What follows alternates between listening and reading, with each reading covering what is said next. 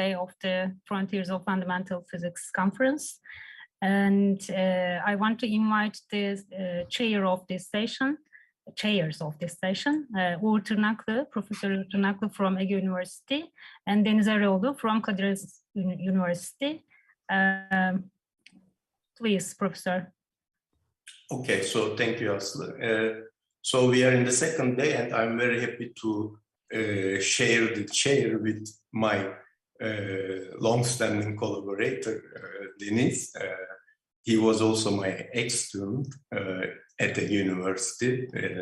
So I am very glad to have this opportunity today, sharing the chair with my ex-student and also my collaborator nowadays. So welcome all of you to the second day of FFP online meeting. Actually hope we can do it in face-to-face someday, hosted by Istanbul University. So today, yesterday we enjoyed the meeting very much, focusing on quantum mechanics, astrophysics, high energy, etc. So now in the second day, we switched a little bit our topic to statistical physics and theory of complex systems. So this session basically would be on the basis of statistical mechanics and complex systems. Well, the complex systems, as all you know, quite worth nowadays because the Nobel Prize for the last year is given to this area, and it's very vivid area nowadays. So today, our first talk will be given by Ralph Metzler. So I would like to say a few words about him. He is a theoretical physicist from Potsdam University, as he also mentioned a few minutes ago. His focus is basically on non-equilibrium statistical mechanics, soft matter, theoretical parts of biophysics, and some physically motivated data science, as far as I know. He's interested basically in the theory of anomalous stochastic processes, gene regulation, for example, polymer physics, etc. And he is collaborating in several theoretical and experimental groups all over the world. And because of all these very important contributions, he has many awards. For example, Fyodor Lenin Fellow Award from Humboldt Foundation, and another one from Minerva Foundation, for example, Eminent Fellow from Germany, etc. So several awards are given to him because of his outstanding contributions to the area. And he's going to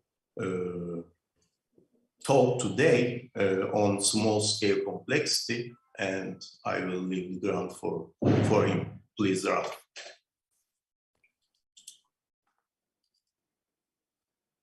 Thank you very much, Uğur, for the very kind introduction. It's a pleasure to see you all online. Would of course be much nicer to be in the same room with you guys, as you said, next time.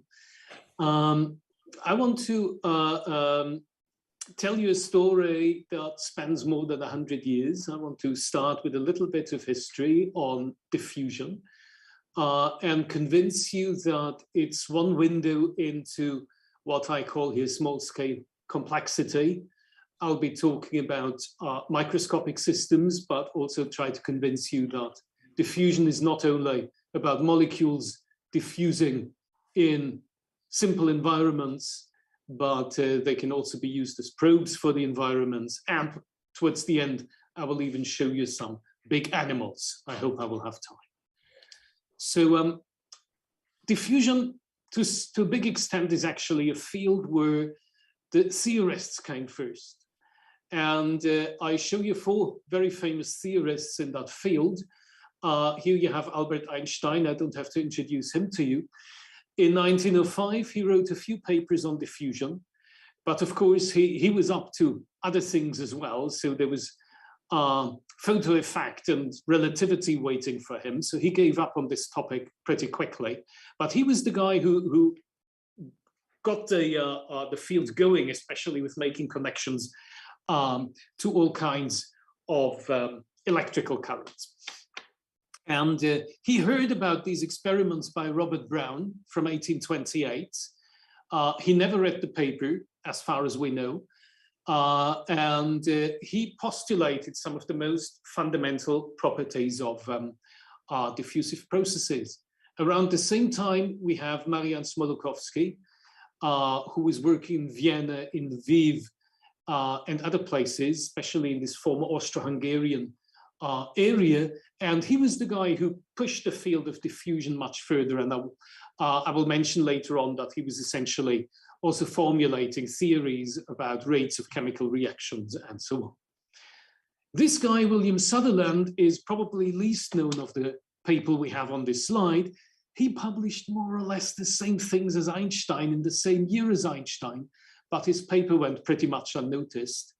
So nowadays, when we talk about Einstein relation or Einstein-Smoluchowski relation, we should actually say Einstein-Smoluchowski-Sutherland relation to his honor. So these 3 guys, they more or less describe diffusion in terms of a random walk style approach, a very probabilistic approach. Paul Langevin, on the other hand, a few years later, published a paper based on Newton's second law, where you have inertia, where you have damping, and where you have a stochastic force. Of course, that represents the bombardment by environmental water molecules. And this concept of the stochastic force is still at the heart of non-equilibrium statistical physics nowadays. So after these guys published their papers, it caught the attention of the experimentalists. Here you see Jean Perrin. He received the Nobel Prize in 1926 for his work .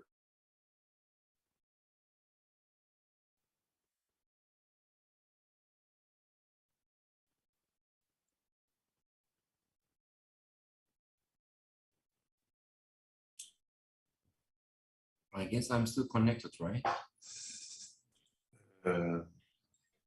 Ralph dropped somehow. Ralph dropped, as far as I see, huh? Yeah, at this. I am connected. Yes, yes. Only. Maybe we can wait a few minutes to. Yes, yes. Maybe we can recover Ralph.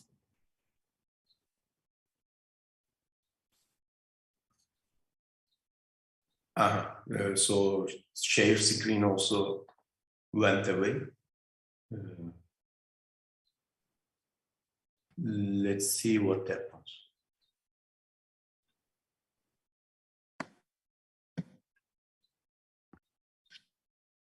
Is this frequent in Potsdam, Dennis? No. When I was in Potsdam, so everything was face to face, so we were not using Zoom, so it was before pandemics. My God.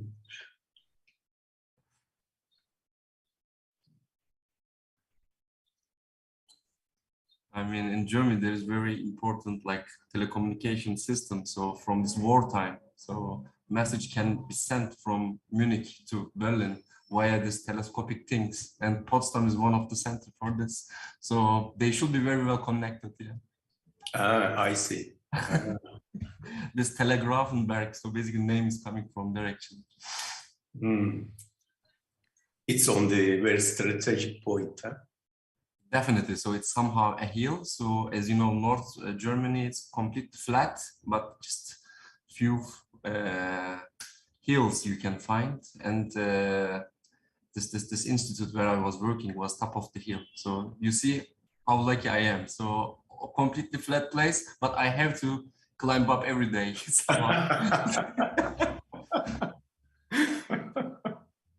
Yeah, I know the place. Good. So, for example, what if he cannot manage to get in again? As far as I understand from Ekrem Hoca's clarifications, we need to invite one closing talk speakers. Okay, but let's wait a few minutes more, yeah, because it takes some time whenever you drop. Definitely. Hopefully, Ralph aware of this. So maybe he's still talking to the screen. No. I am talking with Ralph. Yes, at the phone. Please wait. All right. He will connect. Yeah, it's a temporary thing. Therefore, no problem. All right, awesome. So we can wait a little bit, and Deniz can share Potsdam things for us. Of course. Is the system you are talking about the thing called the Semaphore System?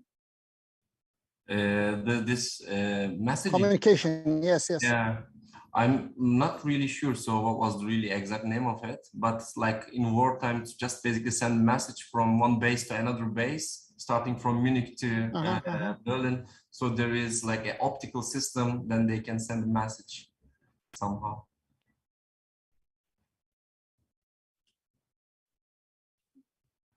And then they need to basically put these things top of the hills, then they can see each other somehow.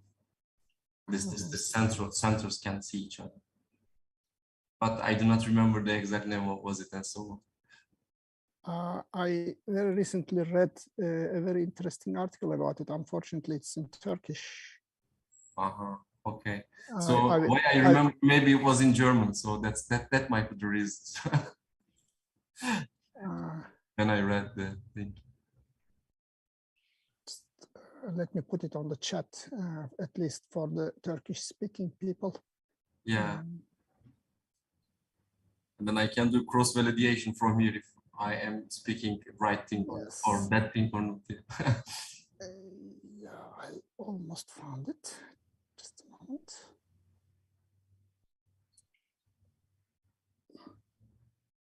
Ralph says that internet connection completely down, but he will try to connect again. He said that you can invite other speakers, and later he wants to continue. Shall we switch the order? Maybe Professor Salis here, maybe he can start, then we can continue. If you want, can you exchange other invited speakers? Okay, I think Professor Barabazi is still here. Yes, Barabazi is here. Throw it up to them. And Constantino is here. Yes, I'm here also. Yeah, yes. I am supposed to speak after Ralph. It's up to you if you want to permutate. I can do that. Yes, I can. Yes, yeah, good idea. Good idea. And maybe we can invite Professor Salis, so Uroja. Okay, so therefore the idea is to continue with the second invited talk, which will be given by Constantino Tisalis, and then we can switch Ralph to the other place. So let me therefore introduce Constantino. Well, it's a great honor for me to introduce him because we have a long-standing collaboration with him throughout the years. I wouldn't say the year, therefore, but now he's an emeritus researcher at Centro Brasileiro de Pesquisas Físicas in Brazil. And also he is the founder of the National Institute of Science and Technology for Complex Systems in Brazil also. And he's an also external professor at Santa Fe Institute. As far as I remember, he obtained his PhD from University of Paris in 1970s. He, at that time, he has worked in a variety of theoretical subjects in the area of critical phenomena, complex chaotic systems, nonlinear dynamics, even physiology, immunology, etc., these kind of things in these days. And then for more than 3 decades, I would say, he has been focusing on the concepts of entropy and the foundations of statistical mechanics, basically, as well as, of course, their scientific and technological applications.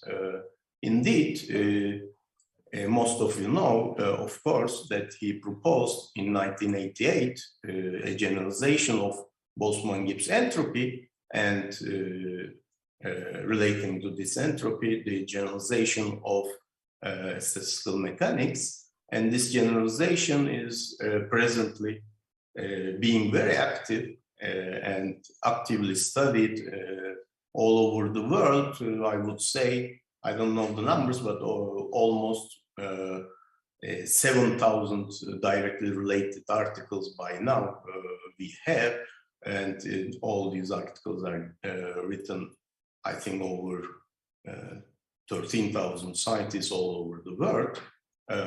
Moreover, of course, for all these works, he has supervised, as far as I know, over 40 PhD and master students, master theses, and delivered all over the world, maybe thousands of invited lectures.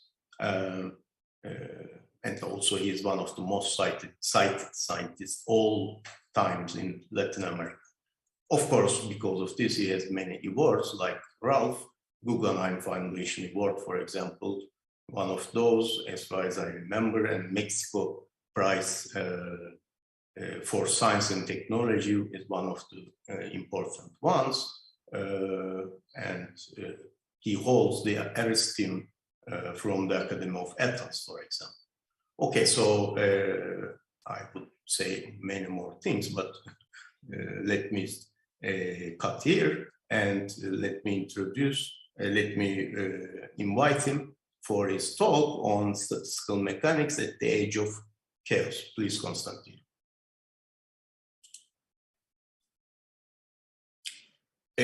Turn on the microphone, Konstantin.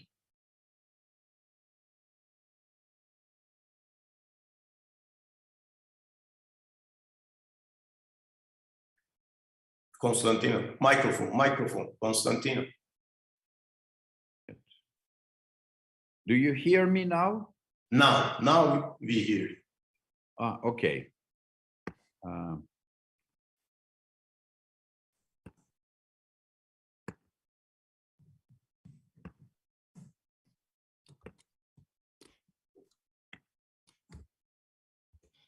Full screen.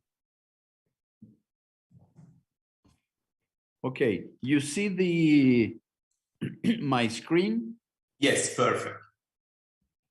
Okay, then I would like to start by thanking the organizers of this very interesting meeting, and especially, of course, Professor Ekrem Aydıner, who handled all kinds of important aspects of the event. Okay, the title, Statistical Mechanics at the Edge of Chaos, it's because Boltzmann-Gibbs statistical mechanics is not at the edge of chaos, it is in full chaos. It is basically when you have a positive Lyapunov exponents in the dynamics, and therefore the system is ergodic. At the edge of chaos, the Lyapunov exponents are 0, and that changes a lot of things. So let me start by these lines from Ettore Majorana, where he says this is mainly because entropy is an additive quantity as the other ones. In other words, the entropy of a system composed of several independent parts is equal to the sum of entropy of each single part. but he considers this a new hypothesis. And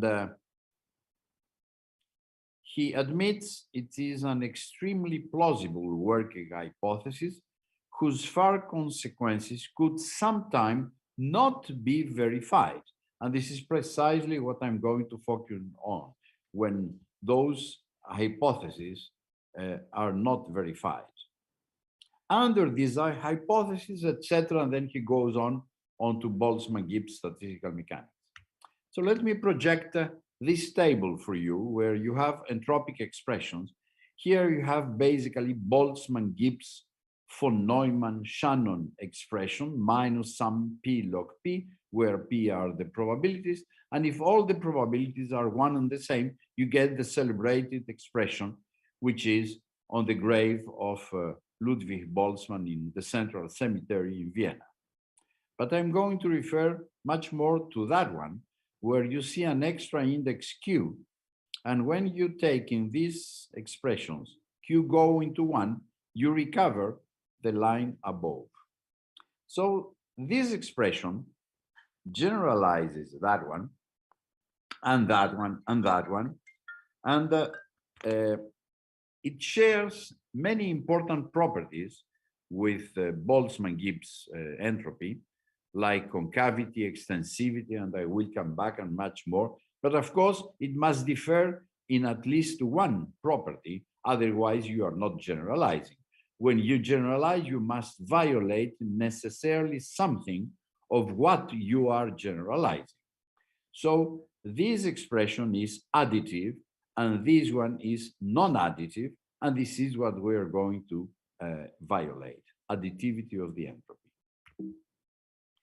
Let me show the same table by introducing this function, q logarithm of x, defined like this. And if q goes to 1, this q logarithm becomes the normal logarithm. Its inverse function is the q exponential, and when q goes to 1, of course, we recover the usual exponential. The table that we just saw can be rewritten in a more compact, more elegant way, as you see it here: log, log, q log, q log. And I will be using these functions a lot because they are very useful, very practical for the phenomena that I'm going to focus on. So let me first of all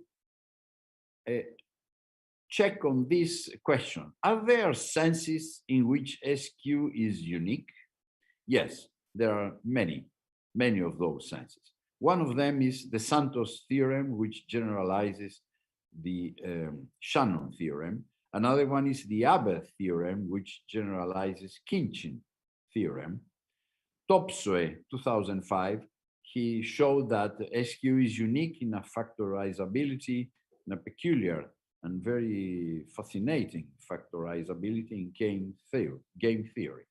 And Mario Ohara Matsuzoi, they showed it is the unique, which is conformally invariant geometry.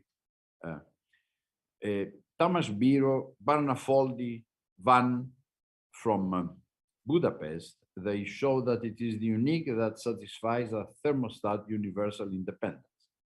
And finally, quite recently, Enciso and Tempesta from Madrid, they proved a theorem in which SQ plays a unique role. Let me mention a little bit more about this last theorem. An entropic functional is said to be trace form if it can be written as a sum of some function of the probabilities. This enables the emergence of something which is called in the literature, yeah, there was an interruption there. Well, when you have a trace form entropy, you can define a quantity which is called surprise, like that one, or unexpectedness. And I will not enter into detail, but this is a very interesting concept, this of surprise or unexpectedness. A second interesting property is an entropic functional is composable if for independent A and B, the entropy of the whole system can be written as a simple function of the entropies of A and B and a set of parameters characterizing those entropies. This function has to be smooth enough. It has to satisfy additivity. It has to satisfy null composability. It has to satisfy symmetry. It has to satisfy associativity. And what the theorem says is that SQ is the unique entropic functional which simultaneously is trace form, composable, and contains Boltzmann-Gibbs entropy as a particular case. You can, for example, look at this diagram. In the literature, there are today over 50 functional, entropic functionals. You see all these, a lot of functional expressions. But here you have the set of trace form. Here you have composable. Here you have those that contain Boltzmann-Gibbs entropy as a particular case. There is one example here which violates all of this. But if you impose these three properties, there is a unique answer, which is the Q entropy, which contains, of course, Boltzmann entropy as a particular case. Now, I would like to focus on these two words, additivity and extensivity, because both of them have to do with the sum. During decades, more than a century, in the mind of most physicists, there was a kind of confusion between additivity and extensivity. Those two properties are very different, as I will try to clarify right now. So, by following the definition of Oliver Penrose, Foundations of Statistical Mechanics in 1970, an entropy is additive if, for any two probabilistically independent systems, A and B, the entropy of A plus B is the sum of the entropy. If not, it is non-additive. So the Q entropy is non-additive because it satisfies this, unless Q equals 1, where this term gets out and you recover the Boltzmann additivity. If in this expression we cancel out K, K, K, and K, it remains like this. And therefore we realize an interesting thing. Q going to 1 is basically equivalent to K going to infinity. So if the Boltzmann constant goes to infinity, basically we go back to Boltzmann in all cases. And I will come back onto this property. So this is the property of additivity. You can check if an entropy is additive in 15, 20 minutes. Extensivity is by far much more complicated.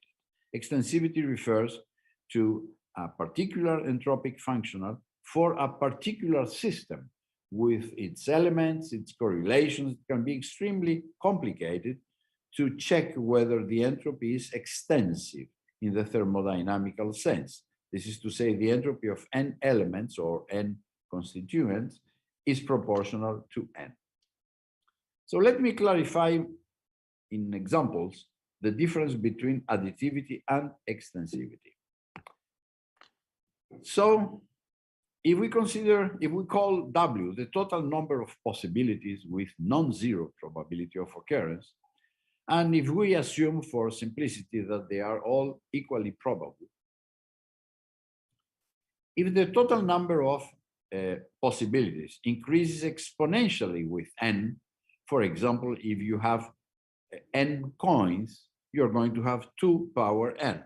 Then you should use Boltzmann entropy because it is the logarithm of W, and this is proportional to n as required by thermodynamics. It is extensive. But if you have a complex system like that one, in which W of n increases like a power of n, not exponentially with n, but like a power of n, you don't want to use Boltzmann entropy because the logarithm of this is going to be proportional to the logarithm of n. You don't want the logarithm of n. You want n, especially if n is the Avogadro number. But SQ, if Q equals to 1 minus 1 divided by rho, it is proportional to n. So you lose additivity to gain extensivity. If you have a family like this, a stretch exponential family, there is no value of Q which can handle this, and then you must rely on different entropies. There are such entropies in the literature. One of them is S delta, and when delta is taken 1 divided by gamma, the same gamma that you have here, then you satisfy thermodynamics. Finally, a fourth typical family could be when W of n increases logarithmically with n. Then you must use a different entropy, the so-called Curado entropy that I'm not going to enter into details here. But if the Curado entropy, if you take lambda equal 1 divided by d, the same d that you have here, it's going to be extensive. So you see, additivity is something, extensivity is something very different. An important remark is that this number is much larger than this, which is much larger than this, which is much larger than this, if n goes to infinity. And it has a very important property, because this, the first one, means basically that you have a positive Lebesgue measure in the occupancy of space phase, because mu power n is mu times mu times mu times mu in n dimensions. So you have a positive Lebesgue measure occupancy. All the others, you have a 0 Lebesgue measure occupancy, and this is going to make a big, big difference. In this table, I am summarizing what I just told you. Here you have Boltzmann entropy, which is additive. Here you have SQ, which is non-additive, S delta, which is non-additive, S lambda, which is non-additive. If you are working with this family, exponential family, you should use Boltzmann-Gibbs entropy because it is extensive. And you should not use SQ, nor S delta, nor S lambda. If you have this family, you better use SQ because it is extensive. All the others are non-extensive. If you are using this stretch exponential dependence, you should use, for example, S delta and none of the others. If you have that one, you should use Curado entropy and none of the others. So basically, if you married Boltzmann, you will stay in this column until the death separates you. But let me tell you that there is a better marriage, which is the diagonal, which is to marry Clausius, or you prefer to marry thermodynamics, until the end, until the death separates you. You stay here.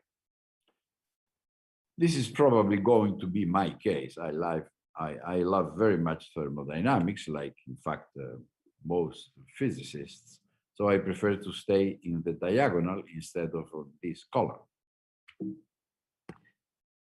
Let me make an analogy in order that you understand better what we are doing. Here you have the composition of velocities of Galileo. So it's the sum. If the train goes 100 kilometers per hour, and on top of the train you go to 10 kilometers per hour, then you go to 110 kilometers per hour with respect to the land outside. But Einstein violated this. He replaced the Galilean transformation by the Einstein composition of velocities in Lobachevsky space. Why Einstein did that? He didn't like Galilean additivity. Well, I guess he did like anybody else. When you have additivity, you can even find out the results by heart without any calculator. Here, no way, because you have to make ratios with the velocity of light. So Einstein surely did like Galilean composition law, but he had a superior goal. He wanted to unify electromagnetism, Maxwell equations, and mechanics. And to do that, he had to replace the Galilean transformation by the Lorentz transformation. And when he did that, instead of that, he obtained this. And well, he considered that was a little price to pay, since what we are doing is something very interesting, unifying Maxwell equations with classical mechanics. Well, it is very similar to that, what we are observing here. We violate additivity of the Boltzmann-Gibbs entropy. We violate that additivity in order to satisfy a superior goal, satisfy thermodynamics, so that the entropy is extensive in all cases. We consider this a small price to pay in order to satisfy thermodynamics and the Legendre structure of thermodynamics. Let me now make that comment about Boltzmann entropy. As you know, Planck in 1900, he used the four universal constants at that time: Planck constant, constant of gravitation, velocity of light, and Boltzmann constant.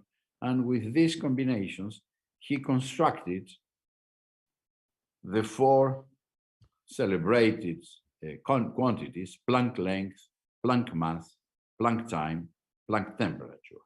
All this is in the paper of Planck 1900.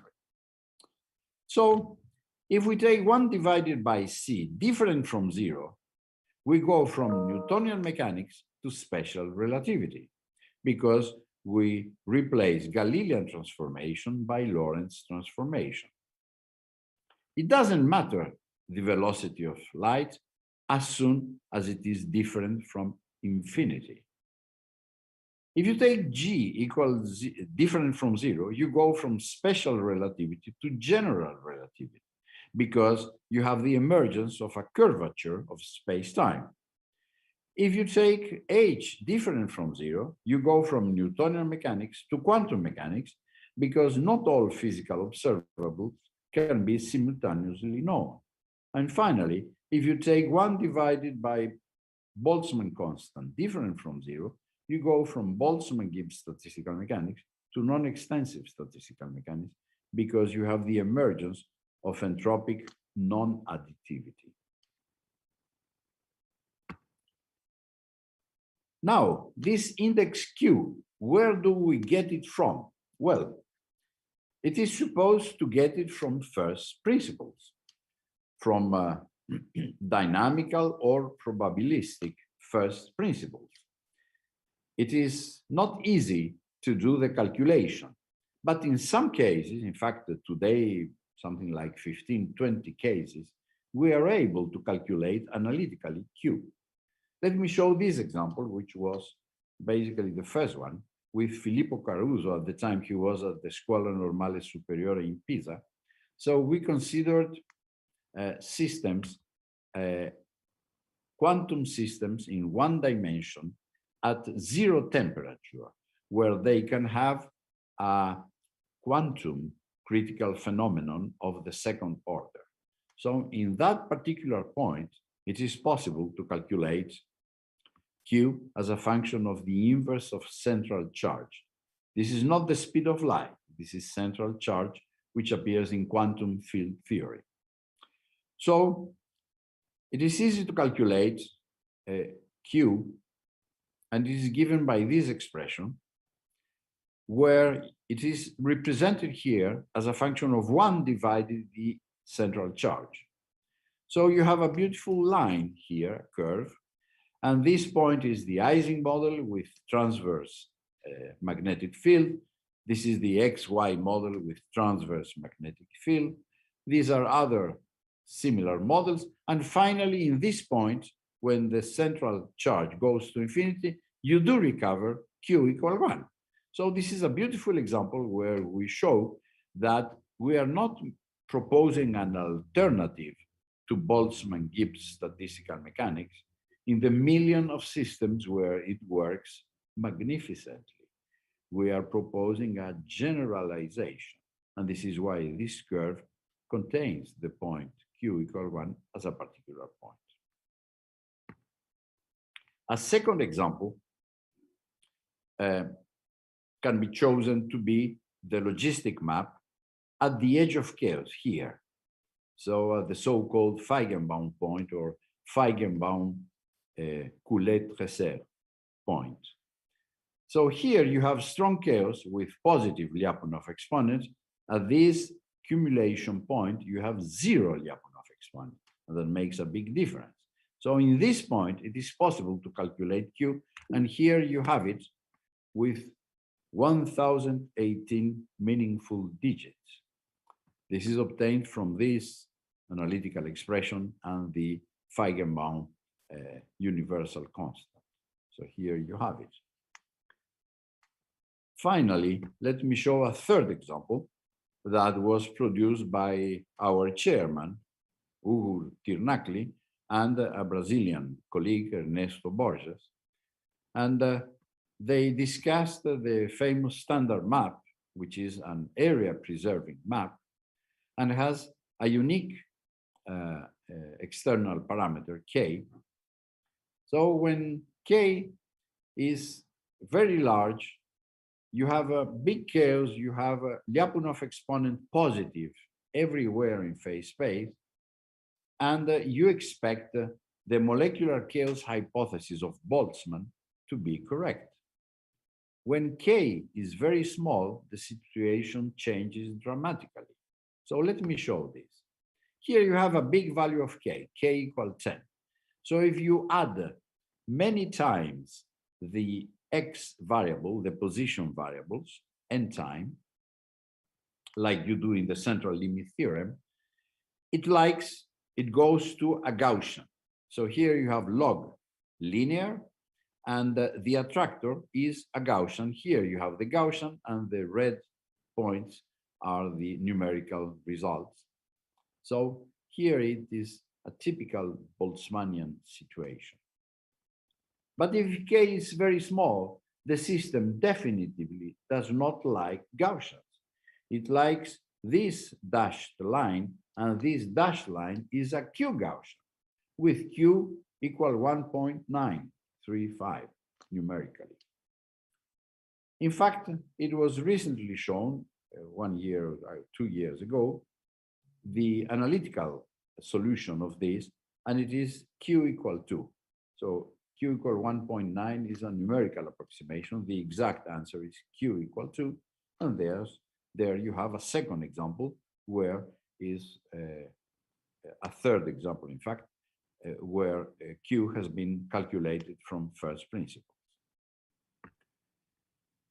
Now, since I mentioned the central limit theorem, let me tell you that there is a Q generalization of the central limit theorem and also of the Levy-Gnegienko central limit theorem that has been done with the collaboration of two mathematicians, Umarov and Steinberg, and Marvey Gelman, whom we lost around 3 years ago.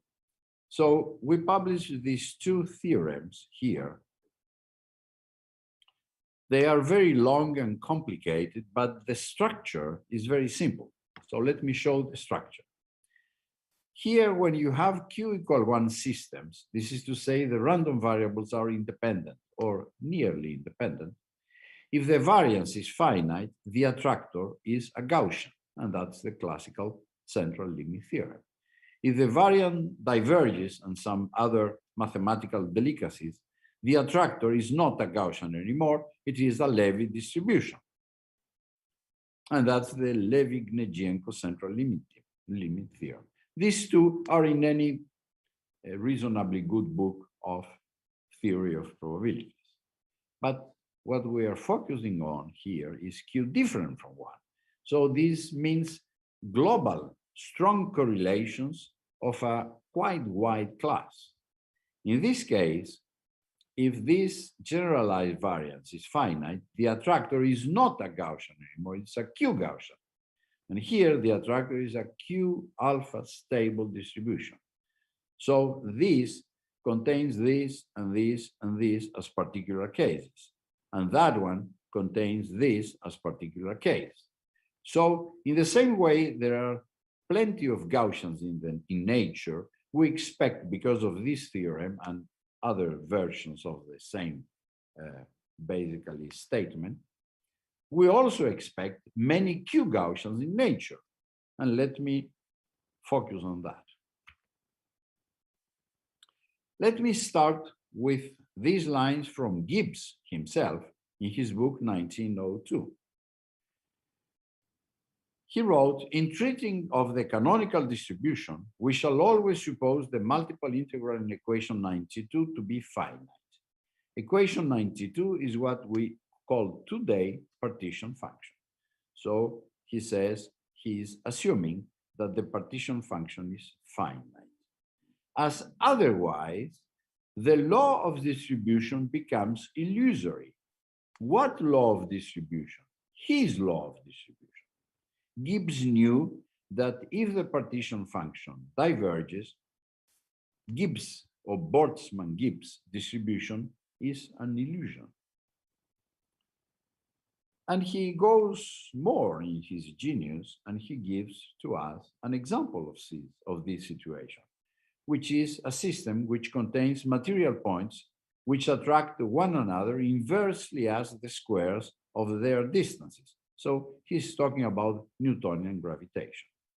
So Newtonian gravitation is going to violate Boltzmann-Gibbs statistical mechanics, and Gibbs knows this, but many people forgot it since then. So for the purposes of a general discussion, it is sufficient to call attention to the assumption implicitly involved in Formula 92. So if you have a system with two body interactions which assume they are attractive interactions, A is positive, and they decay with distance like the inverse of the distance power alpha. And alpha is 0 or positive. So here you have in this plot alpha against the dimension. It is easy to prove that alpha divided by d above 1, the partition function converges. And alpha divided by d below 1, it diverges. The potential is non-integral.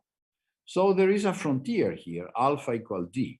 Whatever is above, you must use Boltzmann-Gibbs statistical mechanics. Whatever is below, it's much more complicated. And I'm talking about this region. In particular, d equal 3 and alpha equal 1, you have Newtonian gravitation. Here you have dipole-monopole interactions. Here you have dipole-dipole interactions. So let me show what happens in 1, 2, 3 dimensions if you cross this line. If you are, in fact, a little bit below this line. And we have this paper with these collaborators from Brazil and Spain, in which we showed what happens in the d-dimensional XY inertial ferromagnet. So here you have log linear, and this is the distribution of velocities. Alpha divided by d is 0.9. So we are in the long range region. And the system does not like Maxwellian. It is as simple as that. Here you have a Maxwellian, a parabola, because it is logarithm. So this is a Maxwellian. The system does not like it. You impose the system to follow first principles, which being classical, it's just force equal mass time acceleration. So you write down force equal mass time acceleration for 1,000,000 of particles, and then you solve it with computational techniques, and you find these first principles dots for d equal 1, d equal 2, and d equal 3. And they don't like to be Maxwellian. They like to be this black curve, which is a Q Gaussian, with Q equal 1.6, far away from 1. In the same system, we also calculated the distribution of energy. This is kind of the heart of Boltzmann-Gibbs statistical mechanics, the distribution of energy. So in log linear, here you have Boltzmann, Q equal 1, the exponential Boltzmann factor. The system does not like it. It likes this line, and this line is a Q exponential with Q equal 1.3. So let me emphasize that in these calculations, we have not used any entropy, any temperature, any nothing but force equal mass time acceleration. This is a first principle calculation. And when alpha divided by d is below 1, the system does not like Boltzmann-Gibbs factor. It is as simple as that. The same happens with the Fermi-Pasta-Ulam model with these two collaborators from Greece. And as a result, one of the results is this interesting scheme where here you have the inverse of the size, and here you have the inverse of the temperature of the, time, the inverse of time with some exponent gamma, which is positive. And again, this was obtained from first principles, just using Newton's equation. So if you have fixed n and t increases, you're going to do like this. And you go from Q statistics to Boltzmann statistics. But if you have fixed time and you increase n, you're going to go like this. And you go from Boltzmann statistics to Q statistics. In this paper, for the Fermi-Pasta-Ulam model, we checked this path. But in other situations, we have also checked this path. And it is the way, it is like this, it happens, the crossover between Boltzmann and Q statistics. Let me tell you about experimental validations of this theory. There are today many such experimental validations. I'm going to present 2 or 3 of them. This is a particularly beautiful one.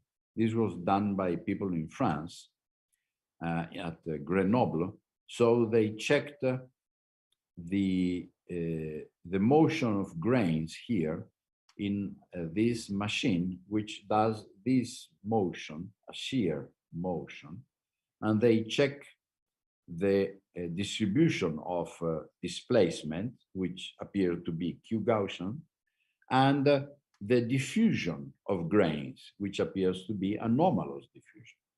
So they check this, and in particular, they obtained this relation between the alpha, which is the anomalous diffusion here, and Q, which is the index of the Q Gaussian distribution of fluctuations. And this was predicted in 1996 by Dirk-Jan Boekman and myself during a stage at Cornell University. And it was verified by these French people 19 years later. And here you have their verification. This line is precisely the theoretical prediction, and these are the data they obtained through a quite wide experimental range. And the discrepancy here is of the order of 2%.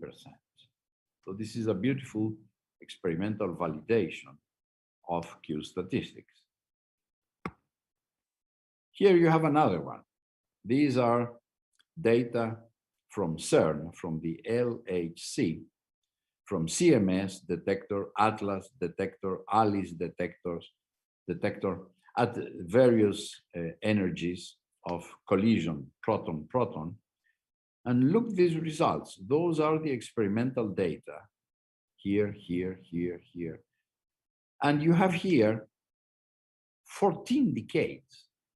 It's amazing the talent of these experimentalists that in a single experiment, they can check 14 experimental decades with this data. And there is another impressive result here. It is these lines. These lines are simply Q exponentials. In all of them, Q is of the order of 1.14. And they completely follow the experimental results along 14 decades. The temperature that appears in this expression is of the order of 0.13 giga electron volts, which is totally comparable with the mass of pions, as you can see here.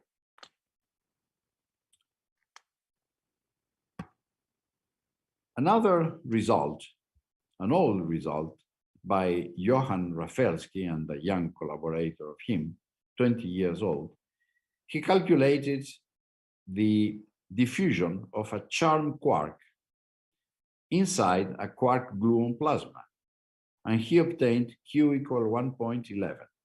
So remember, here we have Q equal 1.11, and here we have Q equal 1.14.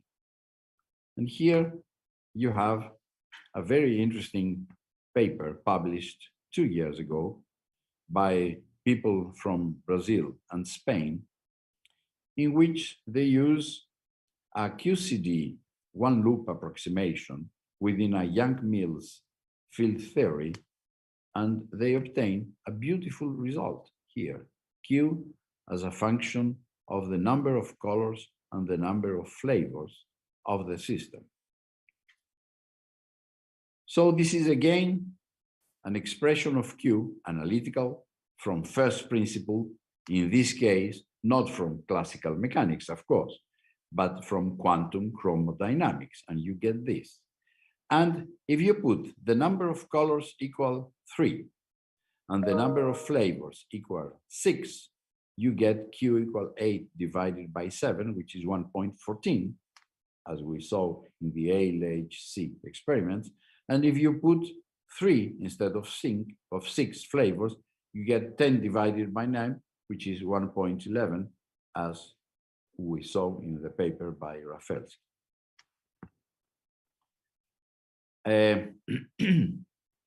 I would like to mention that there has been recent results concerning these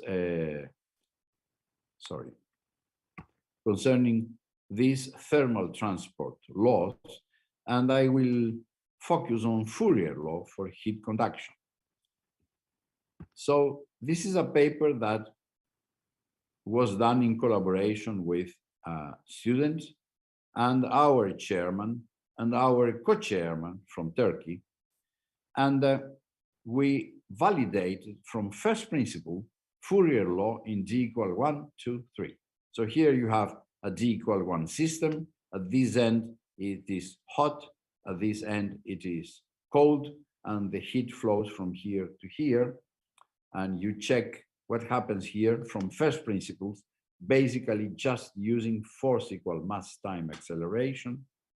Here you have it in D equal 2, you have a cylinder, and you can write down the equations for D equal 3 as well. And what are the results that we obtained very recently with these people? Here you have for one dimension, different sizes, and here you collapse all sizes into a single curve for the thermal conductivity. And it happens to be a stretch exponential. In 2 dimensions, the same thing, different sizes which you can collapse in a single curve. In 3 dimensions, different sizes which you can collapse in a single curve. And what are the numbers that appears in these curves? Well, we do verify that the thermal conductivity is collapsed into a Q stretch exponential. It is stretched because if eta was 1, that would be a Q exponential. If eta was 2, this would be a Q Gaussian. But eta is some other number.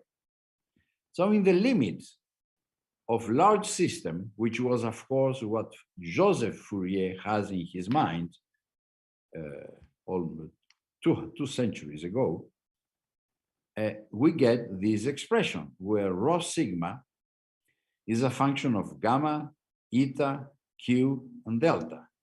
And when you put all these numbers, q, gamma, delta, and eta, it appears like a sort of conspiracy, a miracle.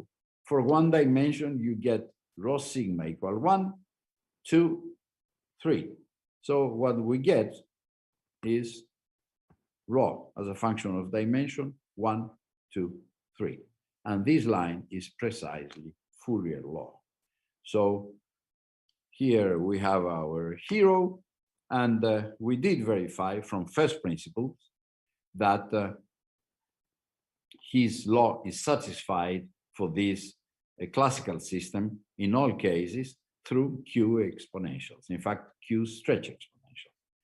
Finally, I would like to end with this connection with complex networks and non-additive entropies. This is a work that was done and published 1 year ago by these people from Brazil. And here we consider the location of the sites in this network through a geographic localization. And then we defined links that can be heavy or light. They have a width. And on each side, we make the sum of the widths of the weights, if you wish, the weights of the links that arrive to that side through this expression with dividing by 2 for not having double counting. We use a preferential attachment law concerning this energy divided by the distance between the sides with a power alpha attachment to be distinguished from alpha growth. And for this model, we obtain Q exponential whenever the links have all of them the same weight, so the weight equal 1, basically, in all these papers. And most recently, we put weights that are stretch exponentials. For example, eta equal 1 is an exponential distribution of the weights. And for these results, we obtained a Q exponential where Q as a function of alpha divided by D is this curve that you see here. This point is the Barabasi-Albert universality class, Q equal 4/3, which corresponds to the exponent gamma equal 3. And at this end, you have Erdos-Renyi random graphs. Here you have the construction I was referring to. Here you have a site, and to this site arrive this link and this link and this link, and we make the sum of the weights of all these links, and we call that energy. It's an energy-like quantity. And my final remark would be that in Boltzmann-Gibbs statistical mechanics, there are at least 3 celebrated examples of isomorphism. One of them is the Castellana-Fortuin theorem, which shows that if you have the Q states, capital Q states, Potts ferromagnet, if you take Q going to 1, you have bond percolation. A second one, done with Sid Redner from United States and Antonio Coniglio from Italy, if you take the same ferromagnet, but you take the number of states going to 0, you get random resistors. And finally, we have the De Gennes celebrated isomorphism, which was the main reason for his Nobel Prize. You consider the n vector ferromagnet, and when n goes to 0, you obtain the central phenomenon in polymer physics, self-avoiding random walk. So on this side, you have Boltzmann-Gibbs statistical mechanics. On this side, you have random geometrical problem, and they are isomorphic. But I'm going to show to you that the same happens in Q statistics. This paper appeared 3 days ago, and it was done with this young Brazilian physicist. And what we obtained was, again, the distribution of energy as a function of the energy. This is a pure Q exponential, and these are the expressions obtained when n increases, 1,000, 10,000, 100,000. And by using these differential equation on the hypergeometric functions that are related to this equation, we obtain this straight line, which validates the whole conjecture. And here you have the expression of this conjecture, is that if alpha divided by d is between 0 and 1 for any dimension, when n goes to infinity, the distribution is precisely this q exponential with q equal 4/3. As I mentioned to you, this is precisely Barabasi-Albert universality class. Beta q equal 10 divided by 3 omega 0. And P0, this expression P0 is 2 minus q beta q, which is this expression. So here you have a conjecture. We have strong numerical evidence indicating this conjecture. The analytical proof of this is, of course, very welcome. So finally, I would like to end with a practical application of Q statistics. This paper appeared 1 year ago, in June 2021, by people from Iraq, Malaysia. And it's an analysis of computer tomography of people that have had very serious COVID-19. So what they did, here you have a section of the tomography. These are the two lungs. And here you have the fibrosis, which causes very serious problems to the patient, which could kill him. And here you have the same data treated with Q equals 0.5. As you can see, the discrimination of all details is by far superior here than here. So this is a better way that doctors can use to make a diagnosis. Here you have a second patient. Here you have the fibrosis, and here you have what you see by using Q equals 0.5. A third patient, here you have the fibrosis, and here you see a lot more details by using Q different from 1. Well, with this example, I would like to finish by just mentioning that a couple of months ago appeared this book with Sabir Umarov from the United States and myself on mathematical foundations of non-extensive statistical mechanics. Given this, thank you very much. Thank you, Constantino. We can take questions because we have time. Who would like to ask question can just go ahead or write to the chat also, but there is no problem to ask using the microphone, of course.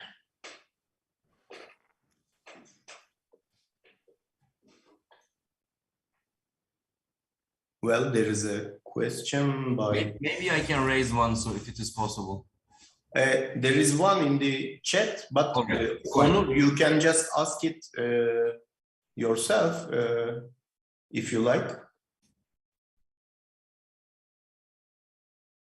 Well, maybe he doesn't have the microphone, so I can use my... Okay. Yes, Onur cannot. Okay, so Onur cannot use the microphone, so I am just reading it. Constantino, do you have any comments on the usage of Q entropies in the resource theory of quantum thermodynamics? In the resource, sorry, in the resource theory of quantum thermodynamics. I'm not sure if I am understanding the question, but in any case, I can show to you the Legendre structure of thermodynamics, how it appears in .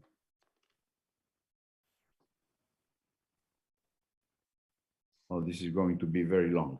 Well, what I wanted to show to you, but I will not look for that right now, is that the Legendre structure of thermodynamics is preserved for all values of Q. So for each particular system that is correctly described by Q statistics, which of course are not all systems, but a wide class of them, thermodynamics holds in the usual way with some scalings, some peculiar scalings that I don't have time to show to you here.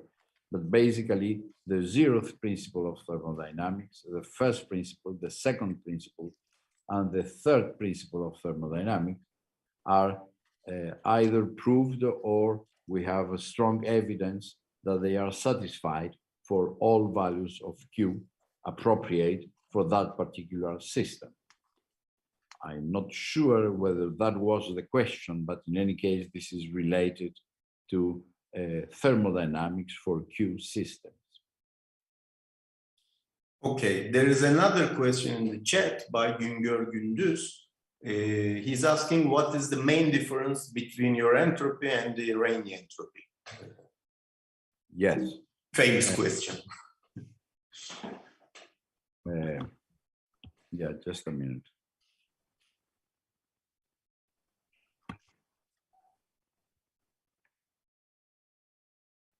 Okay. Well, Rayleigh entropy is additive. The Q entropy is non-additive. Rayleigh entropy is concave for Q between 0 and 1. SQ is concave between 0 and infinity. They are related, Rayleigh entropy and Q entropy, they are related through a monotonic function, which means that they are optimized by the same distribution if you are using exactly the same constraints while optimizing the entropy. So these are important features, but however, in thermodynamics, it's not enough to have a optimizing distribution. We need the entropy itself, and nobody does thermodynamics by using, instead of Boltzmann entropy, using the cube of Boltzmann entropy, because it is a monotonic function of the Boltzmann entropy. You are not going to use any monotonic function of Boltzmann entropy. You're going to use Boltzmann entropy. So in Q thermodynamics, we use Q entropy and not Rayleigh entropy, just because they share the same optimizing distribution.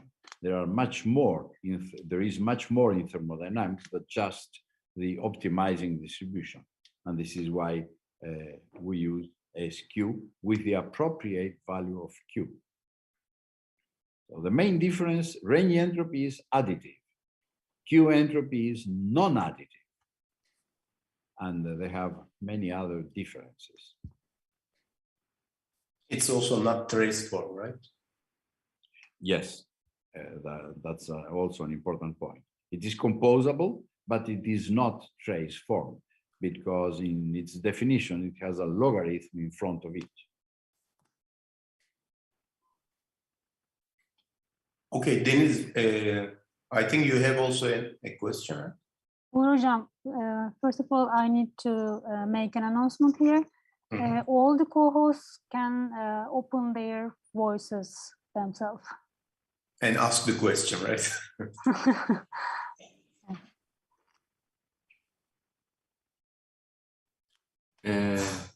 All right, so may I now ask? Yes. So actually, this is not super related with Professor Desailly's topic, but just this last picture before this book ad. So there was this MR picture, and then here. Yes, this one. So this is quite interesting to me. So like computer tomography. This is a tomography, pardon, yeah. And then now you do have this image, then afterwards, using same image, are you trying to reconstruct the picture, changing Q in a way, or do you really change the setting of the machine also? So what is this really related with the sparsity of this image, pixels in this image, or? You have the data. Yes. From the tomography. Correct. And you can process the data in the usual way and you get this. Yes. Or you can process the data by introducing Q entropy with Q equals 0.5 and you get this. Yeah. This and this have the same data of the machine inside. It is the processing of the data which is different in this image and in this image. Yes. In general, when you basically scan this data from something, in general, you have only few points, then afterwards you interpolate between points to get these images. And there is a theory by Terence Tao. So he says, if this picture is too sparse, these details and so on, not important, then you can fully reconstruct. I'm trying to see if there is any relationship with the sparsity of this data, or this is somehow totally different technique, then maybe it's very interesting to compare. Maybe I would suggest that you read Yes, their definitely, I will do that. Yes, and you will have a more precise answer.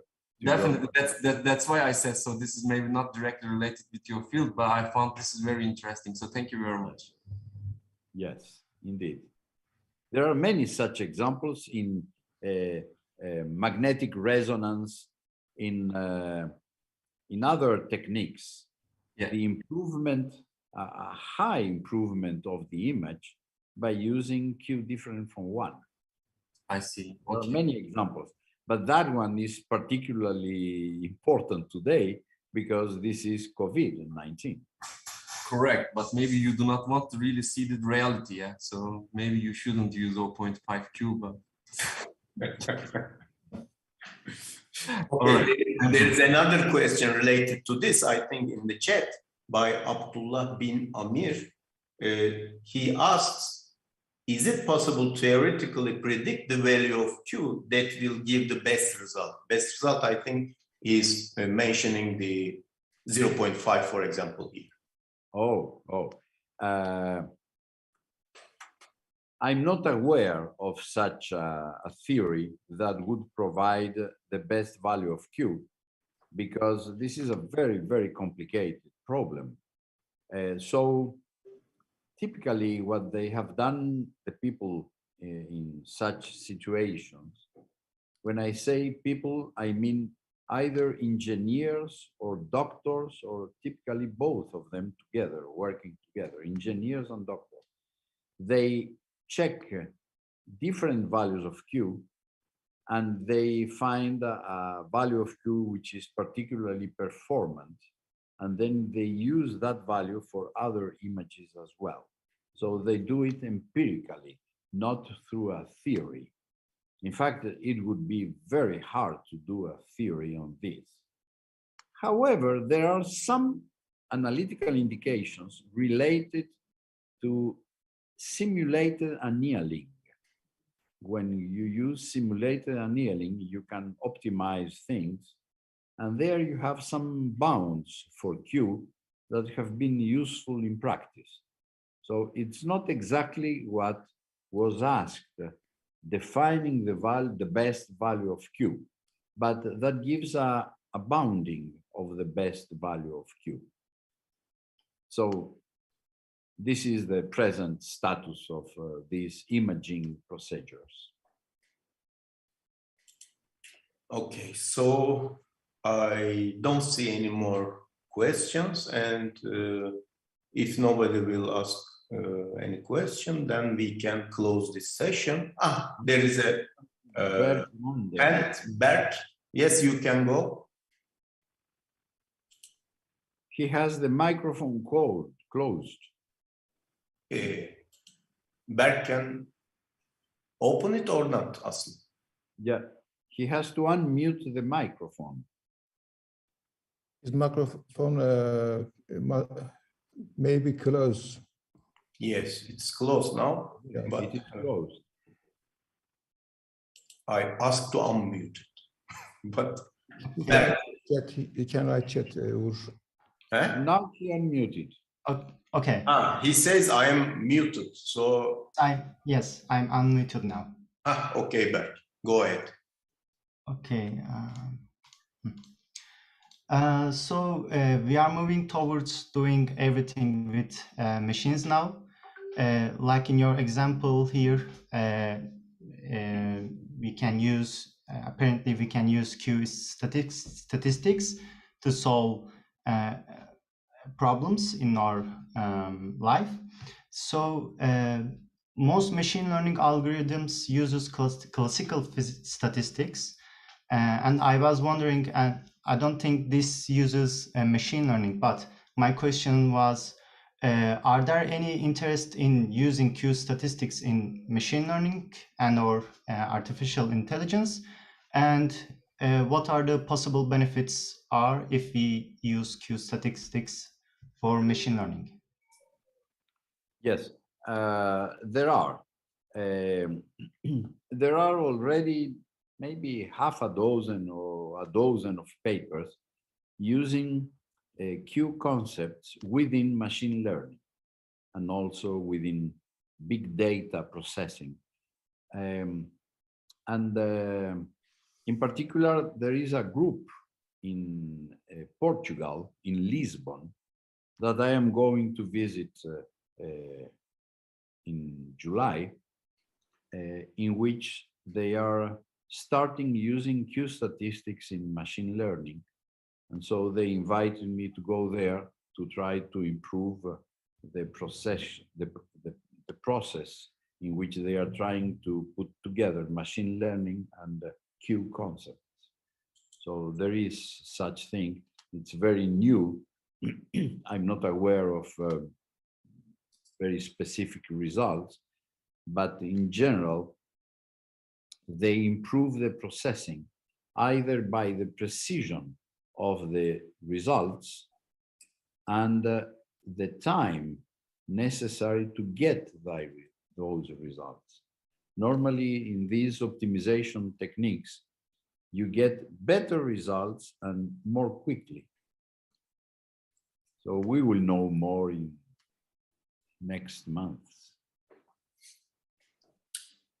Okay, thank you. So we have to close this session. So we thank Constantino for this nice talk. So Ekrem, do we continue with Professor Barabasi or?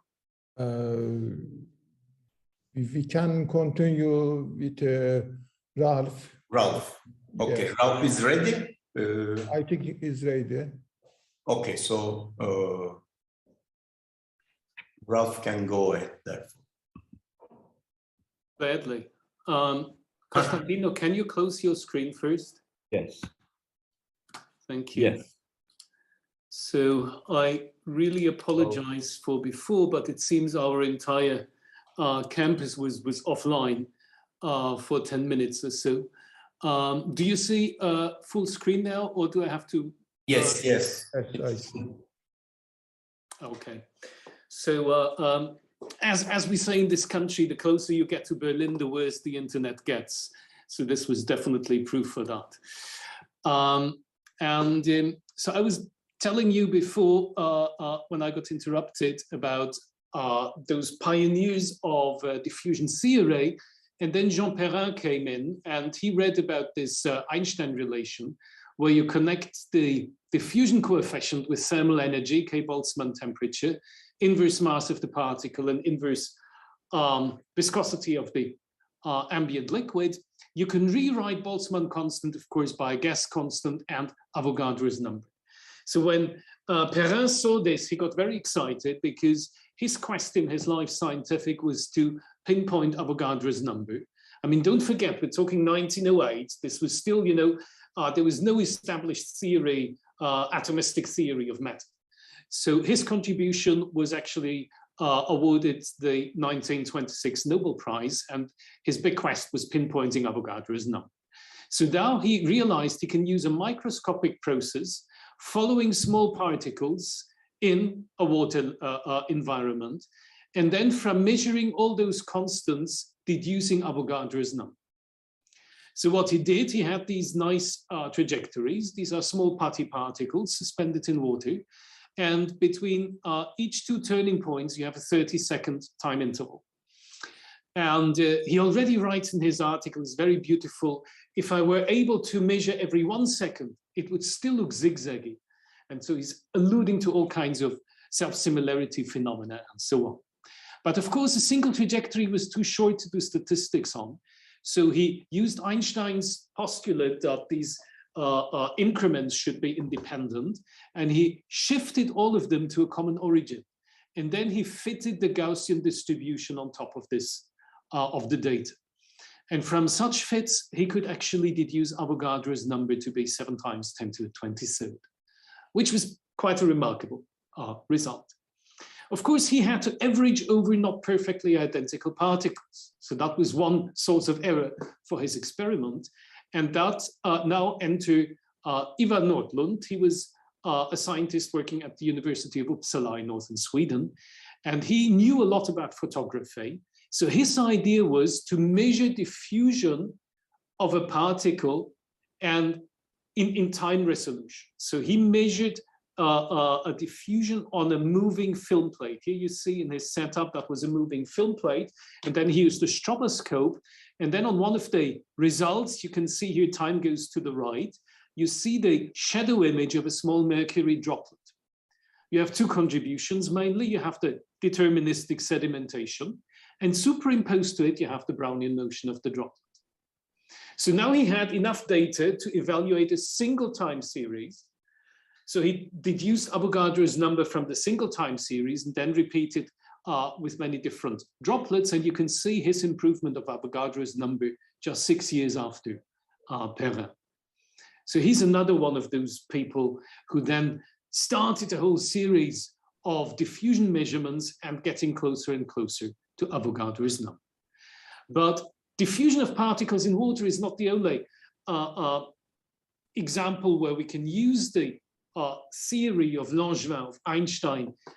We have other examples. For instance, even before Einstein's work, there was Louis Bachelier, who in 1900 published his work on the Brownian motion of financial markets. So he thought, okay, this zigzaggy of prices on the stock market can also be described by a Brownian motion. Carl Pearson, a very famous statistician, was asked by a friend, how do mosquitoes spread in the rainforest? And he came up with the idea of a random walk, and he couldn't solve it. So he published this letter in Nature, and a week later, Lord Rayleigh gave him the answer. If you have many, many jumps of a random walk, the solution will be a Gaussian. And he used these results to predict or get a measure for how long it will take a swarm of mosquitoes from one part of a rainforest to penetrate to a new part. Smoluchowski, as I said, he used diffusion to get a measure for chemical reactions, molecular reactions. And Elliott-Montrol, my last example, one of the big famous people in random walks in diffusion, he used these as an approach to quantify the chain reaction of neutrons during the Manhattan Project. Nowadays, of course, experimental methods have advanced a lot. And this is one example from Yuval Garini's lab at Bar-Ilan University. And the blue cloud is a bit of fantasy. That's more or less the extension of the nucleus of a cell, a living cell. But what you can see here, these small zigzag lines, this is the motion he can measure of the end parts of the chromosomes in this living cell. So he can actually simultaneously measure several of those fluorescently labeled end parts of DNA, and he can measure correlations between them and so on, and gives us a lot of information on very compact microscopic systems. Concurrently, we have Ralph. Yes. Sorry, Ralph. Yes. I think slides are not going. I got stuck. It stopped. Yes. Unshare and reshare them. Now you see a different slide? Yes, now it's okay. So here, these are the end parts of those chromosomes in this nucleus. And the experimental resolution is now sub-millisecond. It's on the order of a few nanometers. And one can really learn a lot about how chromatin is organized from these kinds of dynamic measurements. This is state-of-the-art supercomputing from Matti Javanainen, from Ilpo Vattulainen's group, and I was associated with them for a few years. And you can simulate extremely complex model membranes containing different and very many embedded proteins. So these are just two examples where we get a lot of insight into molecular motion in very complex environments. And this always reminds me of a slide I saw when I was a PhD student. This was the time when people were very interested in glasses, in polymers. And there was always this big question whether some very complex experimental signal, neutron scattering, light scattering, whatever, was due to either having very sharp local responses, but those local responses are distributed in a very heterogeneous matter, a very heterogeneous substance, or whether even locally the response was very complex. We still, of course, don't have a full answer to many of these questions, but we are getting there. We can probe very local and very small scale motion. And once you get the information out, a lot of times it happens that you see anomalous diffusion, and I will mention that time and again during my talk, when the mean square displacement is no longer linear in time, but it has some power law exponent alpha. If it's smaller than 1, we talk about subdiffusion. If it's larger than 1, it's superdiffusion. And that brings up a lot of questions on the physics and statistics of what we see. I will talk about non-additivity in aging, and if I have time, about different kinds of disorder. Especially, I will talk in my first part about non-Gaussian displacements, and also mention trajectory to trajectory fluctuation. So the first part, this is going back, I mean, this was known from turbulence before, but it got very famous for what looked like, naively looked like normal Brownian motion in the work of Steve Granick and collaborators. And especially they have this mini review in Nature Materials here 10 years ago. So they say that on a nanotube, when they follow relatively innocent colloidal particles, the mean square displacement looks as you would expect. It's linear in time, looks like perfect Brownian motion. But they had enough data to actually look at the displacement distribution. And here you see log versus ln. So at short lag times, they see a perfect exponential distribution. At longer lag times, still exponential. Only at the longest lag times they could resolve, you see a crossover back to a Gaussian. When they look at the motion of a colloid in a hydrogel, they again see linear slope of mean square displacement, and here again an exponential tail of the probability distribution. There's a lot of systems where you have similar phenomena. Here I have an example of a living creature, that's a small nematode, and again it's exponential distributions of the displacement. I will show you some other example afterwards, but first I want to allude to one way of understanding this. So the crude picture is that you are in a heterogeneous environment. Your particle is moving, let's say, from a denser area to a less dense area, and this of course changes its mobility. And I will show you that by assuming a non-constant mobility, we can get to these exponential tails. But to motivate this, let me show you a result of a computer simulation that was performed by Eiji Yamamoto in Tokyo. And they look at a relatively simple protein. So that's what they call a mini protein. So it's much smaller than the big proteins that do lots of complicated jobs. And it has a relatively shallow energy landscape with a few minima, I think 7 or 8 minima, but these minima are such that thermal fluctuations can get the protein out. And as a consequence, it can shapeshift continuously. So it can change its configuration from a very compact configuration with a relatively small hydrodynamic radius all the way up to an almost fully stretched configuration. And in the simulations, where am I? Here. In the simulations, when you look at the extension, I measure it here with the gyration radius. So that's the mean squared extension of the protein molecule. You look at those gray lines here, you can see that most of the time it's quite compact, but sometimes it extends substantially. And at the same time, the instantaneous diffusivity has a sharp dip to the bottom. So it reduces mobility a lot. So you have an example here that a single particle, just by shapeshifting, changes its diffusion coefficient over time. Again, if we go to a more complex environment, it doesn't have to be the particle that's shapeshifting, but it could be moving from one to another environment in a very complex system. And if you neglect the time dependence of this, if you only look at particles with different diffusivity, you could use the superstatistical approach. But what we wanted here was actually a model to see a crossover from an initial exponential distribution to a final Gaussian distribution. The model goes back to my old colleague Gary Slater from Ottawa, also K.L. Sebastian in India worked on this. And then we discovered a fully solvable model, a minimal model for this motion. We assume a Langevin equation. I write it for simplicity for one dimension here, where we fuel the system with white Gaussian noise psi. But now the amplitude is modulated by a time-dependent diffusivity, like we just saw for this protein molecule.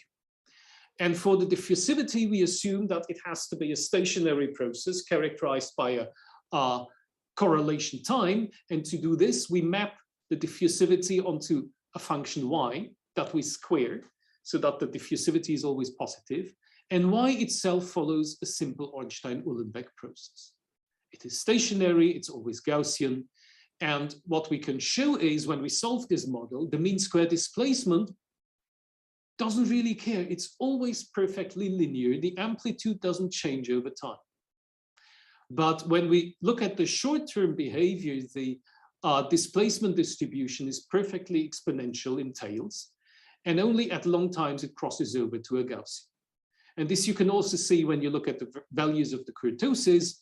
It starts here in this one-dimensional example from the value 9, an exponential, and it drops down to the value 3 of a Gaussian, and it drops. The drop occurs exactly at this correlation time here of the Ornstein-Uhlenbeck process. So this is one of the most simplistic models how to describe this crossover, but it gives you an impression how heterogeneity of the environment or the particle itself, if it's not a stationary particle, but it shapeshifts, can actually affect non-Gaussian distributions, even on a single molecule level.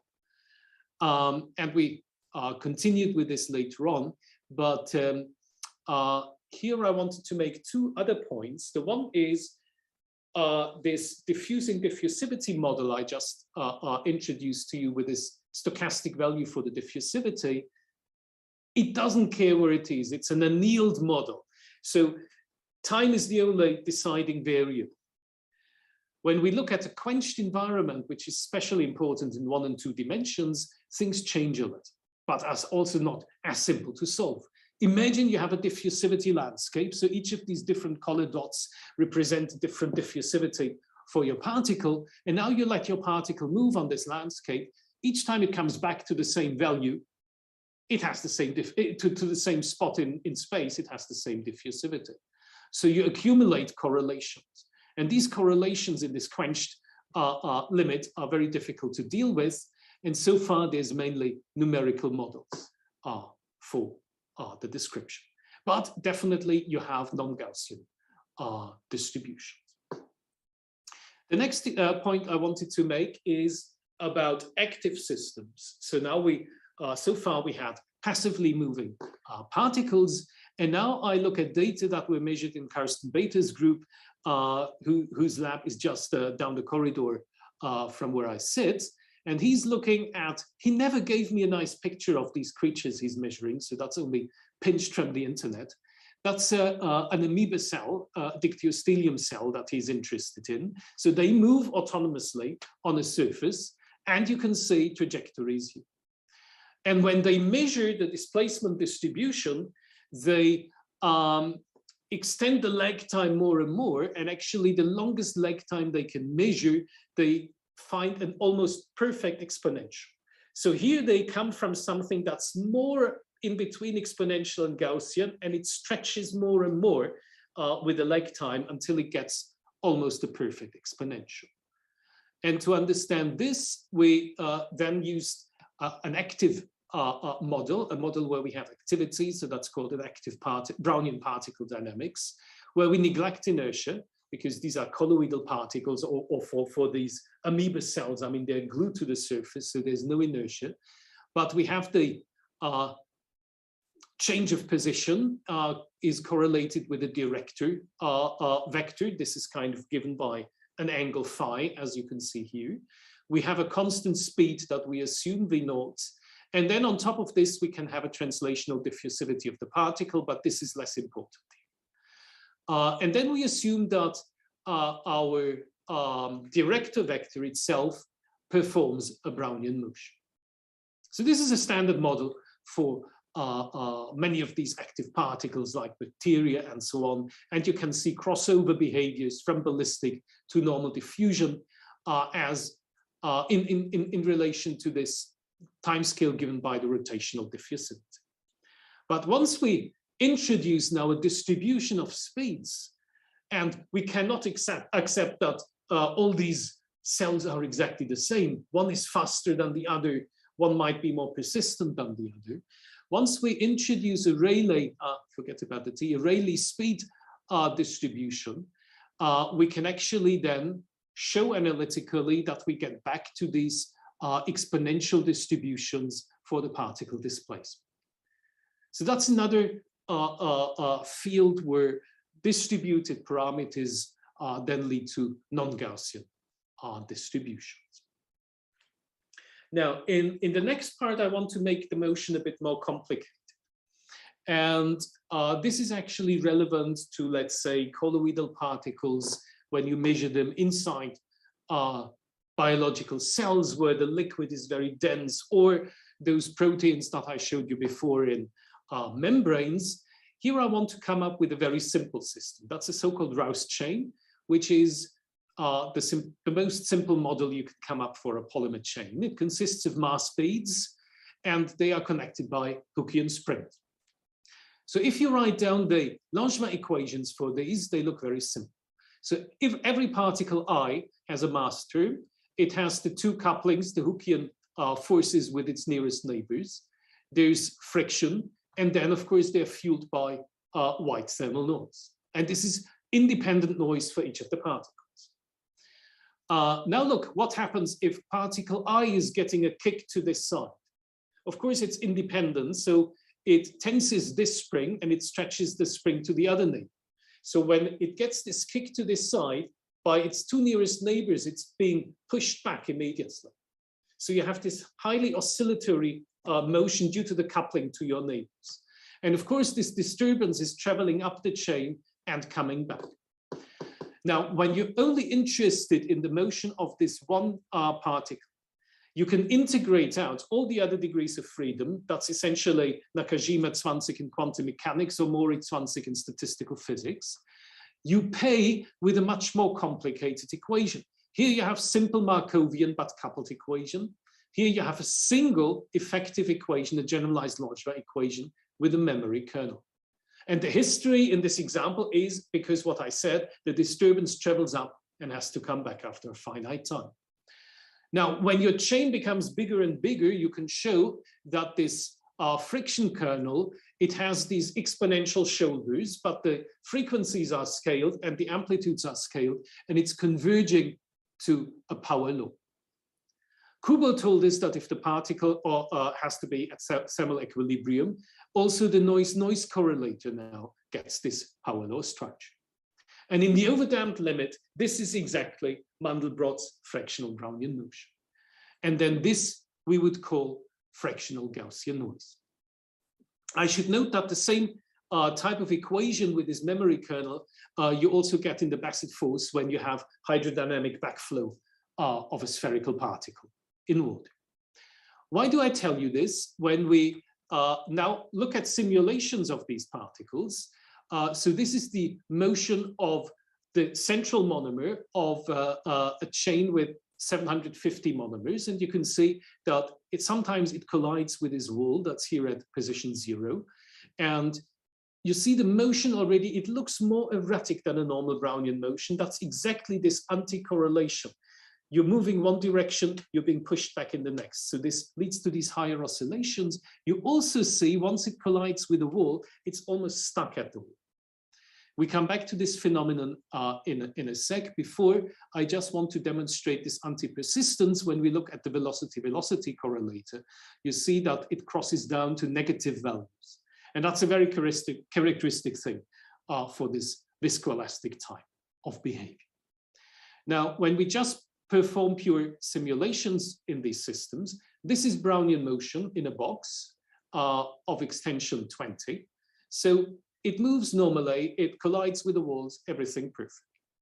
When we go to this fractional Brownian motion, that is a regular Langevin equation fueled by this power law correlated noise. In the subdiffusive part, you see it almost tends to avoid the boundaries.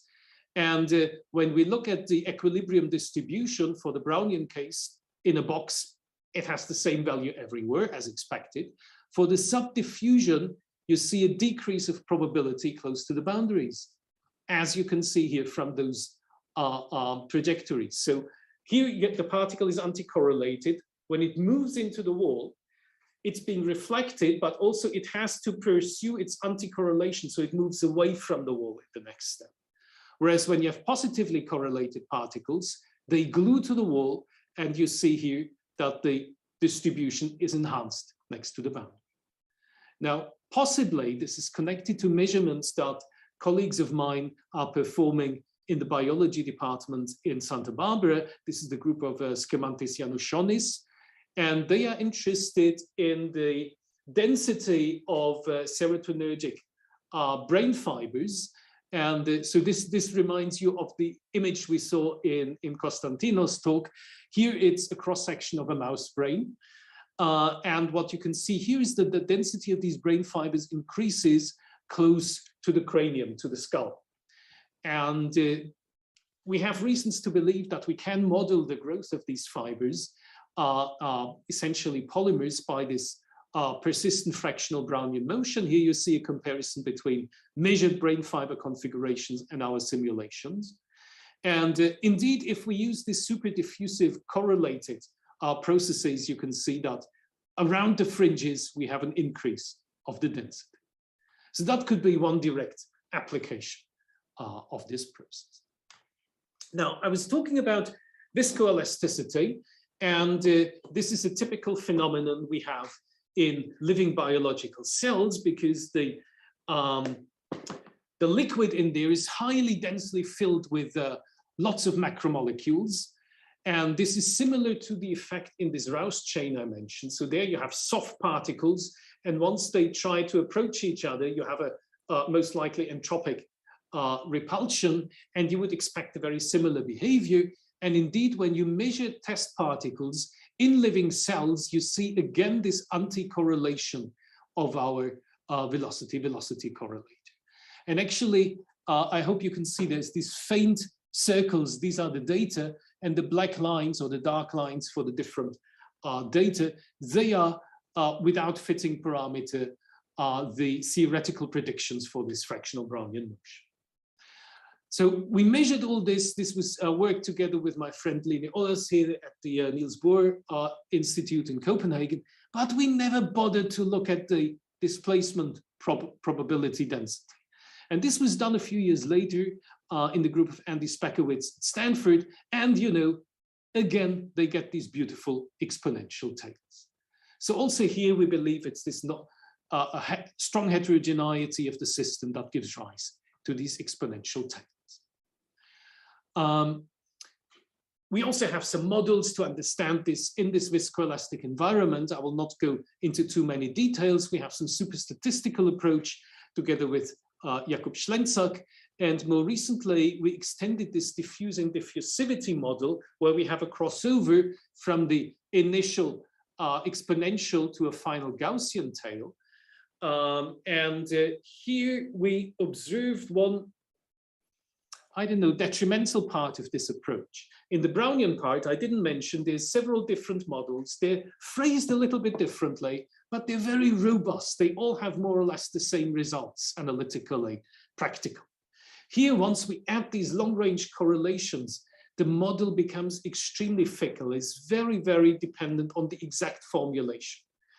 And for instance, you can have jumps in the effective diffusivities, all kinds of features that are almost too dependent on the process. So this is something that we try to understand where other groups are working on. How can we understand non-Gaussianity in these kinds of systems? We have a little bit more of a handle when we go to computer simulations. So here I show you results that we published a few years ago together with Ilpo Vattolainen. And these are supercomputing studies. So here you see a membrane, a model membrane from the top. These small particles are lipid molecules, like shown here. So the detailed atomistic structure here is replaced by coarse-grained approaches where the whole chain is replaced by these blobs with corresponding force constants, and also the proteins are simplified in these models. And we look at what happens to the lipid motion compared to a dilute system and a crowded system where you have many, many of these proteins. And what happens, we can fit the data with a stretched Gaussian like this. If delta were 2, it would be a Gaussian, but we measure stretching coefficients that are much smaller than 2. So here for the dilute case, and I plot 1 minus the cumulative in log-log, so it gives me exactly the power law in this function here. We see for the dilute case still Gaussian, as expected, nothing bad, but for these crowded systems, we get much lower exponents. And here we were able to understand more about the dynamics, so we could check individual lipid motions, and what we can see is in this crowded case, some lipids might get stuck in these correls, so they have a much lower mobility for some time. Others are more mobile here. And if we replace the whole complexity of the system by a simple, purely pure expulsion to the liquid, an argon gas, essentially, a hardcore gas, and we have obstacles with little gaps in between them, we almost get the same features. So it's really down to a bivariate distribution and intermittent behavior of the particle diffusivity. Fast, slow, and it's changing in between, affecting the non-Gaussianity. On much longer timescales in experiment, but in really very heterogeneous natural membranes of living cells, you can see very pronounced exponential tails in the experiment. So these features don't only exist in these very short time molecular dynamics simulations, they're really present in on macroscopic scales in experiment. How much time am I left with, Ur? You have some 20 minutes. Oh, that's very good. That's with discussion, I guess. But thank you. So I would like to change now. So now I showed you the viscoelastic part. And the third part of this strange diffusion behavior is now related to the phenomenon when particles are getting trapped. Now, this is a very long-standing phenomenon. This was investigated a lot in a geophysics context, and especially also in the context of charge carrier transport in amorphous semiconductors in the late 60s by my late colleague Harvey Scheer and Elliot Montroll. But now, I mean, they typically have ensemble measurements, like they measured electrical current whatsoever. And here we have now insight into single molecular motion. So here I have an example from Diego Kraft's lab at Colorado State University. And here you have a length scale of 1 micron.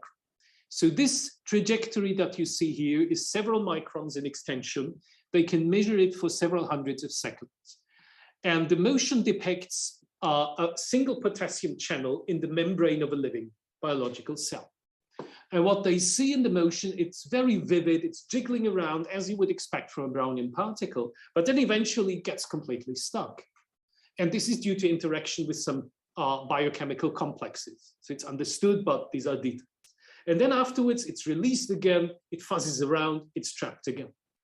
And in these experiments, due to the access to single molecular information, they were actually able to measure these trapping times, and they fit them to an inverse power law. And that's, of course, something that I've been working on for many years.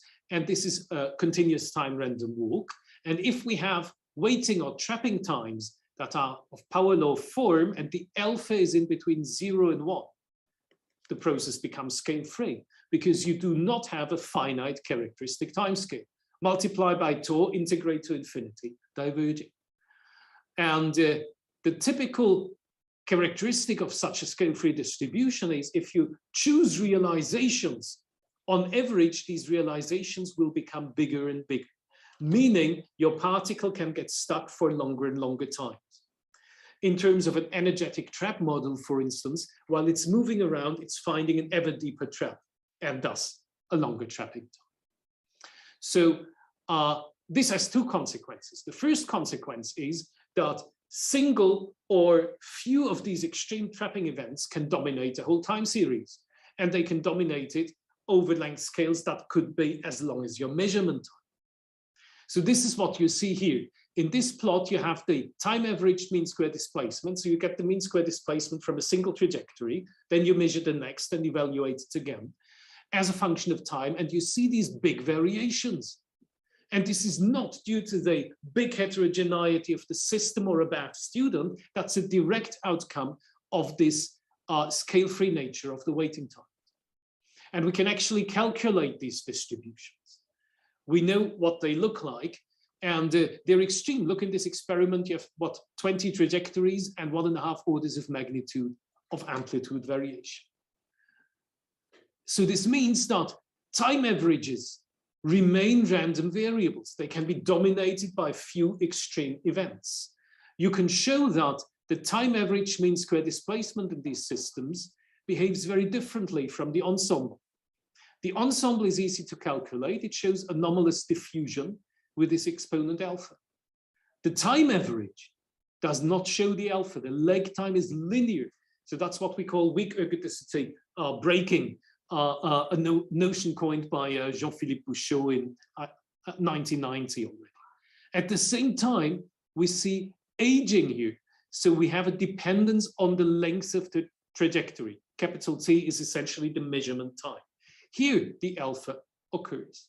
And indeed, when in the experiment, they measured the time average mean square displacement as function of the measurement time, you see a decaying function.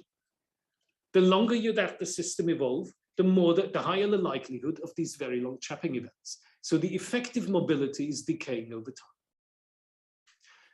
time. So this is also a feature that can be seen in many systems, and I will give you one more example on the next slide. But I also want to point out that in these continuous time random walks, even a single particle already has a non-Gaussian distribution. So the second example I want to show you, this is from computer simulations. This is from Jeremy Smith's lab at Oak Ridge.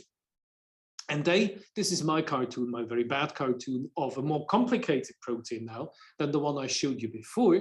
So they are interested in the fluctuations of the relative distance of two monomers of this protein, of two amino acids. And to have any big change in this distance, this depends, of course, on many, many local conformational changes. And they feed back onto this distance dependence. Now, what they find out when they look at the configuration space of this protein, this is only a small part of a big configuration space, they see that some configurations are locked. It's very difficult for the protein to actually get out and assume different configurations. And they determine power law waiting times in these in these extreme configurations. Now, what do they measure?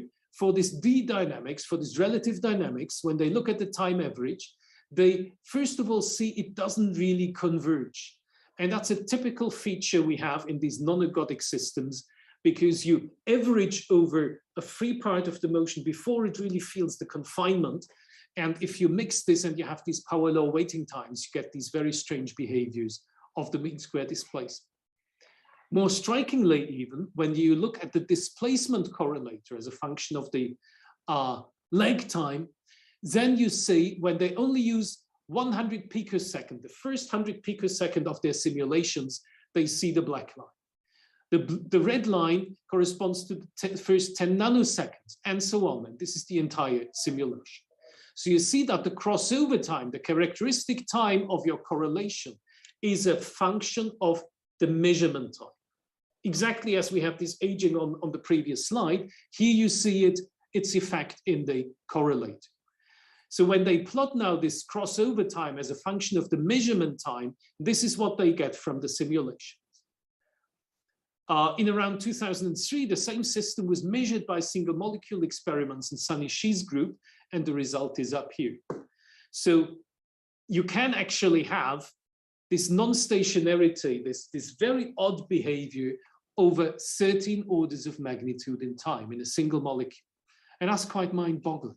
So there's a very, very complex landscape. You have this three-dimensional interaction, these topological interactions of these proteins in this very high-dimensional energy landscape, and this can affect this non-stationary behavior over all these times. So this is another phenomenon of this small-scale complexity I wanted to show you. And the last few minutes, I want to spend a bit on data. How do we actually analyze data, and how can we get information out from the data? The first thing was an experience we made in trying to analyze some data from Fritz Simmel's group at TU Munich many years ago. And he had a very simple system. He put some beads in a solvent. I think it was a glycerol solution, and you would expect Brownian motion of the particles. But then we did a very naive fit to the power law mean square displacement, essentially to this function here. And when we did that, we got a power law exponent of 0.81. So you would say beautiful anomalous diffusion. And then we thought about this, the danger of just force-fitting power law exponents. There's effects of noise that I will not talk about, but noise can drive the exponent to be smaller, but there's also insufficient statistics as such. So in this case, for instance, we introduced the mean maximal excursion. So that's a different statistic. You can derive the probability density for this motion if you ask what is the maximal distance the particle can move up to a given time. And then you calculate the PDF for that. And you can show that it's more concentrated around the origin. So at short times, it should give you a better statistic. And indeed, when we use that model to fit the measurement, we actually got exactly normal diffusion exponent 1.0. So that was the first time when I realized you have to be more careful with these data. So we look at all kinds of different variables. For instance, we look at single trajectory versions of the power spectrum, which is now defined as the finite time Fourier transform of your trajectory. And we take the absolute square and normalize by the measurement time. And then we can calculate, for instance, the variations of amplitudes from one realization to the other. And you see different examples for subdiffusion, for superdiffusion, and how beautiful it matches experiment. For the superdiffusion, these were the motion of small vacuoles in amoeba cells, and there's swirling, and so there's active motion, but you see that the data and the curve, they don't fully match for this curve here. And that's because at short amplitudes, the motion is actually dominated by antipersistence, which superimposes to the active motion, and we can even see it in this type of analysis. We can also show that this power spectrum analysis is relatively robust as a criterion, whether you have subdiffusion, normal diffusion, or superdiffusion, even in the presence of static and dynamic noise. Whereby static noise, I mean, this is just a positional error when you measure the particle. Dynamic noise is due to the fact that your particle moves during your finite exposure time. So these are two standard sources of noise. And so we showed that the power spectrum is actually quite robust to this. Now, why are we interested in deciphering these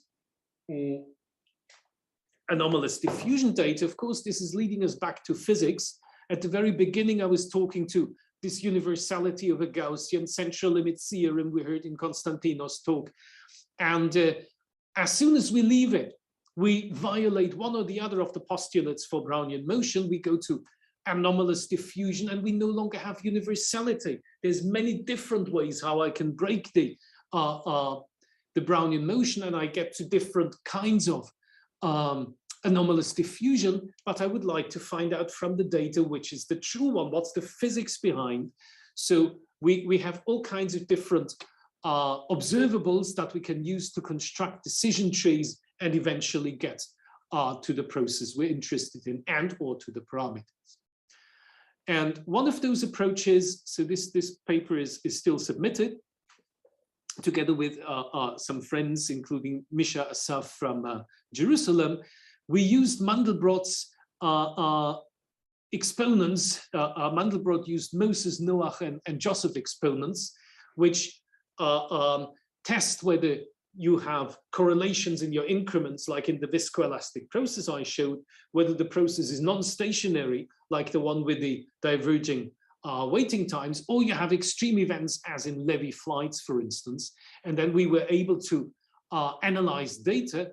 For instance, what we found is that for the motion of storks or kites or vultures, instead of corroborating what I thought, these Levy walk pictures that people promoted in many papers, we actually see persistent fractional Brownian motion in many of these trajectories. Final slide is about anomalous diffusion and detection of what it is as a competition. So this is what we call the Anomalous Diffusion Challenge.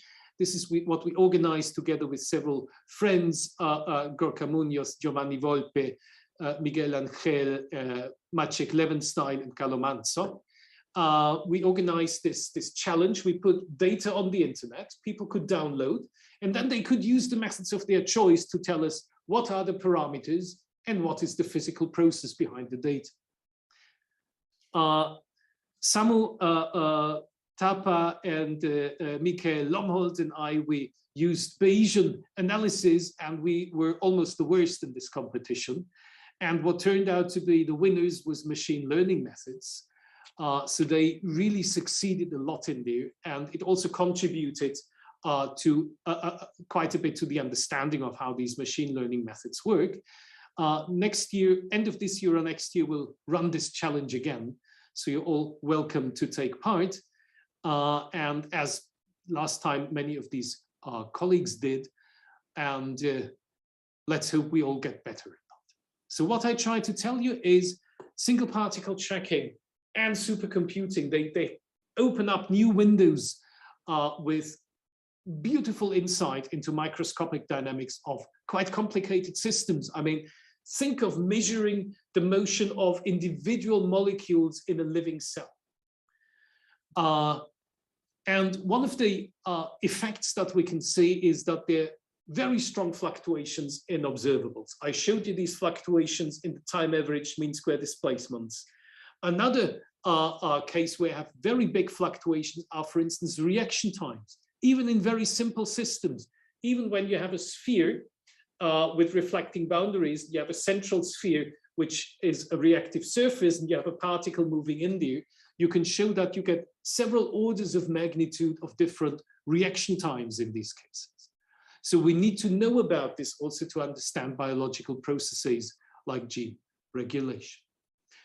When we have very inhomogeneous environments, or we have inhomogeneous ensembles of traces, we get these non-Gaussian displacement distributions. And I showed you one possible way to explain them by these diffusing diffusivity models. There's a lot of other models that have come up. One, for instance, uses extreme value arguments in the sense that normally when we get to a Gaussian from a random walk, we assume to have many, many jumps. If we ask the other question, if we have a finite number of jumps, but we want to know about the tails of the distribution, that's of course the extreme value statistic, and then we get to these exponential tails. However, these approaches, of course, then have their own limitations. For instance, you cannot have these stretched Gaussian shapes that we also saw. When we have disorder, we have anomalous diffusion that we find. We get this non-universality, and we want to know the physical process behind. And for that, we can have our understanding of different physical models that we analyzed over those years. Even data analysts still use one very essential method of assessing data, looking at them. So even machine learning people still look at the data first as well, because you can't believe what's going on sometimes when you have smoothing procedures or whatnot. So looking still helps, but of course then we have these objective methods like Bayesian, like deep learning, machine learning. Currently, a PhD student of mine is checking how he can use a Bayesian on top of the machine learning to assess how probable is the prediction of the machine learning result, in fact. And something that other groups and we are investigating at the moment in more detail is the effects of measurement error. If you're interested in the slides, please send me an email. I gladly share them with you. And I would like to acknowledge many, many good friends and colleagues over those years all over the world. And I'm so happy that I can go and visit them again for real. And next time, hopefully, we all meet in Istanbul and go for dinner afterwards. Thank you. Thank you, Ralph, for this excellent talk. And now we are open for the questions. Right. Can I ask a question? Sure. Yeah, let me see. Yes, yes. Go ahead. Yes. I can hear you. Ralph, if you have Gaussians, the prototypical Fokker-Planck equation that gives you Gaussians is the usual one. Yes.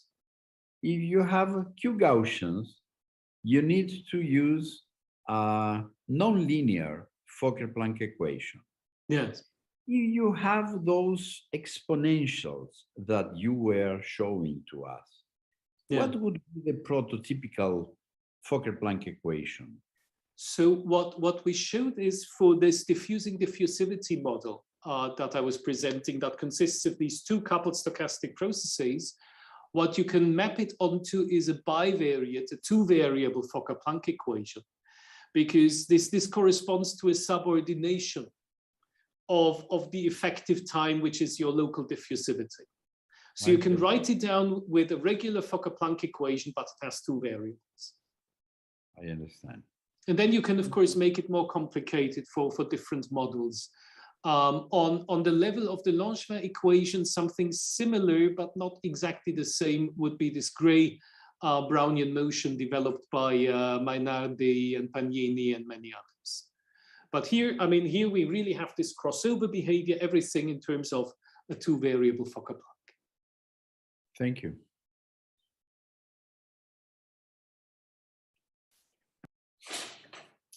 Another question? Also, you can write to chat if you don't have microphone. It's also okay.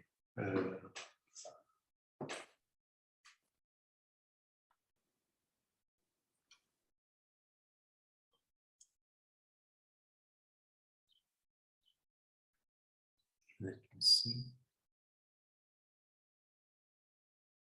Everyone's thinking about the food I mentioned.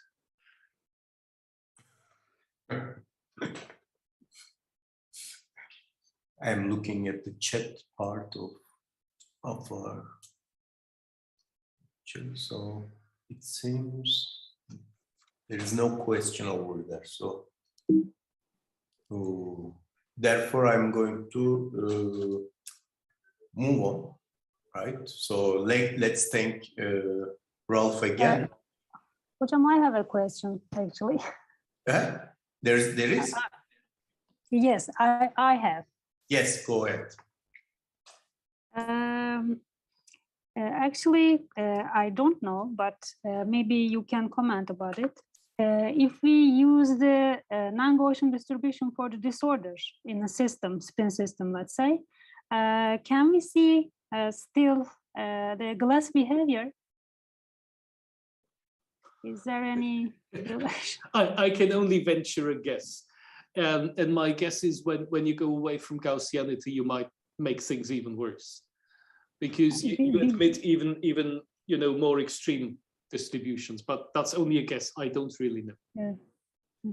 Okay, thank you. Because the common probability distribution for the disorder in the system are used as the Gaussian distribution. So I want to ask what is the difference between them, or yeah, thank you.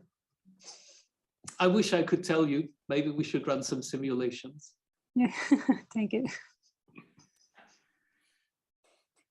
Okay, thank you, Aslı. So thank you, Ralph, again. And so we can continue. And Deniz, do you want to continue? Of course, as you wish, no? Okay, so go ahead. All right, so thank you very much, Ralph, for your very nice presentation. And we go on now. So our third talk in the complex system session of the 16 frontiers of fundamental physics. Now our speaker is Laszlo Barabasi, so a network scientist. He conducted, as everyone knows, a substantial role in developing network science by discovering scale-free networks in 1999, and of course further contributions to now. And he is now currently Robert Gray Dodge Professor of Network Science at Northeastern University, Boston. But as far as I see from his video, he's not in Boston right now.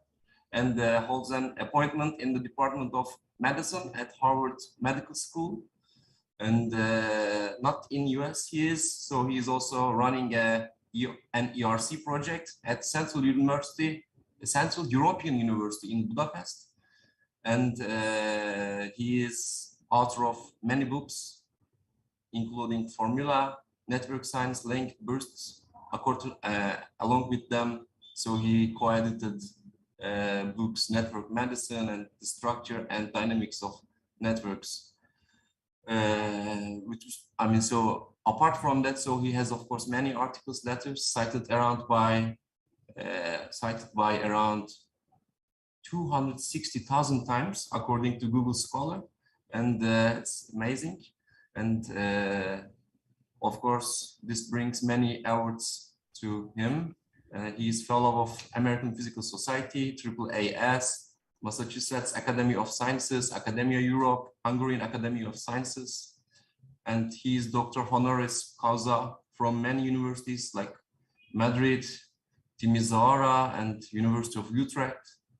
And he was awarded FEBS Anniversary Prize, John von Neumann Medal, CNC Prize, Cozzarelli Prize, Lagrange Prize, Primissima Award, Bolyai Prize, pardon me, for outstanding achievements in complex systems, network science, systems biology, computer-related science and technology. I guess now it's turn for Laszlo to step up and give a talk on taming complexity controlling networks. So thank you very much. Well, thank you, and I would rather take Turkish delight and be there in person, but short of that, as you noted, I'm actually speaking from San Francisco. So thanks for the organizer for accommodating my later talk, given the giant time difference between the two continents. So let me turn it in a way that, but anyway, you don't have to see me, you have to see my slides, right? And where are they? So indeed, today my goal is to speak, kind of continue on the intellectual journey set by the previous two speakers that I think in many ways set the ground for me, and talk about networks and complexity, in particular, kind of address the question, how do we think about control? And as you noted in the introduction, let's see, how do we get this going?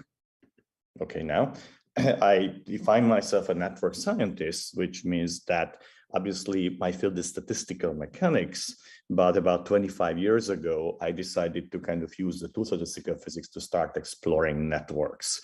And you know, my lab over the years have really focused on many different type of networks, like the internet that you see, actually a map of which you see over here, where routers are connecting different, routers are connected by various type of cables. But we spend lots of time actually in my lab focusing on biological networks, particularly what's happening in the subcellular system.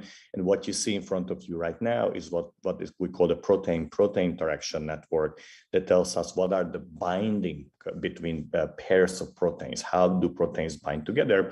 Because much of the work in the cell is really done by protein machineries, which means that for that different proteins must assemble into little machines. And understanding this network of who can bind to whom is essentially the key to understand human disease. And this is not any longer only theoretical. One of the reasons I'm actually here in San Francisco today is that I also funded two companies that are applying this type of knowledge to kind of human health. And if you are today in the US diagnosed with rheumatoid arthritis, you're probably going to be using one of the tools from one of my companies to have the after diagnosis to decide what kind of drug would you want to take. So this is a beautiful example, actually, how fundamental research for statistical physics actually makes it into the practice and help us cure individuals. But we're also interested in brain networks, and I'm building this example here because this is one of the first neural network that was ever mapped out, which is the C. elegans worms neural connections. The nodes are neurons and they are connected by synapses. And it will be actually the subject of the second part of my talk. So we'll come back and discuss more about it. But what I wanted to say, in this context, is that you know what my lab has been really focusing in the last kind of 5 years is to try to understand these different type of networks, build models to understand and describe them. And always the goal, as we define, is to understand complex systems. And the question that often comes up in this context is that, what does it mean to understand a complex system? And of course, there are many layers or many steps that we need to kind of cover when it comes to understanding a system. The first step, of course, is our ability to quantify it, which means in the context of the network, map out the nodes and the connections between them, and perhaps get a series of variables that characterize those nodes, perhaps the linkages as well between them, and perhaps, if we're lucky, to get the dynamics of that. So this is kind of the quantifying part. But if we do the quantifying part, then we can build models that are able to predict the behavior of the system. And now there are different things you want to predict and different things that you can predict.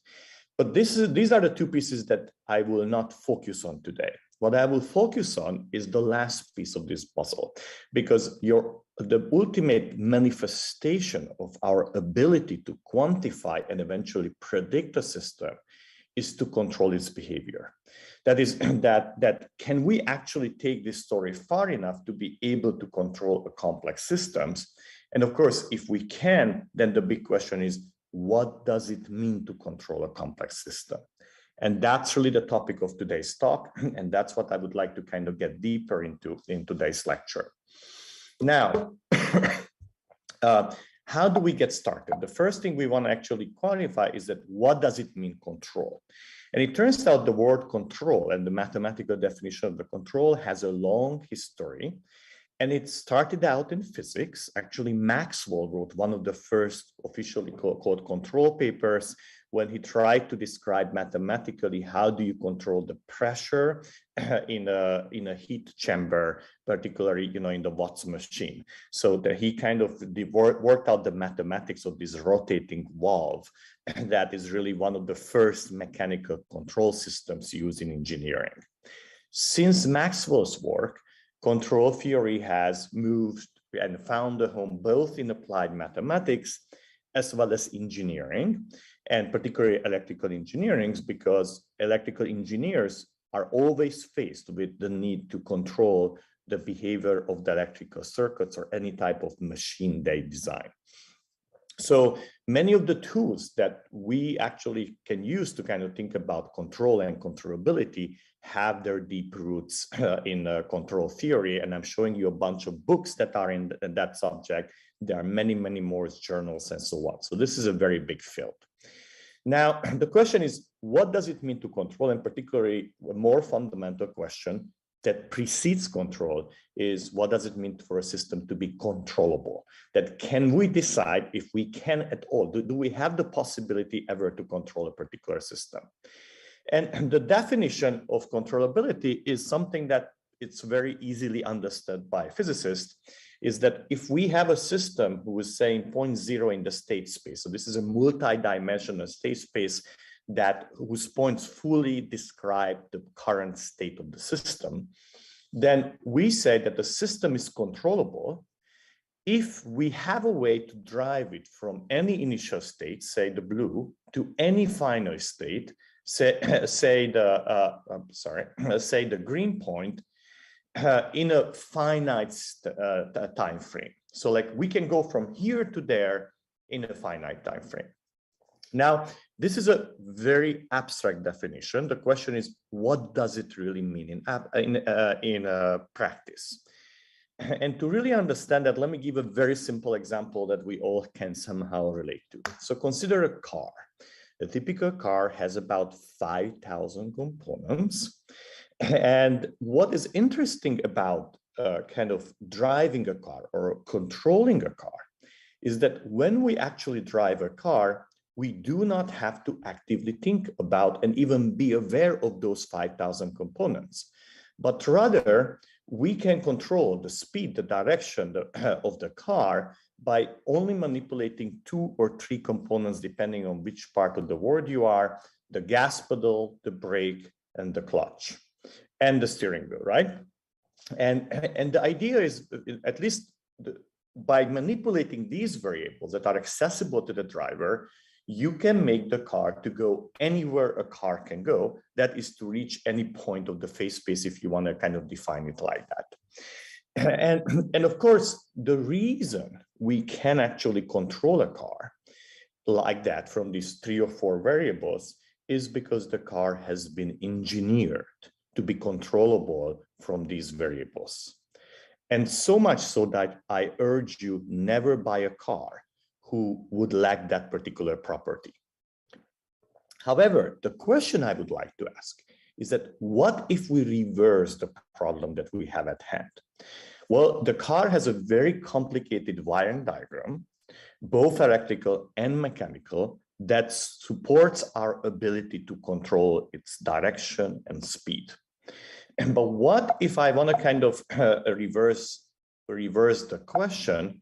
And reversing the question would be, let me give you a car's wiring diagram, and I'm going to challenge you to find out what are the 2 or 3 points that this network could be controllable from, right?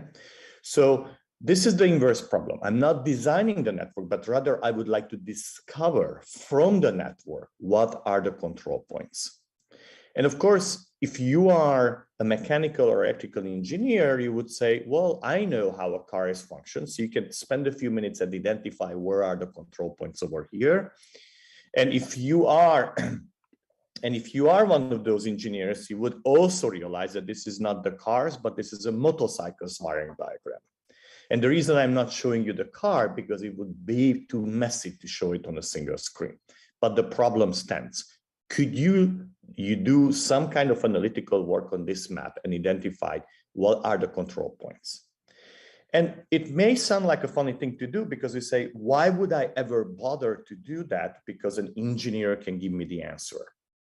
But I would say that many scientific questions that researchers, physicists, biologists are facing in the lab are fundamentally this type of questions. That is, they are confronted with a complicated or a complex system with a very complicated wiring diagram, and they need to unearth or decipher how do we control it.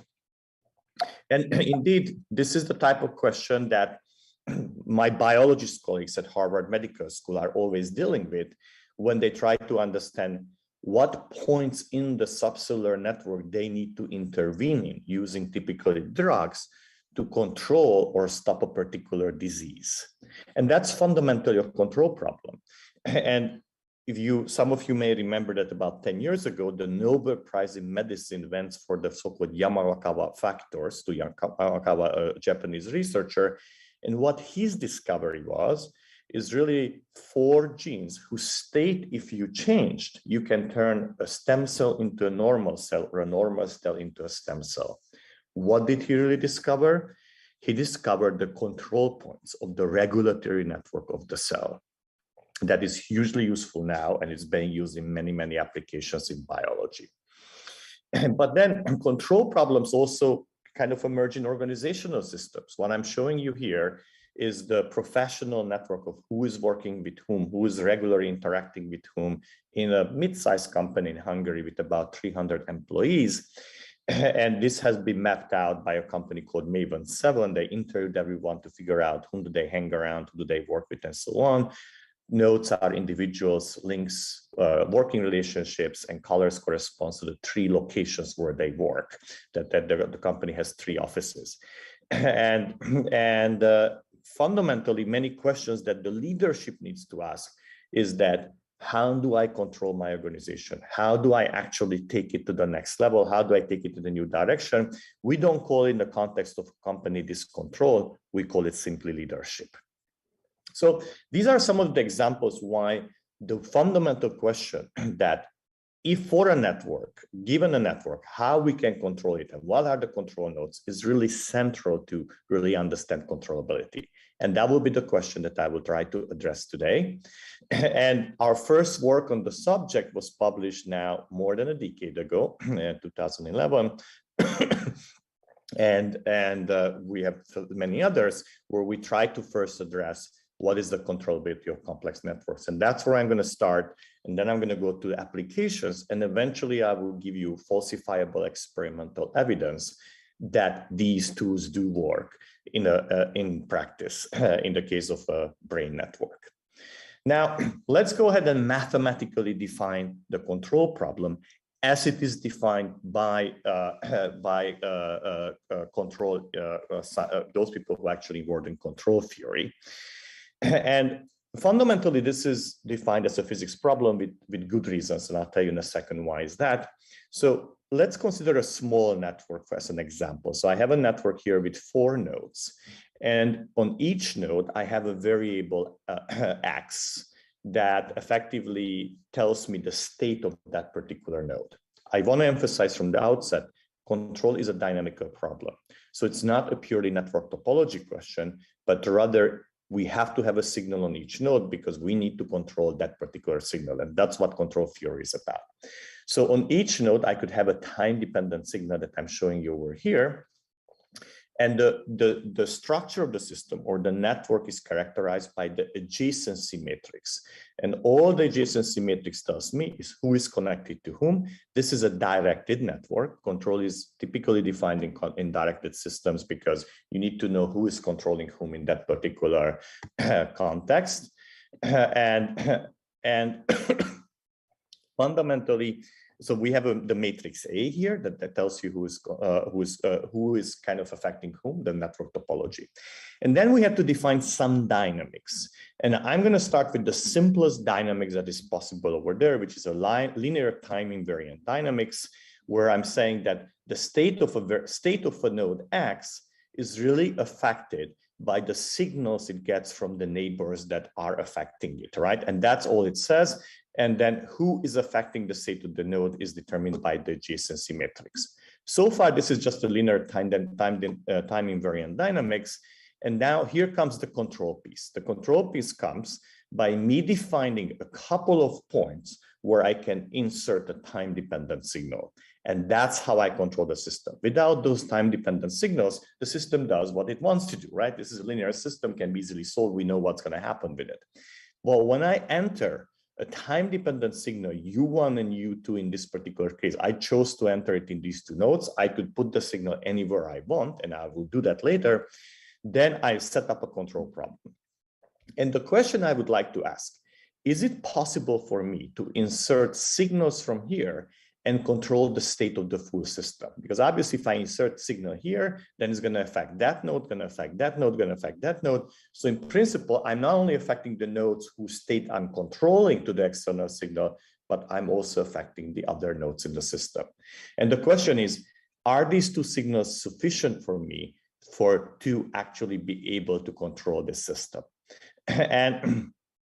And the answer is provided by control theory, by a theorem that was kind of put out in 1963 by Rudolf Kalman, a Hungarian mathematician turned control theorist, who, when he did that, was actually fully inspired by physics. And when you actually read his paper, he starts out by saying physicists have a way of defining fundamental principles of how we describe a mechanical or electrical system. And my goal is to bring these fundamental principles to control theory and state what does it mean for a system to be controllable. So he was totally inspired by the physics perspective, and he proved the following theorem. He said, we can build a controllability matrix, which is really nothing but it's built from the matrix A, which is the adjacency matrix, that how is the network connected and what are the nodes that I'm controlling. And if you look at this controllability matrix, it's just the time evolution of the system. If you take further and further steps, this L should not be here. And then he said, if that matrix has rank n, which is the number of nodes, then the system is controllable.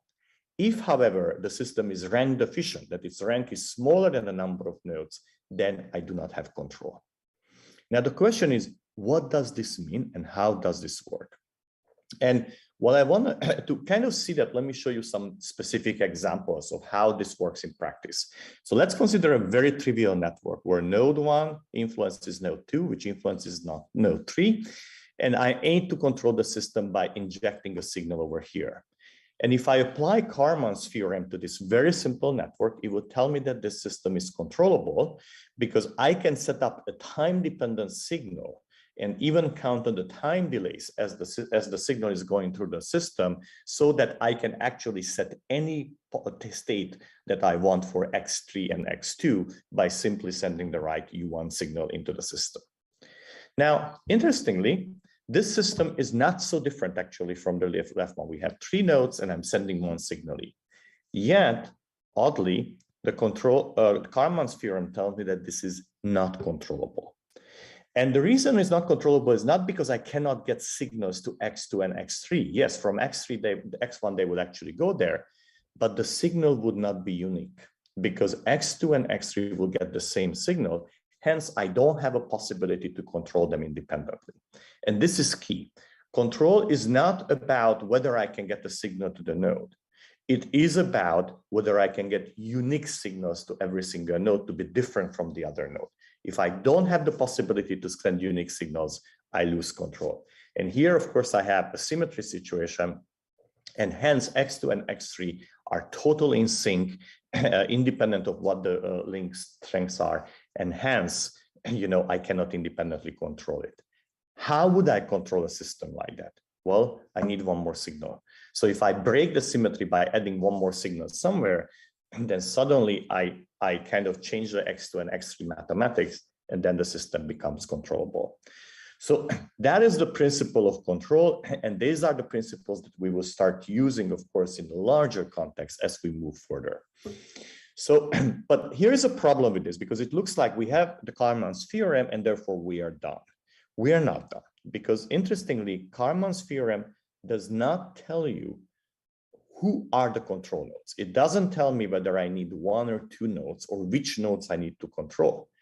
It just tells me that if I have a guess whether it will be controllable or not. So if I really want to be able to control a system, I have to try every single combination. I have to send single signals, then doubles and triples until I find a configuration that is controllable.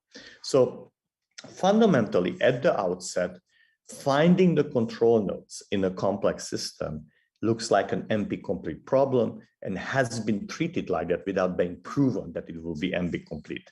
That is, we don't have a good methodology to identify who are the control nodes. We need to try every single combination.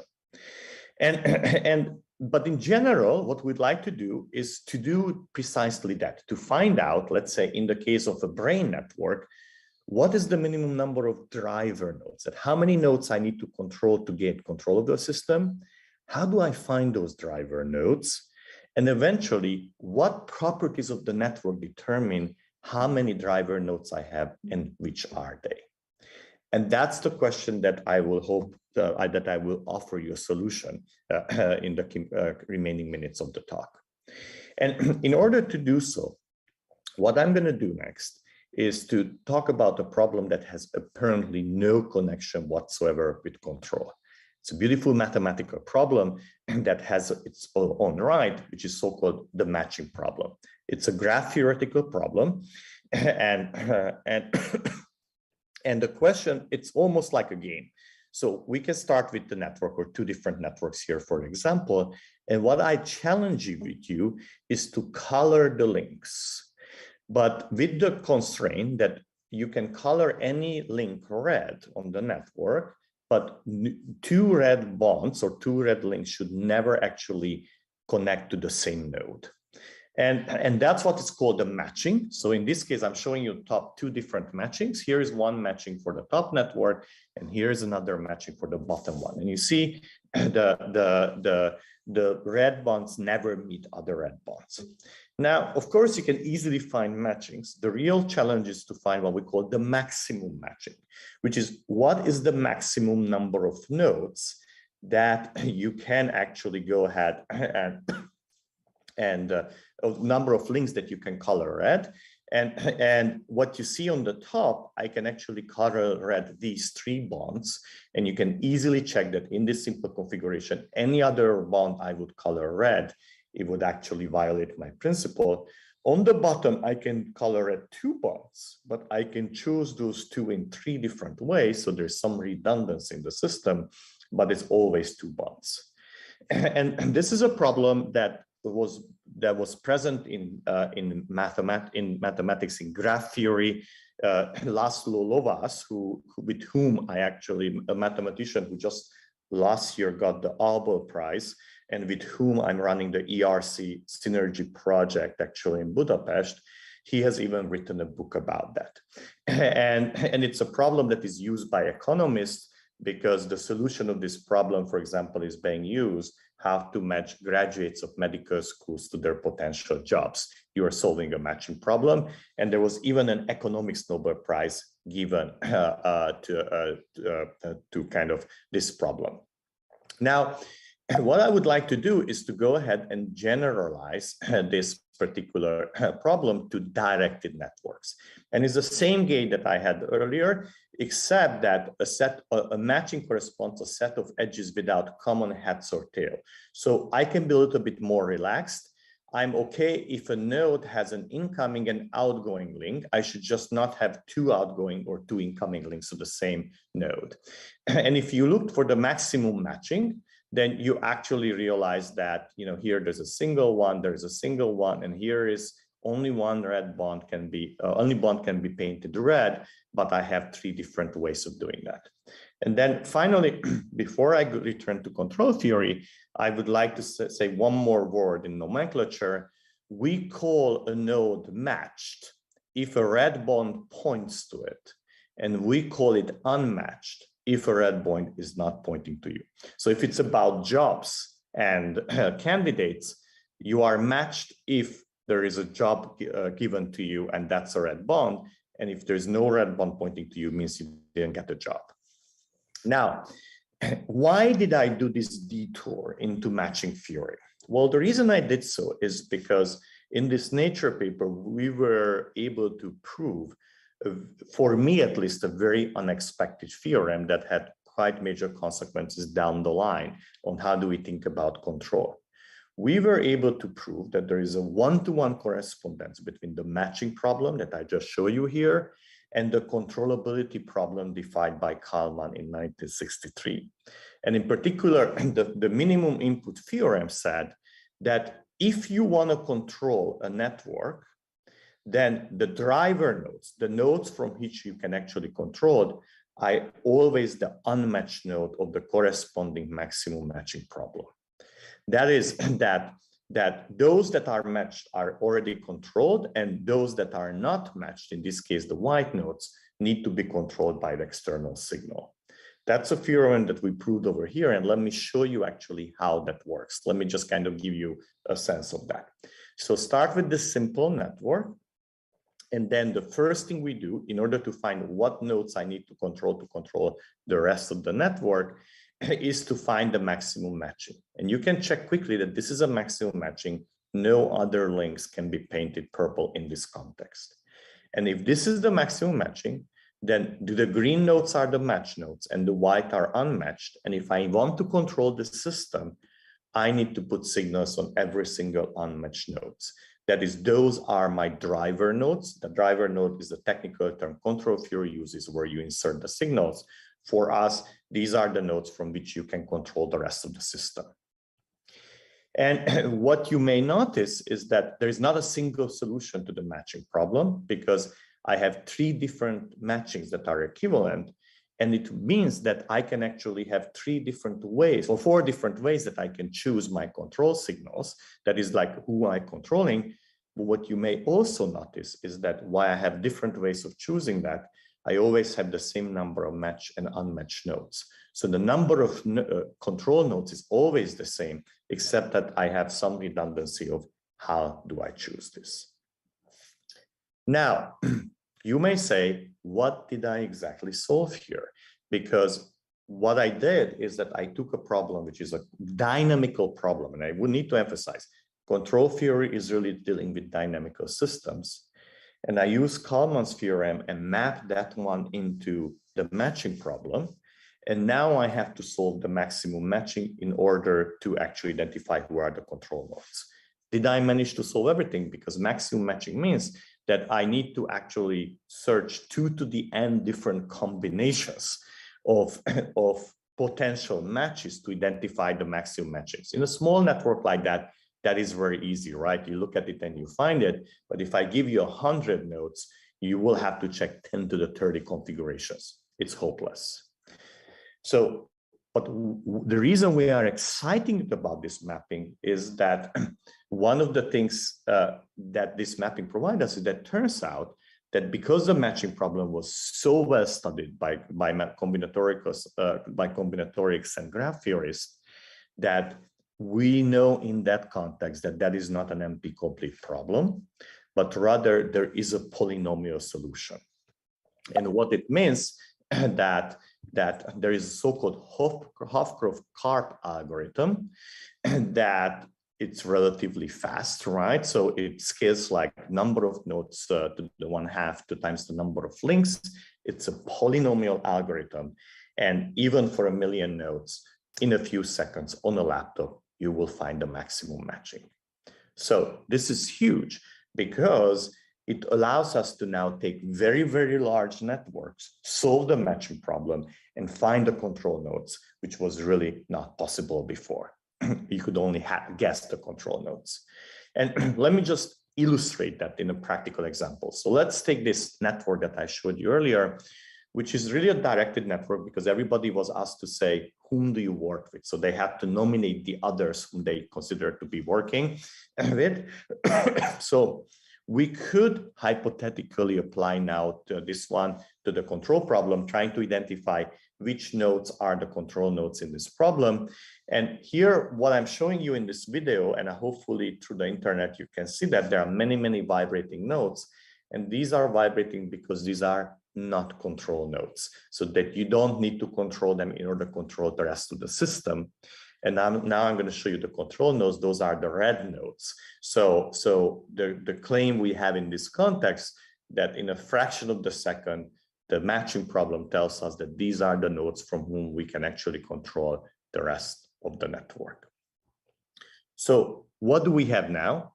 Now we have an algorithm, thanks to this mapping to the matching problem, that allows us that in no time, like in a very, very short time frame, to take any large network, identify what are the control nodes, how many control nodes does it have. And so we said, let's do that. So let's take a bunch of real networks, from biological regulatory network to food webs, metabolic networks, organizational network, internet, World Wide Web, and independently, whether we really think that we want to control that system, we thought, let's just use these different network topologies to see how, how is the network topology potentially affecting how many control nodes we have. So we identified the control nodes for each of them. And here what I'm showing you is that what fraction of the nodes are control nodes. So small nd is the number of control nodes divided by the total number of nodes. And if it's 1, it means that we must control every single node, right? So there's no free lunch. All nodes has to be independently controlled in order to control the system. And if it's close to 0, it means that a very, very small number of nodes, if we control, from there we can control the rest of the system. And when we look at this map, we realize that there are a couple of patterns. First of all, we see that similar kind of networks have similar ND. That is that if similar kind of networks typically have similar topologies, so somehow that topology determines what fraction of the nodes I need to control the system. There is some variability in some systems like trust networks, but we also see that there are giant differences that it's very hard to explain. So for example, the regulatory network within the cell is the part of the cellular network that is controlling the behavior of the system. So we thought that that should be easily controllable from a few nodes because its main purpose is to control the rest of the network. Yet what we find is that the ND is very, very large. That is, almost all nodes of the regulatory network need to be externally controlled in order to control the cell of the state of the cell.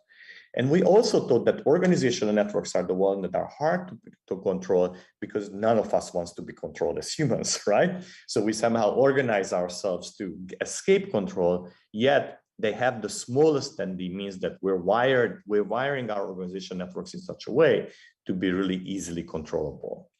So if that is the case, the question is, what properties of the network determine whether a network is controllable, like the organizational network, or very hard to control, that like the regulatory network? And in order to answer that, I'm going to have to give you a very quick crash course in some elements of network science that were actually mentioned in Konstantino's talk as well earlier and others, which is the difference between random networks and scale-free networks. So the simplest network that one can actually build in a system is the random network. We're statistical physicists, we like randomness, right? And hence, the easiest way to build a network is to take a bunch of nodes and randomly connect them. Let the dice decide who is connected to whom. And this is what we call the Erdős and Rényi model, because it was kind of introduced and studied by Paul Erdős and Alfred Rényi, two Hungarian mathematicians, starting in 1959. They published about 8 papers on that model and its mathematical properties. It turns out that it was defined earlier than they did so, but they have done such a defining work of solving the model that it's kind of named after them. Now, random networks are very elegant, but one of the things we actually learned in the last 20 years is that there is no truly random network in nature. And they're very important as a reference frame, just like the pure random reference frame is very important in a statistical model, but real networks are not random at all. And there are many deviations they have many deviations from randomness. One of the most prominent one is kind of connected to the degree distribution. And to understand what that means, let's look at the degree distribution of a random network that I'm showing you here. And it was, back then it was actually proved by the mathematician that the number of links per node, because each node has a different number of links and totally decided by chance. But the distribution of the number of links per node follows a Poisson distribution, which has a prominent peak around the average degree, and it decays exponentially as you get away from the average. What I was kind of lucky to discover back in the kind of 98, 99 is that there is a system that is not like that. We first map out the World Wide Web, where the nodes are documents and the links are the URLs that connect them. And for doing so, we actually built a robot that mapped out a section of the World Wide Web. And we expected this network to be a truly random network of Erdős and Rényi kind, because at the end, we all decide individually whom to connect. And if we're kind of acting randomly as individuals, then it should be a random network. That was our hypothesis, how we started this research. And to our great surprise, we saw that the degree distribution really is better approximated by a power law. And we ended up, so the probability that the node will have degree k versus k, in the case of the World Wide Web, goes like k to the minus gamma, where in case of the web, that gamma is in the vicinity of 2.1. Now, the question is, why is that? And what does this mean? Well, what it actually means that while a random network may look like the highway system where all cities are kind of connected to the highway system by 1, 2, 3 highways, but there's no city with 500 highways going in and out. In a scale-free network, we have many, many small nodes. It's similar to the airline system, and we have a few major hubs at the tail of the distribution, those rare events that hold them all together. So these scale-free networks look visually very, very different from a random network, and they have a whole host of properties, if they're in a scale-free state, that truly differentiate them. Like, for example, one that really came into focus in the last 3 years with the pandemic is that on a scale-free network, a virus does not have an epidemic threshold, hence it doesn't die out, but spreads very fast, because once the virus gets into the hubs, which are in the context of epidemics are called super spreaders, then they kind of reach a very, very large number of nodes. And as you probably know, that Alessandro Vespignani, my colleague, and the Network Science Institute in Boston has pioneered this whole area. First, he kind of discovered that in a scale-free network, we're lacking the threshold for epidemics. And then he built on that discovery to build the most accurate prediction system for epidemics that he tested on SARS and Ebola. So when the COVID came, he became, and he continues to be, the White House modeler for the spreading of the COVID. So this is one area where network science was essential to how we think about the spreading of the COVID, how we predict it. And in the last 3 years in particular, virtually every single epidemiological model that is being used to model COVID has turned into a network-based model, molecular-based model that captures both contact networks and travel networks to really kind of capture the potential spread of a virus. And so, but what's interesting, of course, is that it's not only the World Wide Web that has this property, that has these major hubs, but there are many, many systems out there, like the internet, where you can actually see clearly the hubs. A few major hubs connect many, many small nodes, as well as many other real systems like subcellular systems, social media. All of that seem to be following to some degree this kind of power, well approximated by a power law distribution. Now, why am I telling you this? Because in order to move forward, now we actually have to consider some of the properties of the network to see how do we control a particular network. And what we did next, and now I'm back to the control problem, is that we asked the following question. What are the network properties that potentially determine how many control nodes you have in the real system? And for that, we did actually a thought experiment.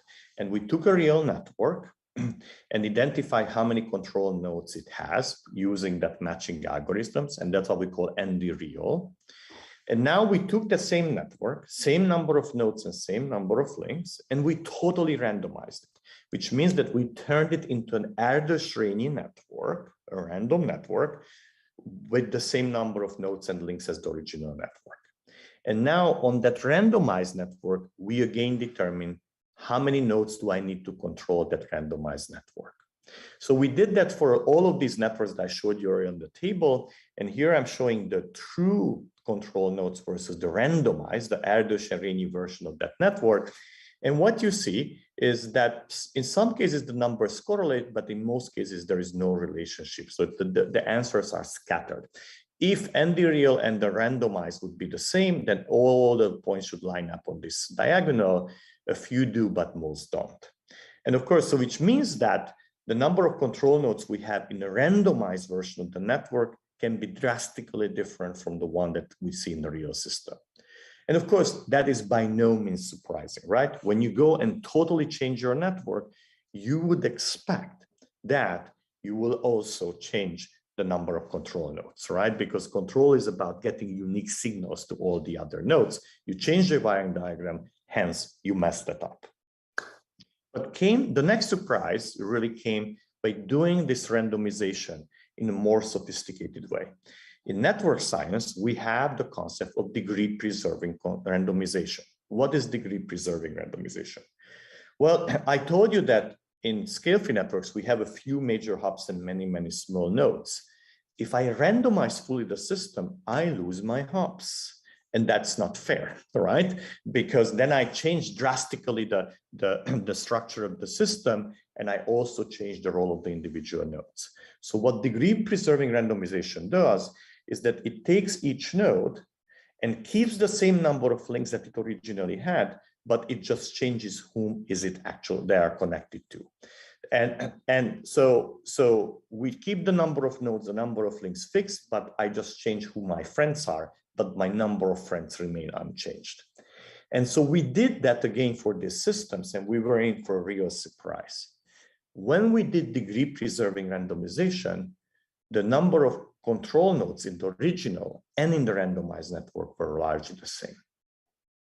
Now, this was totally unexpected because I changed the wiring diagrams. I changed who your friends are. I changed who the chemical reaction is kind of connected to, whom is reacting to. So everything got changed except the degree, and yet the number of control nodes didn't change. So what does this mean? Well, what this discovery told us is that the number of control nodes depends only on one function, which is the degree distribution of the network. The degree distribution is the one that was, you remember, was a Poisson for the Erdős-Rényi and was a power law distribution for a scale-free network. And what we're claiming, what this thought experiment does, is that only the degree distribution matters. And so if that's the case, then once I had my degree distribution in the directed network, the probability that the node will have a certain number of incoming, outgoing degrees, I should be able to uniquely determine ND. And so the number of driver nodes does not depend on who is connected to whom, but rather how many links each node has. And so with that discovery, we were now able to use a beautiful piece of statistical mechanics, that is the cavity method, to really analytically calculate the number of driver nodes from simply the degree distribution. And I'm going to show you the results next. So we kind of asked, we cannot get a closed solution. We can only get asymptotic solutions to the problem, but we asked, how does the number of driver nodes depends on the average degree? That is, how dense is the network? And we were able to derive a functional form both for a random network, Erdős-Rényi, as well as a scale-free network. And in both of the cases, we predicted that the number of driver nodes drops exponentially with the network density. That is, the denser the network, the exponentially fewer driver nodes we have or we need. And it's just the prefactor of the exponential is different in a scale-free network or in a random network, right? That's the only difference. And that actually simulations strongly, very clearly confirm that. And we also asked how does it depend on degree heterogeneity? And degree heterogeneity is measured by the Gini coefficient. A network where all nodes have exactly the same degree has heterogeneity 0. And a scale-free network has very high heterogeneity because a few major hubs coexist with many small nodes. And the most extreme situation where you have one hub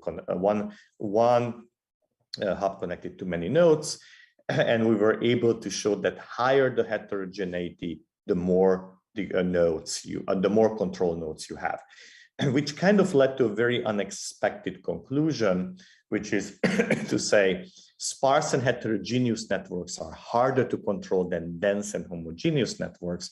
And why this is unexpected is the most real networks are sparse or heterogeneous, as if the nature would like to create networks that are fundamentally hard to control.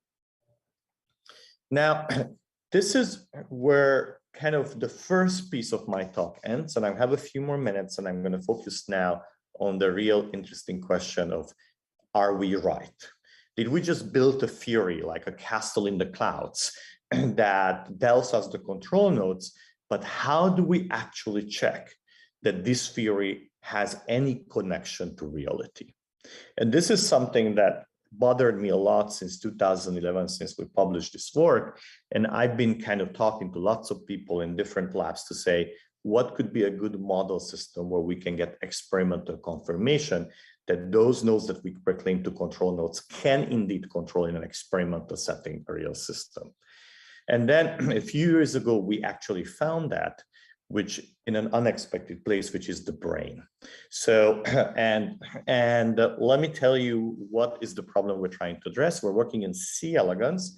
C. elegans is a worm, a nematode that lives mostly on Earth. If you take a palm of Earth outside in the garden, you will have thousands of C. elegans in it. And it's a very highly studied organism. It's a so-called model organism. And the reason why it's interesting from a control perspective is this: for until a few years ago, this was the only brain that has been mapped out at the individual neuron level. It's not a smart organism, has about 300 neurons altogether, connected by 1,000 or so links.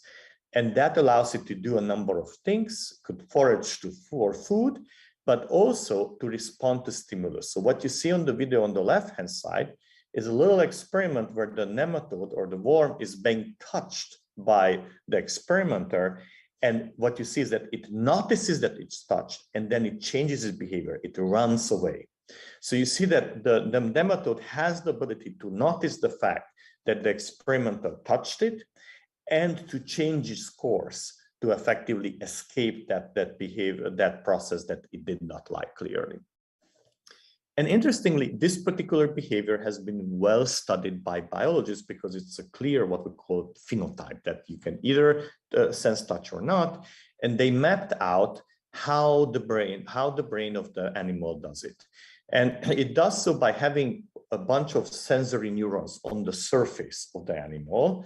And these are the sensory neurons. They have been mapped out.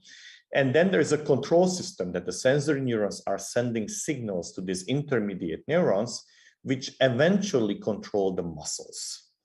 And how do we know that these are the one? Because experimentally, each of them have been one by one knocked out, and they observe whether knocking out a particular neuron, will it affect its ability to respond to stimulus like that?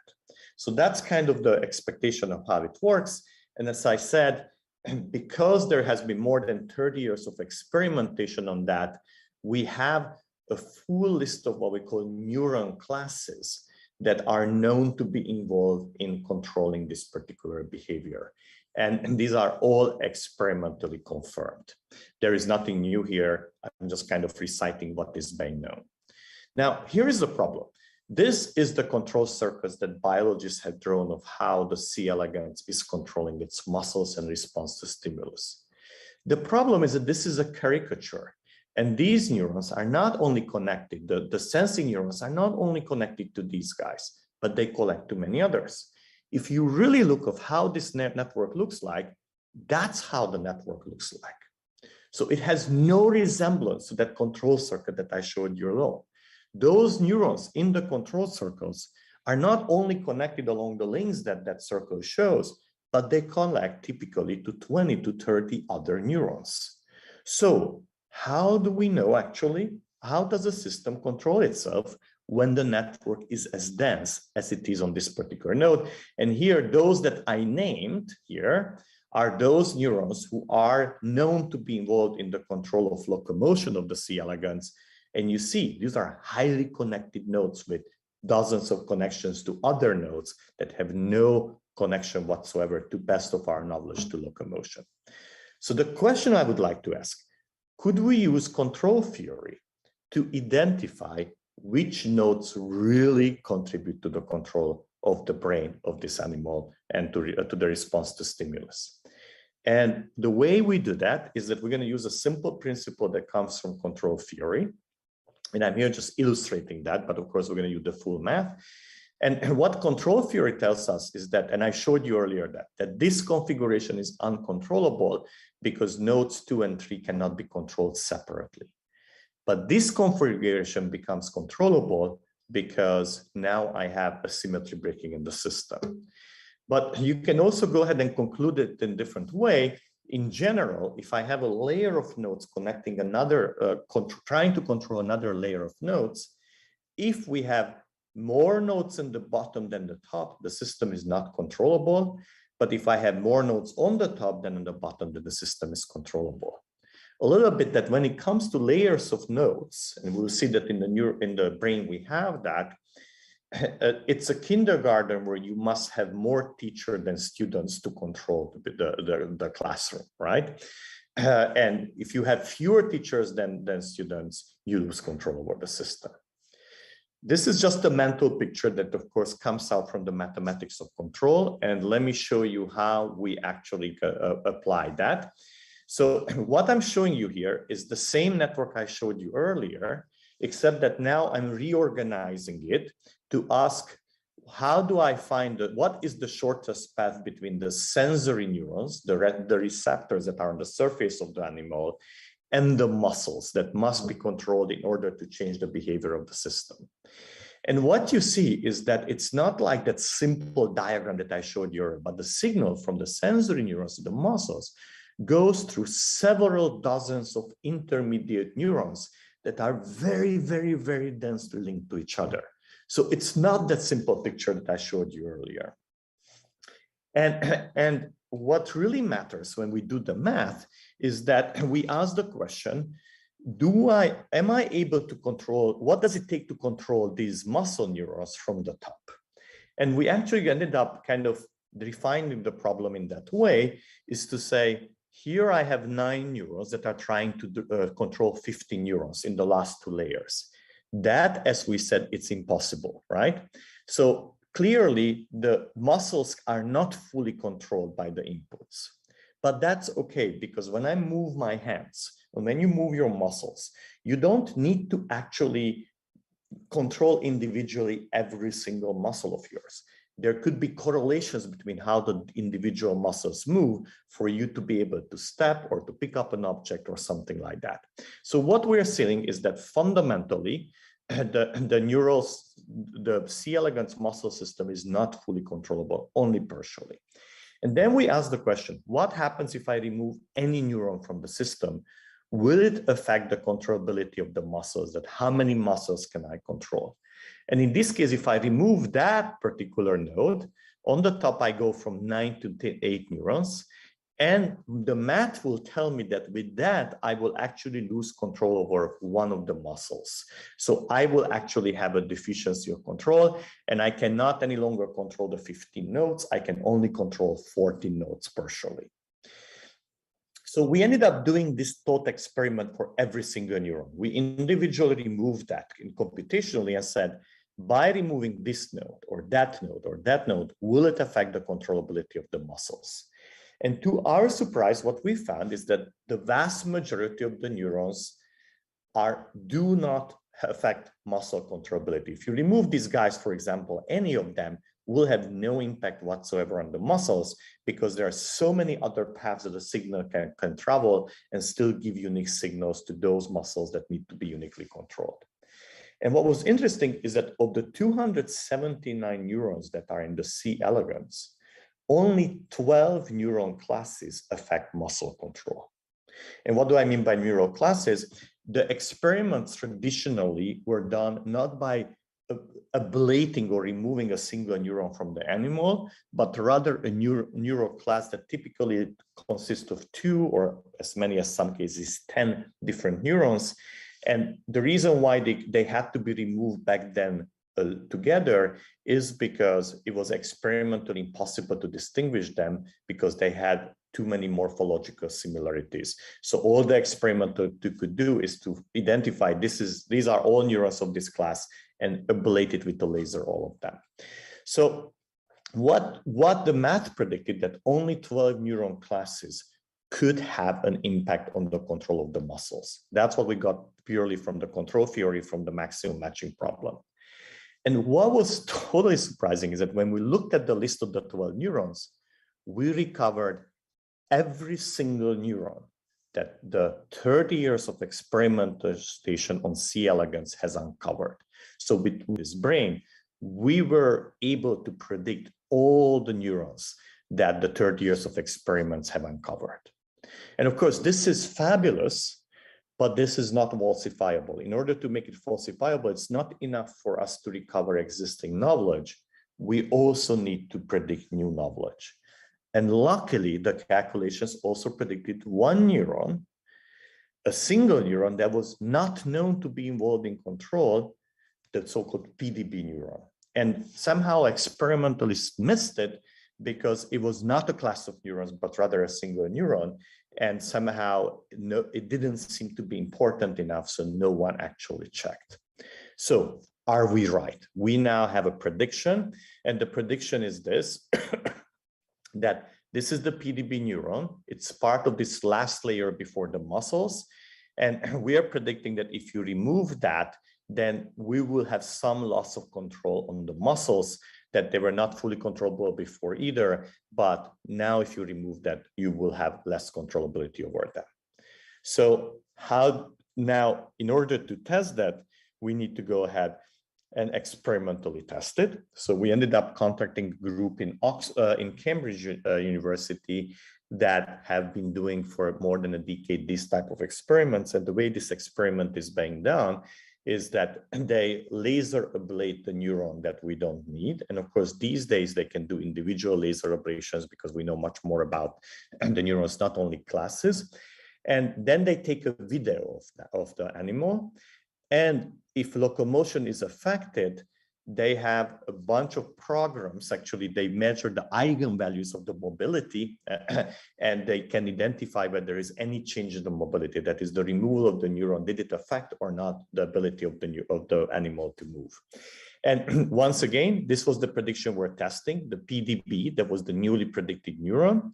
And they ended up measuring the mobility of the animal that was missing PDB.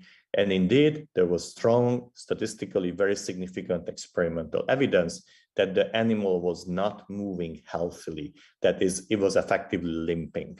And that's kind of the experimental data that we did. It's in the Nature paper that we ended up publishing together with the experimental group. So here we are. We actually ended up with the control theory recovering 30 years of experimentation and made a falsifiable prediction that after a year of experimentation, the colleagues at Cambridge were able to fully verify.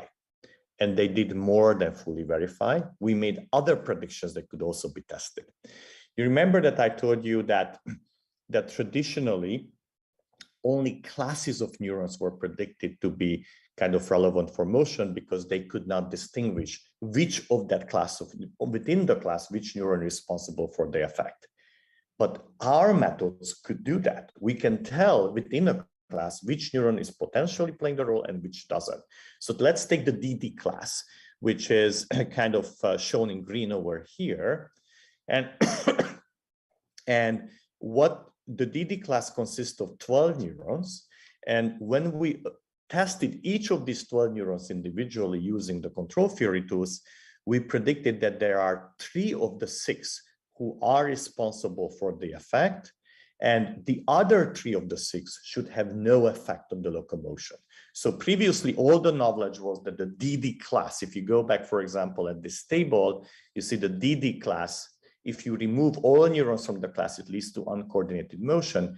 Now our methodology was telling us that only 3 neurons in this class are responsible, and any of them, if you knock out or if you ablate, can give you the effect, and the other 3 should have no effect whatsoever. And in the meantime, in the last 30 years, the experimental tools have become precise enough that they can now individually take a neuron out from each class. And they did that. So this is what we call the mock ablation, where actually you're removing the one that should have no effect. And this is kind of how a healthy animal moves, right? And this is the DD5 ablation. I'm showing you first to kind of get your brain used to how the healthy animal moves. You see the nice curvature of this body and everything. And here is the DD5 ablated neuron. And seems to be moving fine, but if you look a little bit at it, what you will realize that the end of the animal is not curving. It's only curves the front, and the back is just being dragged along. And that's exactly what our theory was telling us. It was telling us that if you ablate the DD05, that particular neuron, you will lose control over the back muscles at the tail of the animal. And hence, that's where you should see the limping, and you can actually see with the eye that this particular animal is not curving. The tail is not curving, only the front is curving. So this was an additional layer of experimental evidence that supported kind of our theory. So let's, as conclusion, I want to say that what happened here in the case of the brain is totally incredible even to me, because we started, more than 10 years ago with this idea that we will go ahead and develop a theory of how you control a complex systems. And we were able to go not only to actually develop an algorithm that for arbitrary networks, we can tell us who are the control nodes. That was not possible before, but we were able to apply it to real system in a experimental falsifiable way. That is to make predictions of neurons that should be involved in locomotion that were not known before. And then those predictions, not one, but multiple of these predictions, were then experimentally tested and verified by our colleagues. And why does this actually work so much? And I'm going to use a physics example, which is to say, you see, control is fundamentally a dynamical problem. But what we have shown is that we're able to reduce a dynamical problem to a purely network topological problem. And that is because in complex networks, structure really determines function. And of course, for a physicist, that's not a surprise. Look at these two materials. One of them is a malleable material that we use in our pencil, which is graphite, right? That you can write with it. It's so easily breakable. On the right-hand side, we have another material, which is the strongest material in diamond. And interestingly, it's made exactly of the same atoms, carbon atoms. And the only difference between them is the network of how these carbon atoms are connected. So this is the most trivial example of how structure determines function. And that's what we learned through control and in network science in general in the last 25 years, is that really over and over we see that the network structure delimits and controls the function of the system. It determines the robustness of the system, it determines the spreading processes, and it determines controllability and observability that I haven't talked to you about it, but it's part of the same line of work. So I will end here, first by kind of naming the collaborators who made this possible. Yang Yu Liu was actually the chief, the postdoc in the project. He came from Urbana-Champaign, a statistical physicist, who then developed the control theory in my lab of networks, and now is a professor at Harvard University. And we had many collaborators who helped with that. And the bottom, you see actually the experimental group from Cambridge University, who then did the C. elegans experiments and verified the theory. And finally, I should say, we're always looking for new lab members. So send me an email if you are interested in looking for a postdoc position. We work mostly with postdocs, sometimes with students as well, and happy to take any questions in the remaining minutes if we have time for that. Okay, thank you, Laszlo, for this very interesting talk. So we are a little bit out of time, but we may take some questions. Anyone who would like to ask, just go ahead by opening the microphone, of course. Yes, I have a simple question. First of all, many thanks for this nice talk, Laszlo. I wonder that you say that control is a dynamical problem. I wonder, is the control network scalable? And what do you mean by scalability? Can you elaborate that? You say some nodes control the system. Therefore, these nodes can represent a network in the system. I wonder, is the control network scalable? Well, it's interesting. So the reason why it's difficult for me to answer that question is because you give us an arbitrary network and the algorithm tells you who are the nodes precisely who can control the rest of the system. Yeah. And it's scalable in the sense that you can do it for tens of millions of nodes if you wish to. It's not that you are actually getting a sub-network within the system that can control it, because some of these nodes who control the system may not directly connect to each other. Let me give an example of a hub and spoke situation. Well, no, actually, in a dense network environment, a hub and spoke situation is very easy, right? A hub controls many individual nodes, and all but one of the individual nodes need to be controlled in order to control that configuration. But in a dense environment, you get rather complex sub-networks that do that. And there is not a simple principle by which we to say, oh, here's how I'm going to look at the network topology, quickly determine what sub-network is responsible. The matching problem gives it to you. And the principle behind that is the matching problem identifies a set of nodes from which you have the ability to send unique signal to every single other node who is not controlled in the system. And that's the principle that we have over here. So it is scalable in the terms of we can do it on arbitrarily large networks. We can identify the control nodes, but it's not the type of situation that we have other principle by which we could say, oh, probably this subset of the nodes will be responsible for that. Is the matching that provides it to you. Thank you very much. Thank you. Okay, there is another question in the chat. Berk, can you use your microphone and ask it, or do you want me to ask from the chat?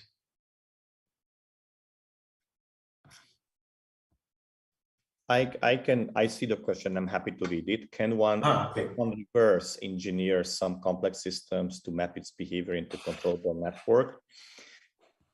To some degree, you can, and in a way, that is what we did in the C elegans, right? We ended up, well, not as much reverse engineering, but well, you could actually call reverse engineering because we remove individual nodes to alter the controllability of the system, and then we experimentally test if we were successful. If you would like to ask, can I engineer a system that is optimally controllable? Then the answer is yes, and that's what engineers do in the control theory and electrical engineering departments.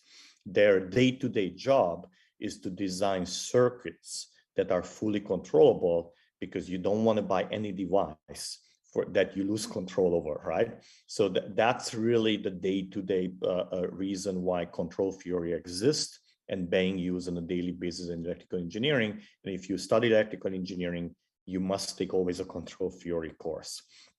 So now, could we actually take other complex systems and re-engineer them to make it more controllable? We have the tools for that. The challenge for us is to find appropriate systems where that type of manipulation is possible. Okay, one more question from Onur. Onur, can you speak? Or? Yes, Hocam. To me, it seems that there are different interaction channels between the nodes in a network taken from the real world. And in principle, each different interaction channel can define a different network. But by making the theory, we consider the superimposition of these different networks. Do you think this results in any oversimplification from the perspective of control theory? Control theory can deal with this. In the example that I showed, that was actually a physics talk, right? We tried to simplify the system and reduce it to fundamental principles. But you can actually go ahead and add weights to the system. And we published a series of papers of how the weight distribution of the links kind of affect that. And when you say that I have multiple channels of communication, for me, that corresponds from a network theory language that I have a multi-network in the sense that they have different kind of links with different weights and other characteristics. If that information is available to that, you can build into the controllability matrix. One thing we know about it, and this we have a series of papers where we showed that in Nature Communications and others, that changing those weights and adding those layers of information does not change controllability. Well, what it changes is the amount of time or amount of effort that you need to control the system. Because we only talked about whether the system is controllable. Once you establish the system is controllable, the next question is how much energy, how much effort you need. And I told you that the answer is often redundant, of which we have multiple choices of control nodes. And what we have showed actually in a paper that using different subsets of control nodes can be not 100 order of magnitude in terms of effort that you need to control the system.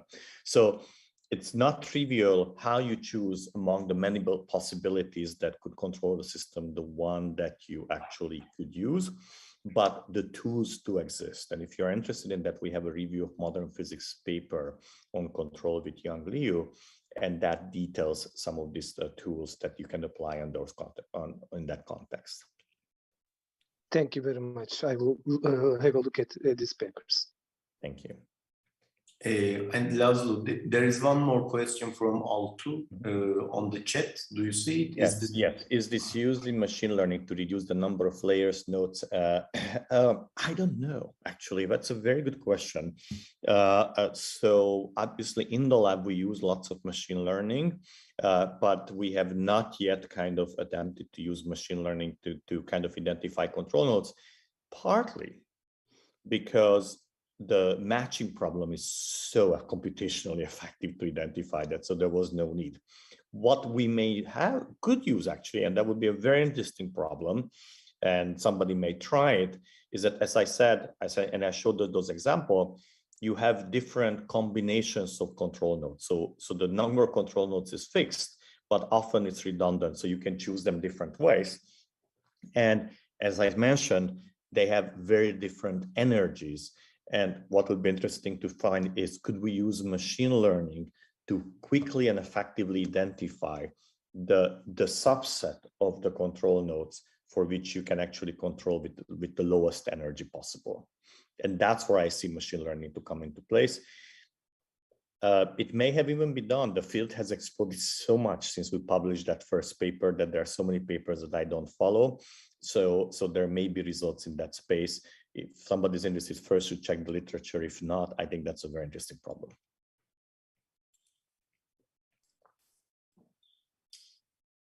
Okay, thank you, Laszlo. So the last question, maybe I can. Yeah, okay, go ahead.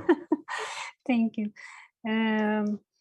Actually, there is as I understand, there's a difference between the spreading or diffusion on the network and the controllability of the system. Is yes. it true? Because at first I could think we can control the system over the hubs, because when I send a signal from a hubs, I can send to many nodes of the system. But here, how the epidemic control is related with this control idea, it is not clear for me. So control is used in many different contexts in many different ways.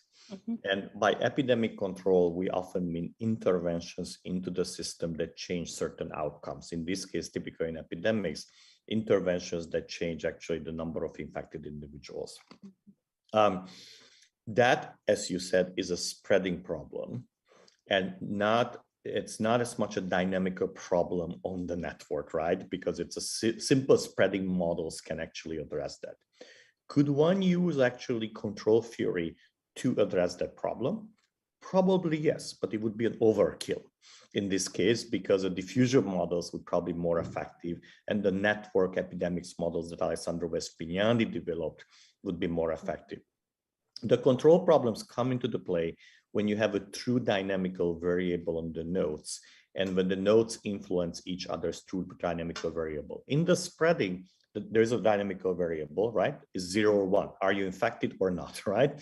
And because it is 0 or 1, the problem is simplified so much that simple spreading models or network epidemics models are much more time efficient than trying to do control problems in this case. Thank you. Sure. Okay, thank you very much, Laszlo. And I think we could thank all the speakers of this session. Before closing the session, I think we need to announce the next session's starting point, Aslı. Yes, Hocam, we will have 45 minutes break now, and then we will start again the next session. Yeah, in Istanbul time, it will be 7:15 p.m. 7:15, yes. 7:15 p.m. Yes, okay. Istanbul And time. thanks to all invited speakers. And all participants also. All participants, yes. Uğur Hocam. Thanks. Thank you. Thanks, everyone. Bye-bye then. Bye-bye. Bye-bye. See you.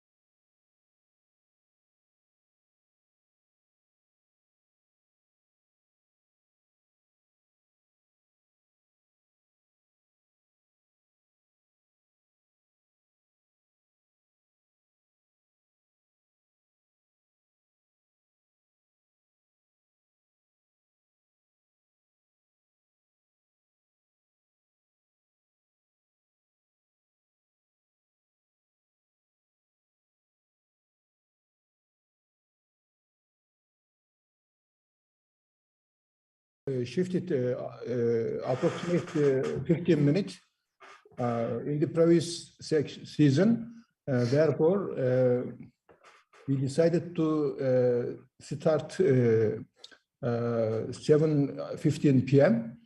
Okay. Mm-hmm.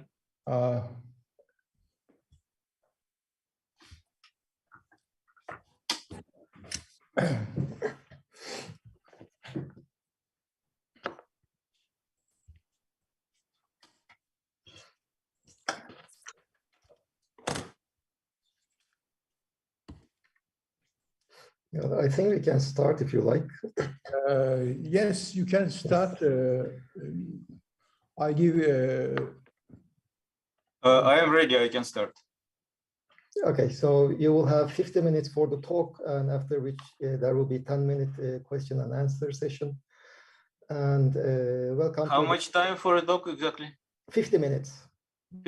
Okay. Yeah. 1 hour, 50. Okay. Plus 10 minutes. 10 minutes for questions. Yes, I understand. We have some flexibility, but if we end within 1 hour, we won't be delaying. So welcome to the second session of today. And we start this session by the talk with Andrei Linde. Let me present a brief biography. Andrei Linde is a theoretical physicist at Stanford University, and he's one of the main authors of the inflationary universe theory, as well as the theory of eternal inflation and inflationary multiverse. He received his BS degree in Moscow State University and was awarded a PhD from the Lebedev Physical Institute in Moscow. And for his work mainly on the inflations, he received many prizes, among which the Dirac Medal and the Gruber Prize and Cowley Prize and a few more. And today he will be talking about the inflationary cosmology after the Planck and the bicep. Andrei? Okay, so first of all, thank you very much for inviting me. I'm happy to be here.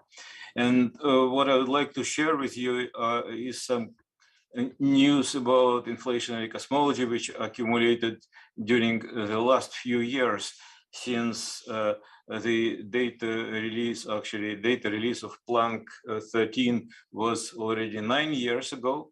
But then new and new data were coming, and recently there was bicep Keck data release. So that's what I'm going to do right now. Interesting. So first, we would like to discuss the status of inflationary theory after these experiments, then identify some simplest models of inflation. And by simplest, I mean any set of data you can describe by sufficiently large number of parameters. But we would like to describe the available observational data, inflation-related data, by 1 or 2 parameters. And let's see whether it works or not. And then another thing is not only to develop some simple models describing what we see, but also models which have some fighting chance of being flexible enough to describe the future data. And the last step, whether we'll be able to come to it at this talk, I don't know, and that is in implementing these models in supergravity and string theory. So first of all, this is the transparency showing bicep Keck data.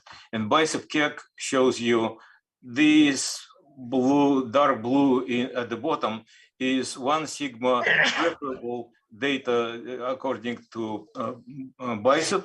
And it shows 2 parameters, NS and R. So what is NS and R?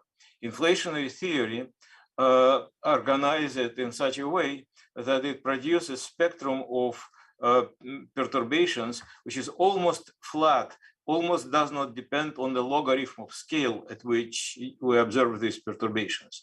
And that's a feature of inflationary theory, which is quite unique. And on the other hand, it is not exactly flat.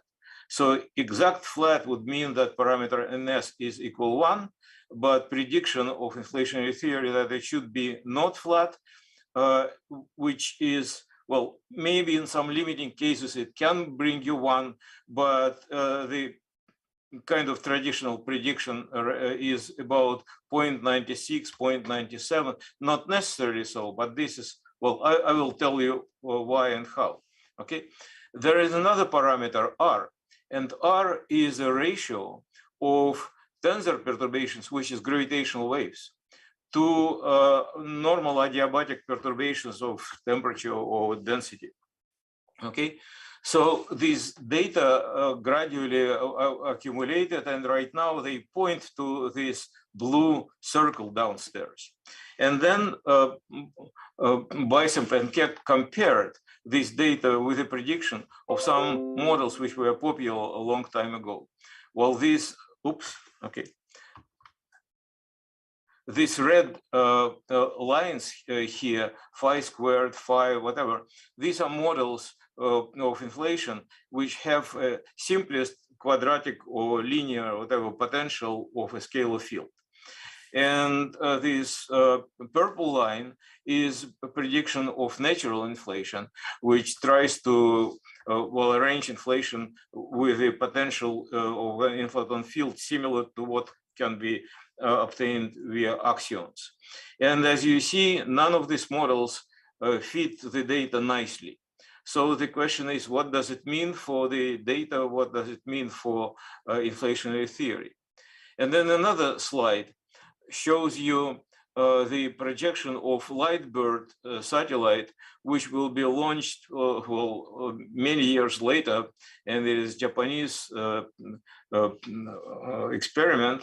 So these two slides show what is presently known according to Planck and Bicep. This is right now in a logarithm scale. It is NS and this R again. So these blue areas is what predicted by, excuse me, what are the results of Planck and Bicep. And this cloud to the left is what might be possible really to measure and check, rule out by this Lightbird satellite. And these few lines standing here, some purple point, it is prediction of so-called Higgs inflation. These purple lines here, these are predictions of some models related to alpha attractors. So this is what presently is under discussion, but I will go make step well, few years back and to explain where we are just in the context. Because I remember that in 2013, when Planck released his first set of data, before the release, there were several different voices. One voice said, inflation has many data supporting it. Another voice said, inflation does not have any data supporting it. So it was kind of interesting. And I decided to bring together well, several different pieces of evidence supporting inflation before and after Planck. And I will not list all of them, but you will be able to look at the list of 10 of different evidences which are most important. So one of them is that the evidence is universe is flat, and flat means omega equal 1.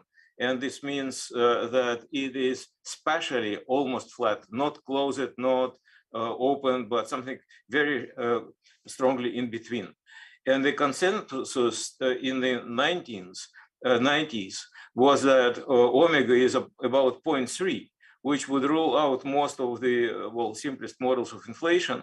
But then later, when dark energy was discovered, we learned that omega is almost exactly 1, and I will show you the latest data soon. The observable part of the universe is uniform, homogeneous. And yes, we knew that it is almost homogeneous, but 40 years ago, when inflationary theory was invented, it was just an experimental data that it is homogeneous at the level 10 to the minus 3, about that. And now we see that it's homogeneous at the level of 10 to the minus 4. And why it is homogeneous, there was a problem, so inflation explains it.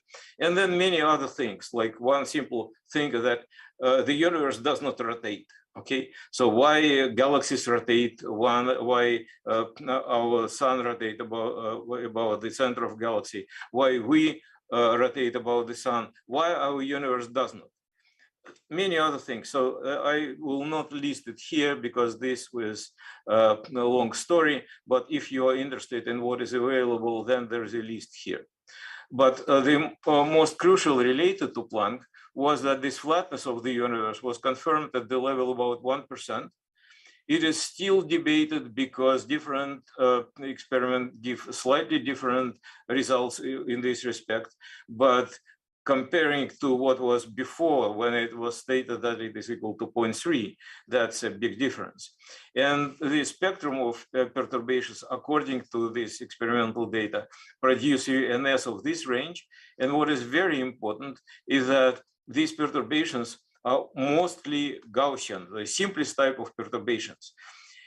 It is very difficult to predict non-Gaussian, special type of non-Gaussian perturbations, which are called local. There's a quantity FNL local characterizing them. And right now, experimental data is that it's about 1. But previously, people were scared that if there will be much greater than 1, then most simplest single field models of inflation will be ruled out. And then the data of Planck showing that no such evidence, and everything looks very Gaussian to the best of our measurements. We can test, in principle, inflation can be tested even better if we find gravitational waves. Gravitational waves were predicted by Alexei Starobinsky in the year before inflation was proposed in theory. And then we found this amplitude, this perturbation gravitation. It goes on top of the normal scalar perturbations of density. This amplitude of perturbations may be very small. It is searched right now by many experiments, and the search of gravitation waves is projected for 10 years, 20 years, because it's very important. But on the other hand, it's not always understood that the non-discovery of B modes, which is tensor mode, is fine as well, because there are many models where the amplitude of gravitational waves is extraordinarily small. Like in some models of string theory, it can be at the level 10 to the minus 6, 10 to the minus 9. So if they are not discovered, it is okay. If it is discovered, it's a great gift to us. So we should not expect necessarily to receive our gift, neither at our lifetime nor in the future, but we also should not pretend that it is required to, making reasonably sure that inflation is right, simply because we have lots of other evidences supporting. So now, returning back to the Planck's and bicep, once again, it's a picture of bicep. And they impose the strongest constraint on the amplitude of tensor modes available right now. It's about 3%, so it is very, very tiny, about 0.036. And it allows to rule out lots of theories. But before discussing it, I should mention the following, and that's also another simple fact. That if you consider this very simplest model of inflation, it would be, for example, theory m squared phi squared, very simplest quadratic potential. And that was, my original chaotic inflation model in '83. But then also it was said at that time that it can be any model with any potential which is flat enough. And if you add there just 2 extra terms, then any Planck data can be fit by fitting these other 2 parameters, because you have essentially 3 different sets of parameters, experimental parameters, which is amplitude of density perturbations, the slope of spectrum, and the amplitude of tensor perturbations. And all of them can be fit by 1 parameter, another parameter, and the 3rd parameter. And that's it. Then why do we need to look for any better theories? Because it's so simple. It's just a polynomial and you're done. The problem with that, each time when we are receiving new data, the choice of these 3 parameters, M, A, and B, is all over the place. you must fit this data with these parameters, and it is not a simple fit. So it does look a little bit like artificial thing, though I must say that we already had it in standard model of electroweak interactions, where it was required to fit the data by many parameters. We have much more in electroweak theory. Nevertheless, it would be nice to have a simple model which would fit all the data with 1 or 2 parameters. And I'm going to describe it now. So this is the part of the data released by Planck 2018, the article on inflation, the concluding article on inflation by them. And in this list, this is a table from the paper on inflation, and this list, they list all models which they consider simple enough to be compared with the Planck data. So the first one is Starobinsky model, and then some power law potentials, and then non-minimal coupling, natural inflation, etc. And then time came, and there is some disclaimer which I should make.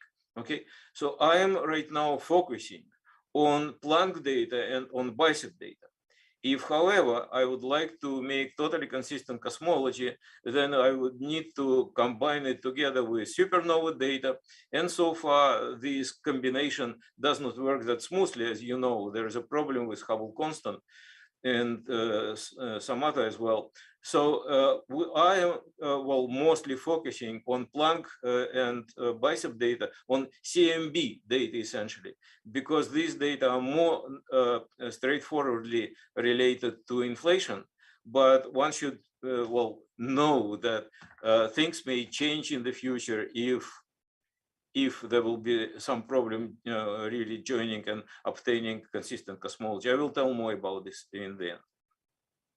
So what we have right now after a few years of study, power law potentials are ruled out.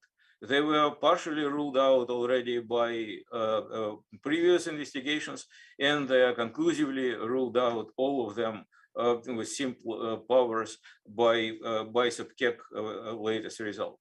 Non-minimal coupling exists. Natural inflation ruled out. Hilltop quadratic model ruled out. Hilltop quartic model ruled out. Spontaneous Brocken SUSY. So what remains here? The first model in the list is Starobinsky model, which was model of 80 when we didn't even know the word inflation. Then non-minimal coupling, it is what is called right now Higgs inflation, though the possibility is actually much more general than that. And then deep brain inflationary models with potentials shown here, and then the models of alpha attractors. Okay, so that will be the subject of my talk, what all of this means and how I can interpret it. So this slide just shown that this is Planck 2018 data, and at that time the natural inflation was looking okay, and then there was this green area downstairs which was for hilltop inflation, and there are these two yellow lines and the area between them, there was alpha attractors, and here at the bottom there was a prediction of Starobinsky and Higgs. So that's what we knew at that time. At this moment, natural inflation is gone, and hilltop inflation is gone, and whatever remains mostly is Starobinsky, Higgs, and the models of the type of alpha attractors. Now I should say that we were not the only people who invented and studying alpha attractor type models. There are some other works on this issue by other people, including Ellis, Nanopoulos, Olive, and others. But I will tell about models which I helped to develop and I understand them better. So the two classes of models which I would distinguish, one of them has a potential which looks like hyperbolic tangent, and another looks like Starobinsky model. However, here there's arbitrary parameter alpha, and I must explain where all of this came from. And this just a slide showing that the present status of this hilltop inflation model, they are disfavored even if you strongly modify the best of them. So all remaining models at this time can be implemented in the context of these alpha attractors or similar type of models. And therefore, the main discussion today will be about alpha attractors. So here is explanation what it is. Let's first consider the simplest theory of gravity plus scalar field. So the second term is kinetic, and then potential energy m squared phi squared, and that's it. Okay, so this was the simplest model. So this simplest model is ruled out because it predicts two large tensor perturbations. Okay, however, we can do the one modification of that. We introduce correction to this kinetic term. We make this kinetic term look singular. It is, looks singular, looks terrible. Why anybody would consider singular terms? Well, some time ago, like 10 years ago, we decided to try to understand why Higgs inflation and Starobinsky model, which are so successful in fitting Planck data, why these so different models, they make almost identically the same predictions, and these predictions are so good. So when we looked at the Higgs inflation model, we found that you start with one representation of this model, and then you make some transformation, which is necessary to show that this model universally predicts something. So essentially, you start with a theory non-minimally coupled to gravity, and then you change something there, and this non-minimal term disappears, and instead of that, you modify potential. And what we looked at in the process when you were doing this at some intermediate stage, people come to a stage where they introduce a field with this strange kinetic term looking at this. Then we looked at the Starobinsky model, which started with a model with Lagrangian R plus R squared. In the new age representation of this model, it looks like R plus flat potential. And when people massaged this previous theory to the new version of it, we paid attention that they transformed it, and in some intermediate stage of calculations, this theory contained these singular kinetic terms there. So it was looking like more than coincidence, and we start looking at that, and we start discovering one model after another, which has similar properties, and all of them have a very good chance to fit experimental data. So in particular, this one, it looks like it is a singular kinetic term. Is it dangerous? Well, we can just make a transformation from this d phi squared divided by this to some canonical kinetic term. It is just, well, you solve differential equation and you find another field, well, this curly phi, which would have here in this place a normal canonical term, so no pathologies nowhere anywhere, but this potential of the scalar field in terms of this new canonical field becomes, well, this tangent. And this tangent potential is flat asymptotically, so it's a Plato potential. And Plato potentials are good for fitting Planck data. And this simple model fits experimental data if you fine-tune the mass m, taking it equal 10 to the minus 5 of Planck mass. And for any alpha smaller than about 7, it fits all experimental data available now. Now, more generally, you can take a similar type of model with general potential V of phi, like phi to the fourth or whatever it is. And each time when you're doing it and go to canonical variables, it becomes V as a function of tangent. And whatever V is, the full potential of V of tangent, because tangent becomes flat when phi goes to infinity. All the time you have flat Plato potentials, and these Plato potentials approach Plato exponentially fast.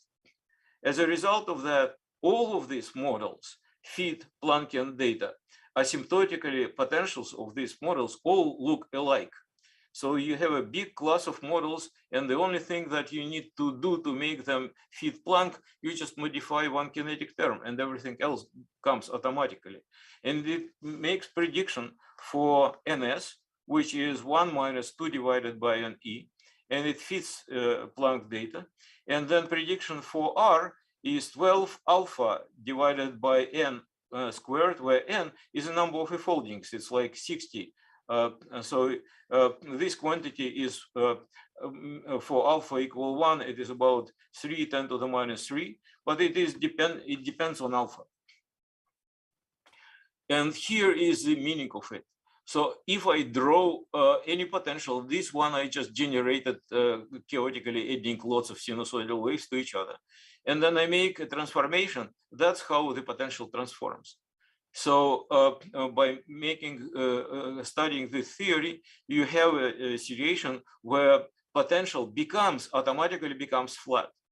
And I can consider, two field model. One of this field phi is built for using this principle, and another field can be normal sigma. Okay, I again generate any chaotic landscape, and then I make a transformation to canonical variables, and I suddenly see that this landscape flattens out, and I can easily have inflationary models, and all of them have similar predictions.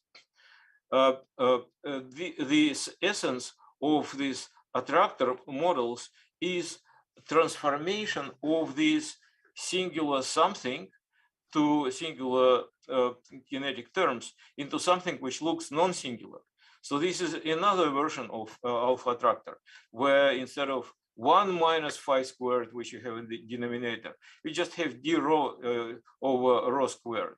And in that case, for simplest potential v of rho, like 1 minus rho squared, you get a model which at alpha equal 1 will be just Starobinsky model. But it is more general than Starobinsky because it can have any alpha and therefore any value of R. So this is a general structure of these two classes of models. Models which looks like Tanch, we call them T models, and models looks like 1 minus exponent squared, and we call them E models.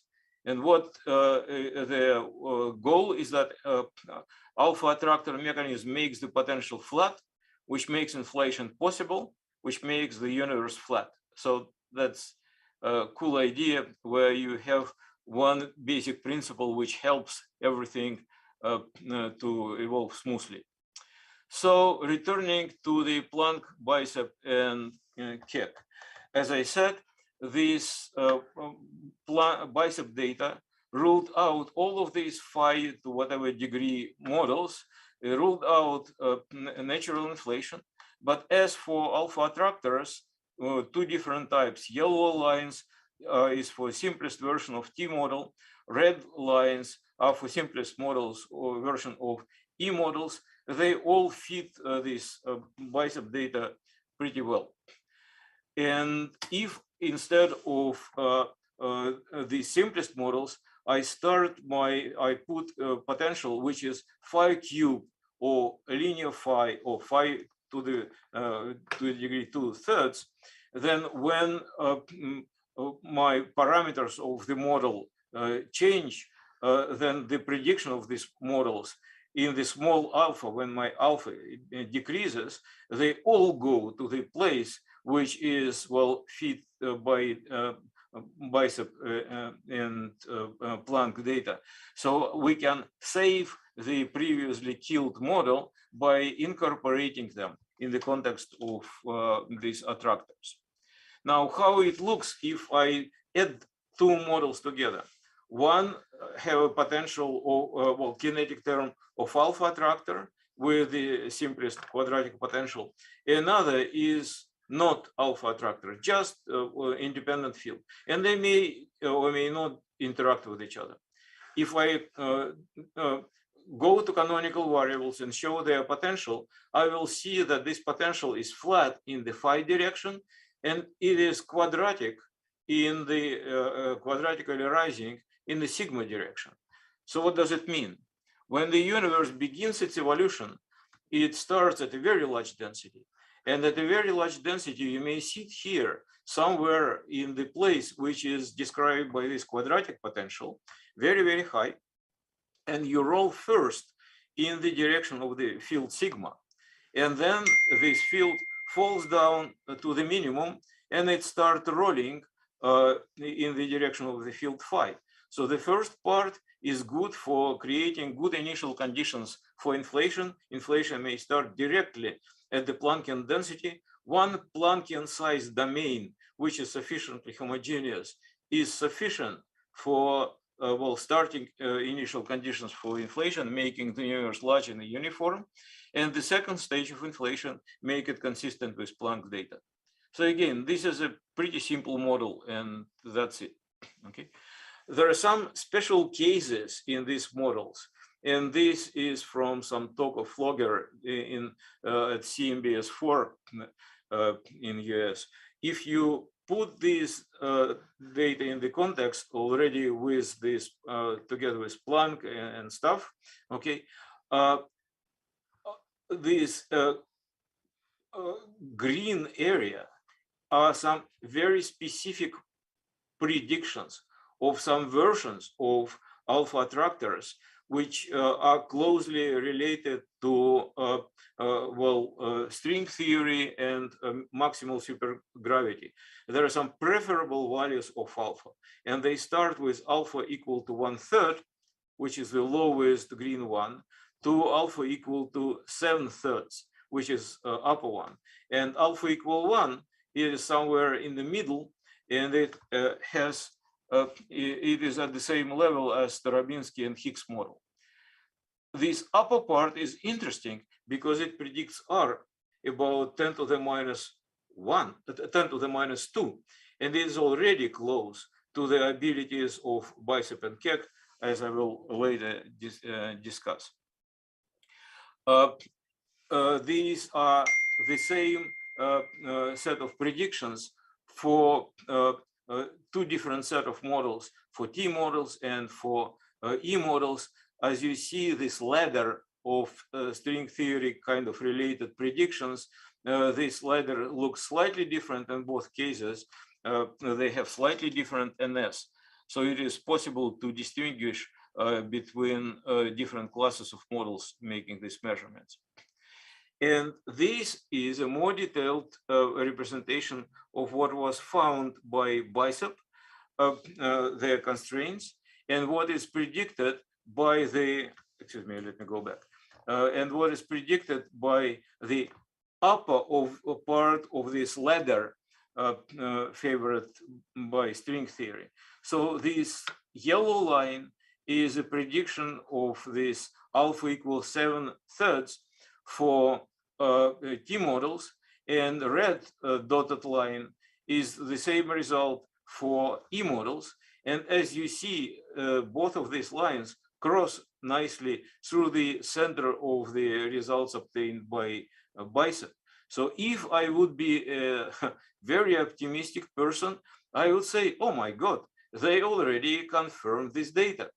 But then, of course, we cannot make this statement because the error bar here is too large. So we cannot say anything conclusively. Nevertheless, it's pretty interesting that the center of the ellipse is exactly at the place where we can first see the signal according to these alpha attractor models. Okay, the expectation coming from Bicep and Keck is that, again, if they are being optimistic, in about 5 years, they may increase accuracy, so shrink this ellipse or move it down about 3 times. And in that case, if what they see here as center is a real result, if they will climb the discovery at the level R of the order of 10 to the 0.014, then we will really be really happy. But it's also quite possible that they will need to go very, very much down, and R will turn out to be much smaller. So we are kind of prepared for any eventuality. Now I must mention that shortly after Bicep and Keck published their data, there was another paper by Tristram and others, which claimed to even strengthen a little bit Bicep data. And honestly, I would be happy if they were right, because our predictions fit their results even better. But there is something not quite convincing, to me at least, with their results. Somehow the whole picture is shifted slightly to the left with respect to well, results of Planck data quite significantly. And when I discussed it with some people from Planck, they were a bit skeptical about this work, but I cannot comment professionally. This is experimental work, and probably there are not enough accuracy one way or another to claim well, one with respect to another. But you see, they're very similar. The Bicep Keck data and their reinterpretation of their data, together with reinterpretation of Planck results by this group of people. Essentially, this difference between Bicep and these is because of the reinterpretation of Planck data by this group of people. So let's wait. Returning to Lightbird predictions, okay? So as I mentioned, Lightbird expectation, because they are planning right now, it's extremely expensive experiment. And going forward, the experiments are going to be even more expensive than that if this whole thing continues. So it's better to have some targets. Just to justify, we need maybe some more money or whatever. Do you have real targets for that? So this group of targets at the left part of the picture I already mentioned. There are hardly visible here because of plotting. There is this Higgs and well, R-squared models, Starobinsky, and these purple, they are well, these alpha attractors. But in fact, alpha attractor predictions go all the way down to any value of R, all the way down to 0. However, this right part of this picture is kind of empty. Okay, so alpha attractor describe left part of the Planck Bicep data results, and right part is empty. It is not really empty, because by changing the potential of alpha attractors, you can shift it a little bit to the right, but we must be prepared that the data will actually point somewhat to larger value of NS, and then what we will say, and for how long we will continue insisting that our models are right. Okay, so we will mention another set of attractor models.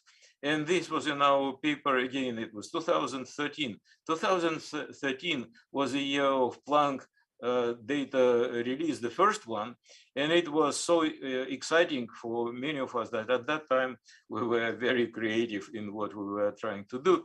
So this model looks like Higgs inflation, except for in Higgs inflation it is 1 plus psi multiplied by phi squared, and in the potential it must be phi to the fourth. You cannot do it phi squared, whatever.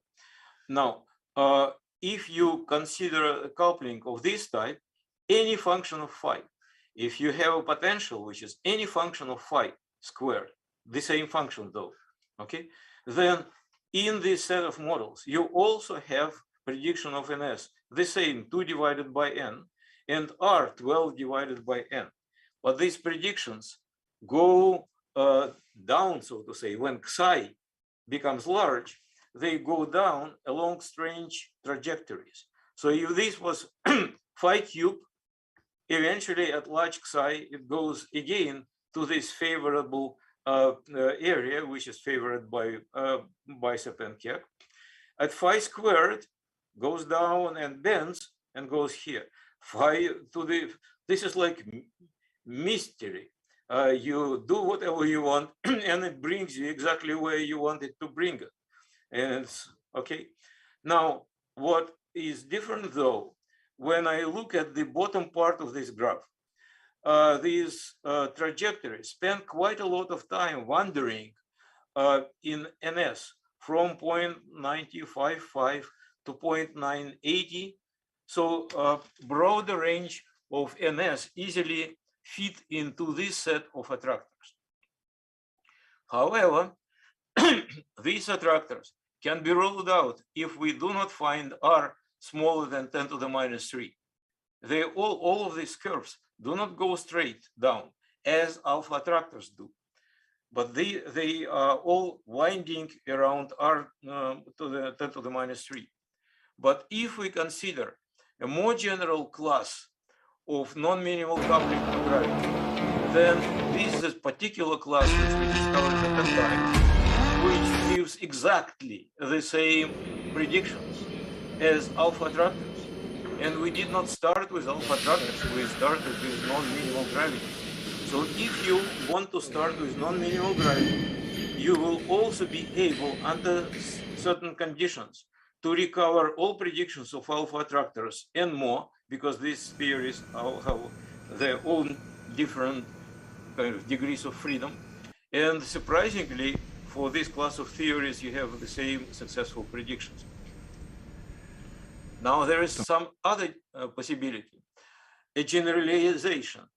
For alpha attractors, we had kinetic terms, which has, a scalar field, quadratic scalar field in the denominator. So for Q equal 2, we have alpha attractors, pole second order. For Q greater than 2, we also have attractor regime. When we go to canonical variables, we also have attractor regime. But in this attractor regime, we get NS equal to 1 minus some other parameter, and R is given also to some other parameter. And this is an example of a more general or the simplest type of models, and they appear sometimes, these potentials appear in the DP brain inflation. Remember, there were some models which fit experimental data by Planck, and they were subclass related to DP brains. So this is this class of models which can be obtained by general pole inflation, and they give predictions which, for some simple choices of models, give you n equal to 5/3 n or 3/4 n. So this was, well, a new set of models and new different predictions. And if we put all of these models in the same graph, you will see that the combination left part is covered by the simplest alpha attractors, right part is covered by these pole inflation attractors, and all of them cover possible values of NS from 0.95 approximately to 0.98. So this part is safely covered by some attractor versions of the models, which have this interesting structure. Now, polynomial alpha attractors. I can represent these models of pole inflation in yet another equivalent form, because previously our criterion for potential was that potential must be non-singular at the singularity of kinetic term, and its derivatives non-singular. Then we obtained those predictions which we obtained. But if we say that potential is non-singular, but who knows about its derivatives, then it's possible to reproduce all of this class of pole inflation using alpha attractors, but with the singular derivatives at the singularity of kinetic term.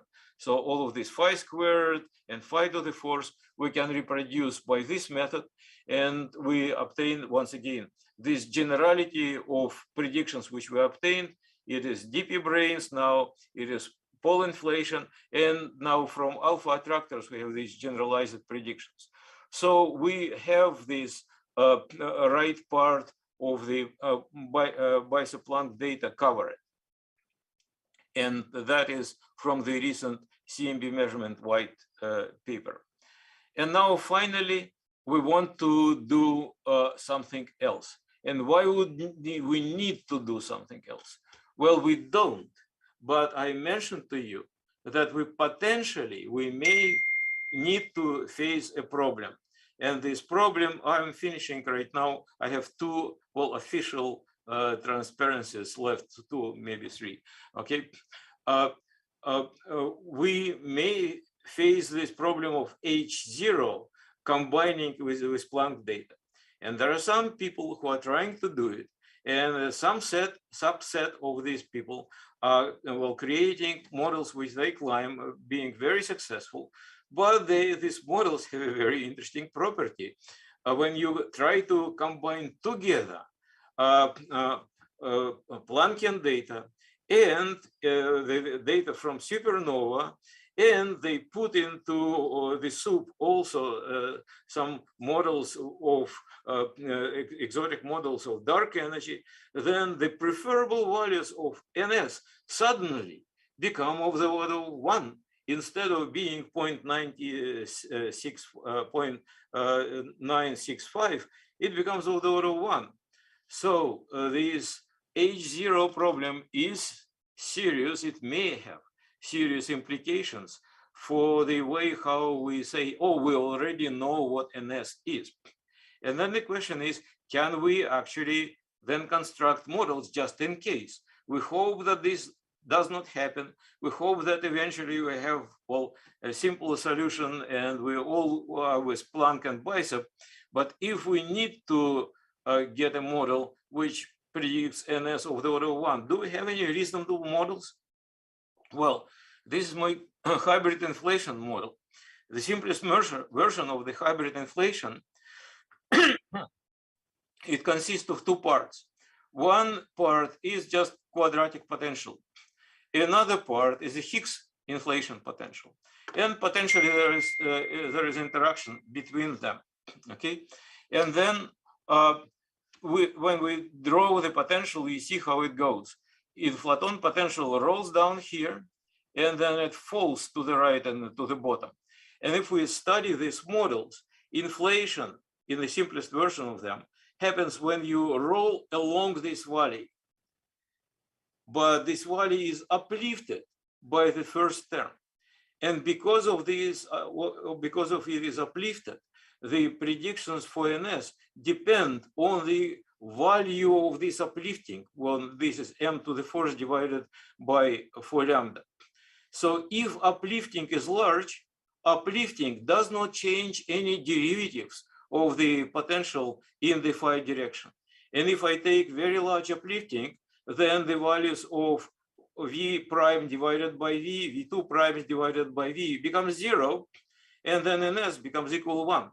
So in the limit of large uplifting, this model have universal prediction ns equal 1.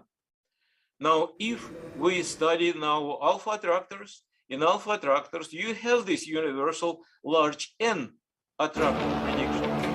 But interestingly, what we found that if we make large uplifting, then this large N means greater than 60. And we cannot see greater than 60 because it is a part of the universe which is over the horizon. So then we fix N equal to 50 or 60, do not go to the limit, but we can go to the limit with uplifting.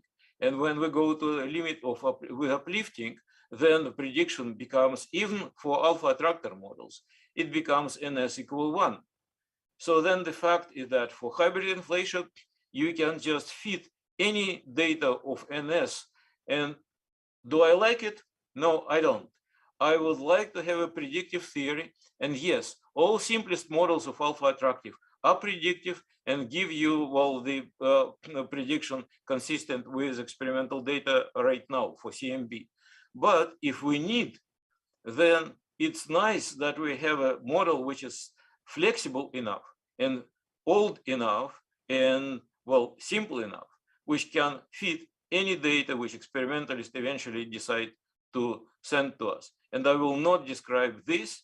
This is just a version of these parameters which allow some more fun, like quintessential inflation, all of this going from the simple model. And I will not tell anything about supergravity and string theory because we are out of time. So it's just conclusions. So first line is that many predictions of inflationary theory, they already have been tested and confirmed by experimental data. I gave a list of about 10 of them. Some inflationary models, such as Starobinsky, Higgs, alpha attractor, can describe all inflation-related data by a single parameter, which is extremely economical and it's just luck. Prediction, if we need to adjust with H0, then this hybrid inflation has much more parameters, but it's nice to have it. Prediction of alpha attractors are very stable to significant modification of the inflaton potential. This is yet another gift. And then bicep Keck results are moving very close in accuracy to the range necessary to test tensor modes in this model. As I mentioned, they are already in the range, and maybe 5 years later, they themselves zoom. And finally, if we need to be flexible, we know how. Okay, thank you very much, and I finished. No, thank you very much for this nice talk. We already have some questions in the chat. The first question was from Ibrahim Semiz about your first few slides. Would you like to ask your question, Ibrahim Semiz? Yes, you talked about the universe is not rotating. What does it mean for the universe to rotate, and with respect to what? Okay. What I essentially mean is not a rotation with respect to what. It could be some asymmetry of metric of the universe. It's like when you have a rotating black hole, you do not look like it is rotating because it is, surface is very smooth, whatever. But nevertheless, its metric shows anisotropy. And we do not see this anisotropy at a very high level of accuracy. You mean a zero-I component of the metric? Yeah, we would see some components of metric which would be like of the Kerr type, for example. Okay. Not of the Kerr, it is not this metric, but nevertheless, it just consider like that. Space-time cross terms. Yeah, so the universe does not have an axis. And now when I say the universe does not have an axis, you then may tell me, oh yeah, but there was something about axis of evil. Yes, so there is a lot of real research checking whether there is any preferable direction in the universe, anisotropy of the universe, something along which all data specifically are aligned. And there were lots of claims in favor of that and lots of claims against that. And it is interesting that all of these claims are dealing with really tiny effects. So explaining why anisotropy, even if it is there, why it is so minuscule, and these perturbations of metric, which is distribution of galaxies, it's density perturbations, but it could be that they have this rotational component or whatever.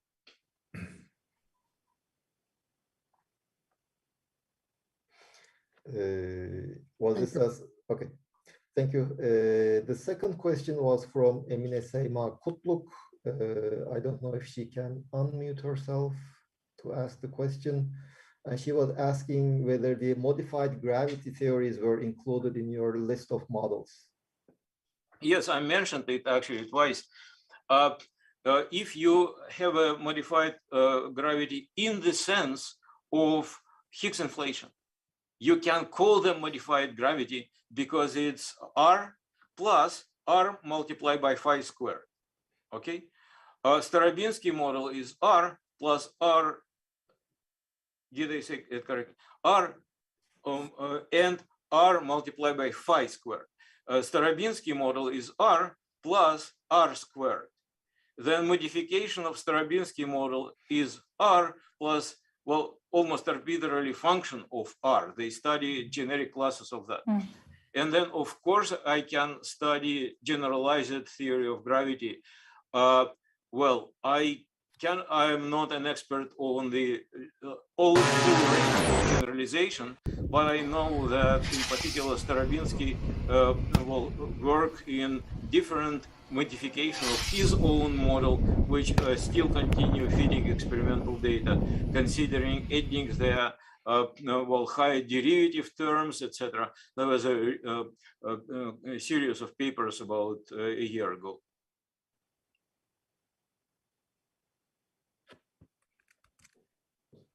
And in a sense, supergravity models is a generalized theory of gravity.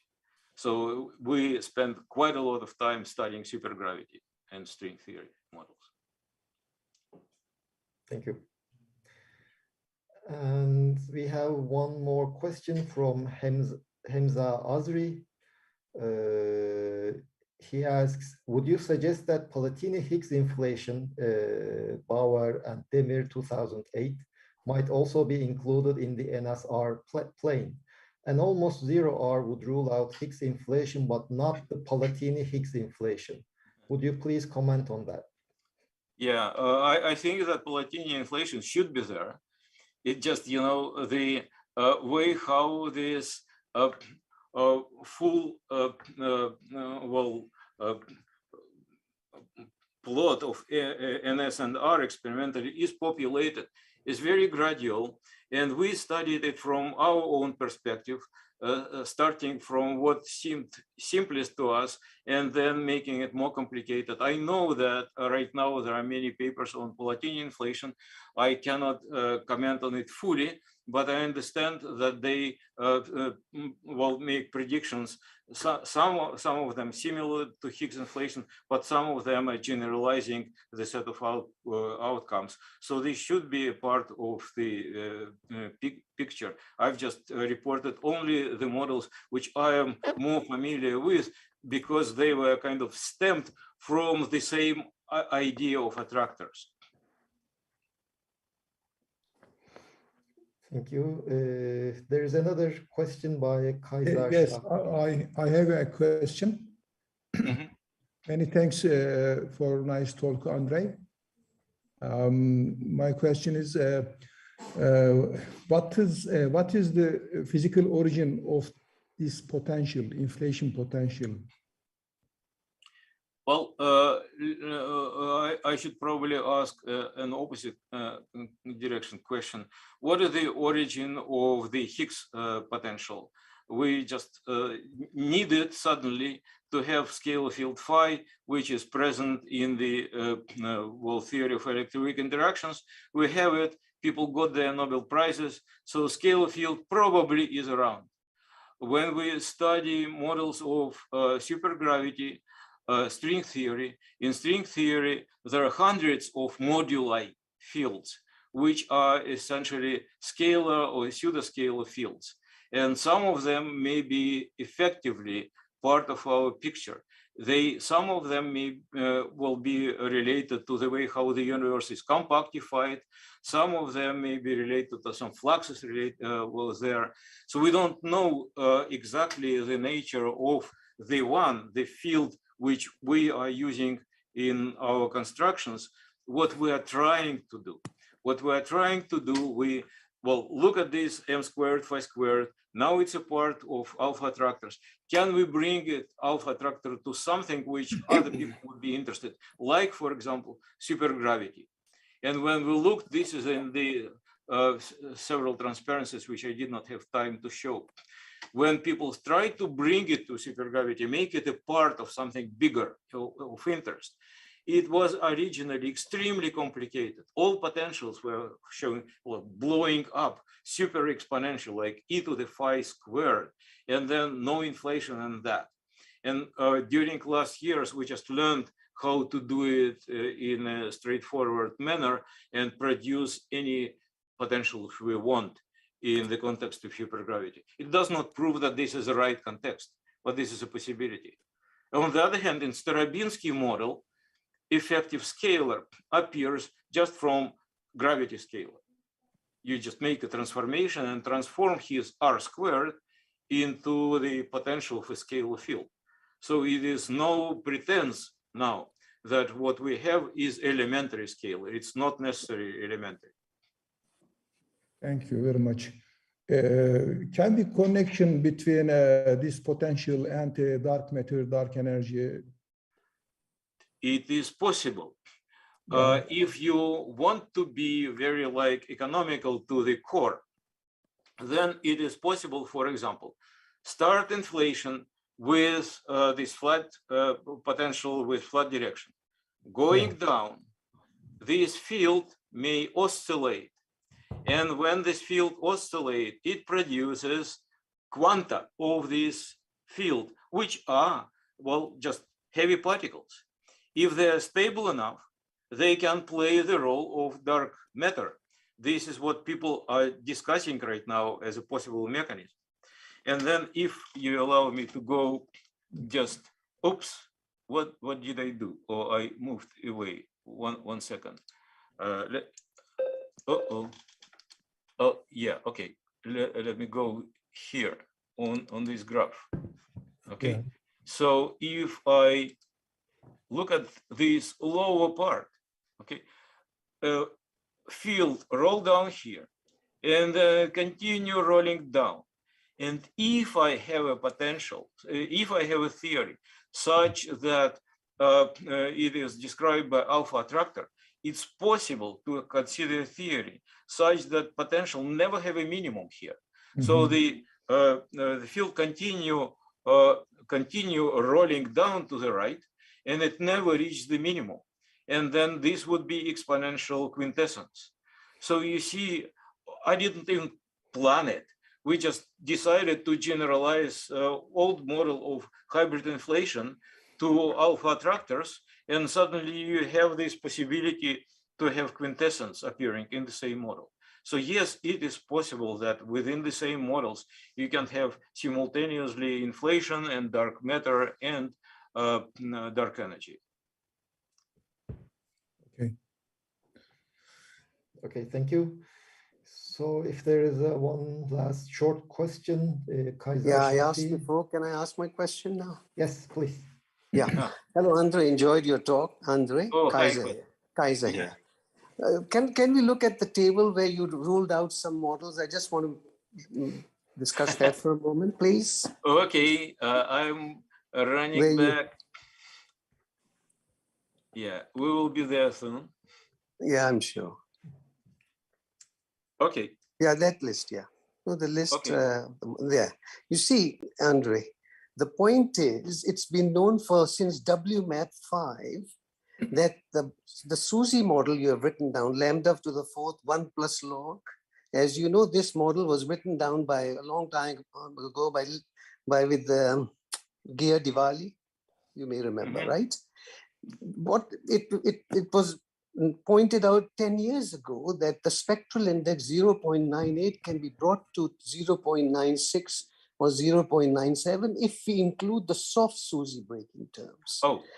No, these are not the soft terms of TeV scale. Remember, in the superpotential, there's a linear term in the inflaton, m squared s. And that soft term associated with this brings it down to the value 0.96 or 7. Unfortunately, the experimentalist Planck continues to do that, and you did the same by pointing this figure of 0.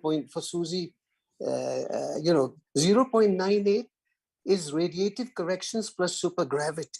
But if you include the soft SUSY breaking term, which you should, which Diwali and I left out, then the spectral index comes within the range, and it's been known for a long time. Unfortunately, the experimentalists keep showing this thing and give a reference to our paper in '94, but that had left out this important soft term, not the usual SUSY MSSM soft term, but the superpotential term associated with the inflaton. Yeah. Okay. Well, first of all, I can send you the paper. I can send you. Yes, that's what I wanted to ask you. So first, please do send me a reference, and then I should return to this slide of mine. If I want to fit the data, then it is sufficient for me to have just a polynomial with 3 terms. So if I just want to fit the data, then things are very easy for me, but they are not very economical. And what we were trying to do is the construction which I mentioned, is that we have a theory which does not require fitting. We just have a theory which is, well, just one parameter and it gives you the data. So the question therefore will be, and I will be happy to look at the paper, how economical this model in this respect. Okay, right. Because in association with the previous question, Ekrem asked, what's the physical origin of the potential? So the potential for SUSY model, as you well know, is B minus L of the standard model as B minus L global symmetry. Mm-hmm. So if the supersymmetric version and you make B minus L local, then you break. So the potential now for inflation comes from just breaking this B minus L symmetry. Mm-hmm. And the mass of the symmetry breaking scale is predicted, by the way, and it's close to the gut scale. And the nice feature about this kind of model is that delta T over T is proportional to M over M Planck squared, where M is the SUSY, is the breaking scale of the gauge symmetry, let's say B minus L. You may remember that. You and Riotto then showed that supergravity corrections do not change this thing, right? Then we showed that by including the soft SUSY breaking term associated with the linear term, then the spectral index is also nice. So it's very economical because now you can answer the next question that Ekrem asked, because now you can do leptogenesis. B minus L is broken, the inflaton makes neutrino, it's connected closely to neutrino physics. And the point is the Hubble parameter now after Planck is 10 to the 14 GeV or less, something like that, right? And therefore gut models are very relevant because their scale is, is within that range. So it's the observable inflation happen when the Hubble parameter is well below the Planck scale. So these gut kind of models are very compelling. Anyway, I'll send you the paper. Okay, excellent. Thank you so much. Of course. Thank you.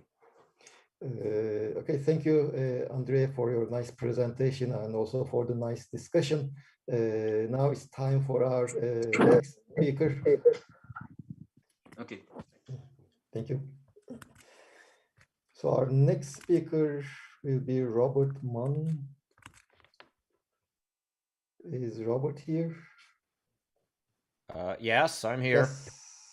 Hello. So let me meanwhile give a short biography of Robert. Robert Mann is a theoretical physicist at the Waterloo University. He received his Bachelor of Science from McMaster's University and was awarded PhD from the University of Toronto. He works on gravitation, quantum physics, and the overlap between these two subjects. And he is interested in questions that provide us with information about the foundations of physics, particularly those that could be tested by experiment. He and his group addresses questions in physics such as how do black holes influence quantum entanglement? Could we use a quantum probe to peek inside the black hole? Why do black holes seem to exhibit chemical-like behavior once vacuum energy is taken into account?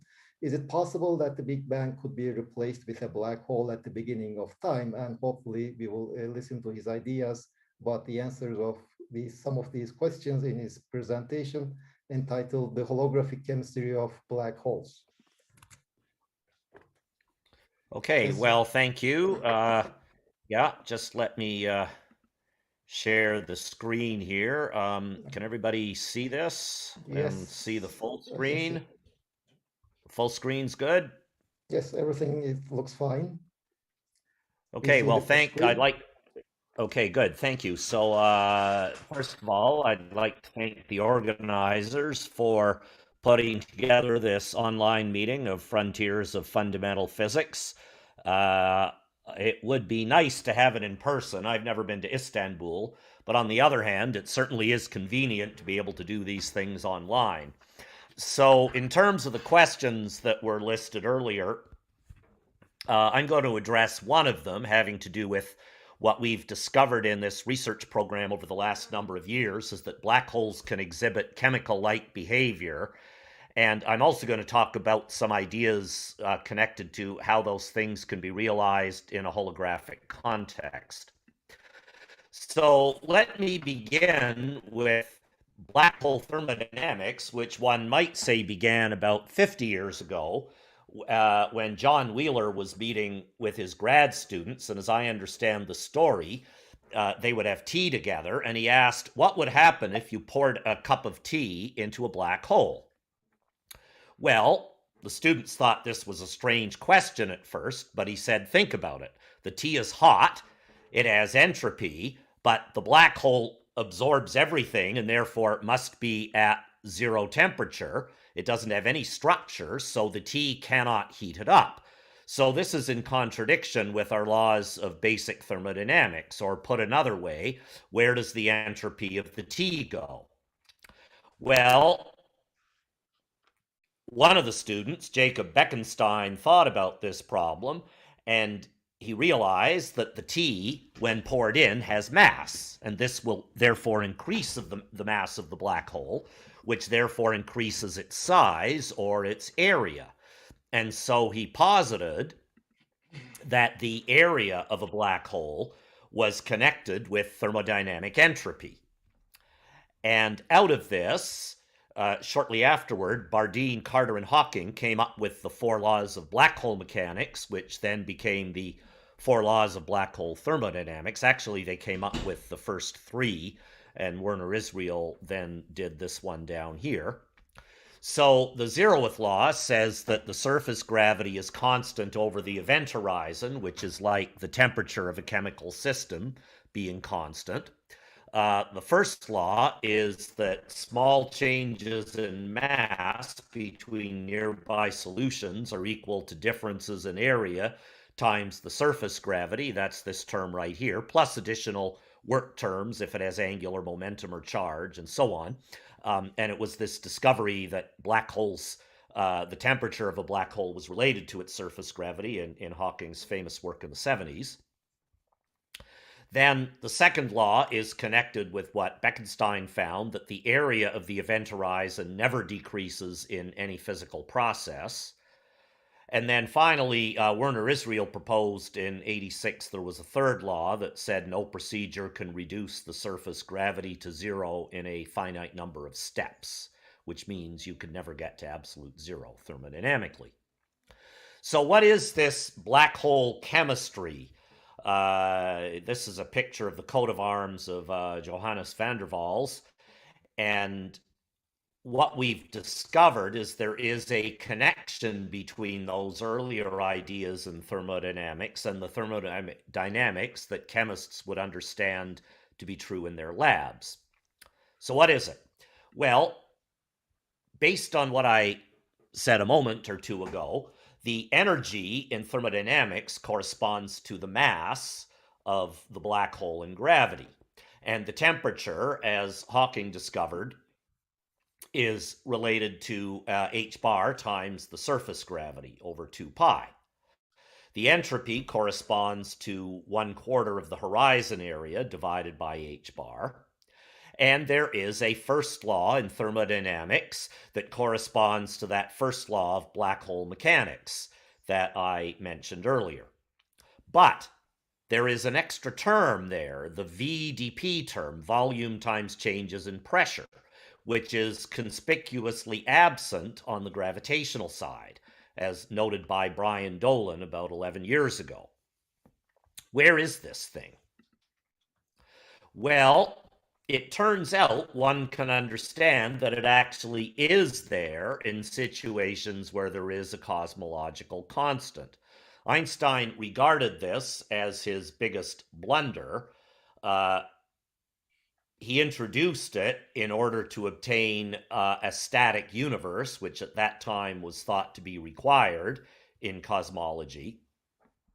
Today we understand that a positive lambda, which certainly is in accord with the data, corresponds to cosmic tension. However, in string theory, negative lambda is preferred for a variety of reasons, and this can be understood as a form of cosmic pressure, simply done by moving this term here over to the right-hand side and identifying it with a simple form of stress energy where the magnitude of the pressure is the same as the magnitude of the density of a perfect fluid. So the basic idea is that if you add negative lambda, as the magnitude of lambda increases, you go to a system with higher and higher pressure. So in other words, can we indeed understand pressure to come from the vacuum?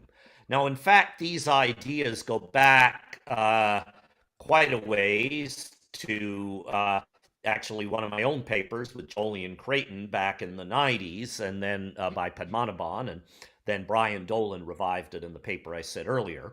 So to be explicit, let's consider a four-dimensional Schwarzschild anti-de Sitter black hole. It's not hard to show that given that lambda goes like minus 3 over L squared, that's this equality right here, the mass and the temperature and the entropy are given by these quantities in blue, relating m to the ADS length L, and the horizon size R plus. The temperature is related to those quantities by this. The entropy is a quarter of the horizon area. And if you accept this hypothesis, the pressure is 3 over 8 pi L squared, and it will have a conjugate thermodynamic volume that turns out to basically be the simple Euclidean volume of the black hole. And you can then compute the first law that obeys these equations, where pressure is now regarded as a thermodynamic variable. So small changes in pressure are small changes in L, or small changes in lambda. And its conjugate thermodynamic variable is this volume right here. So both the SMAR and the first law are satisfied. Now, I would point out that if pressure were not considered in this relationship here, if you considered it fixed, you could still get a first law, but the SMAR relation would not be satisfied. M is not equal to 2Ts. It is 2Ts minus 2Vp. So here are the Einstein equations.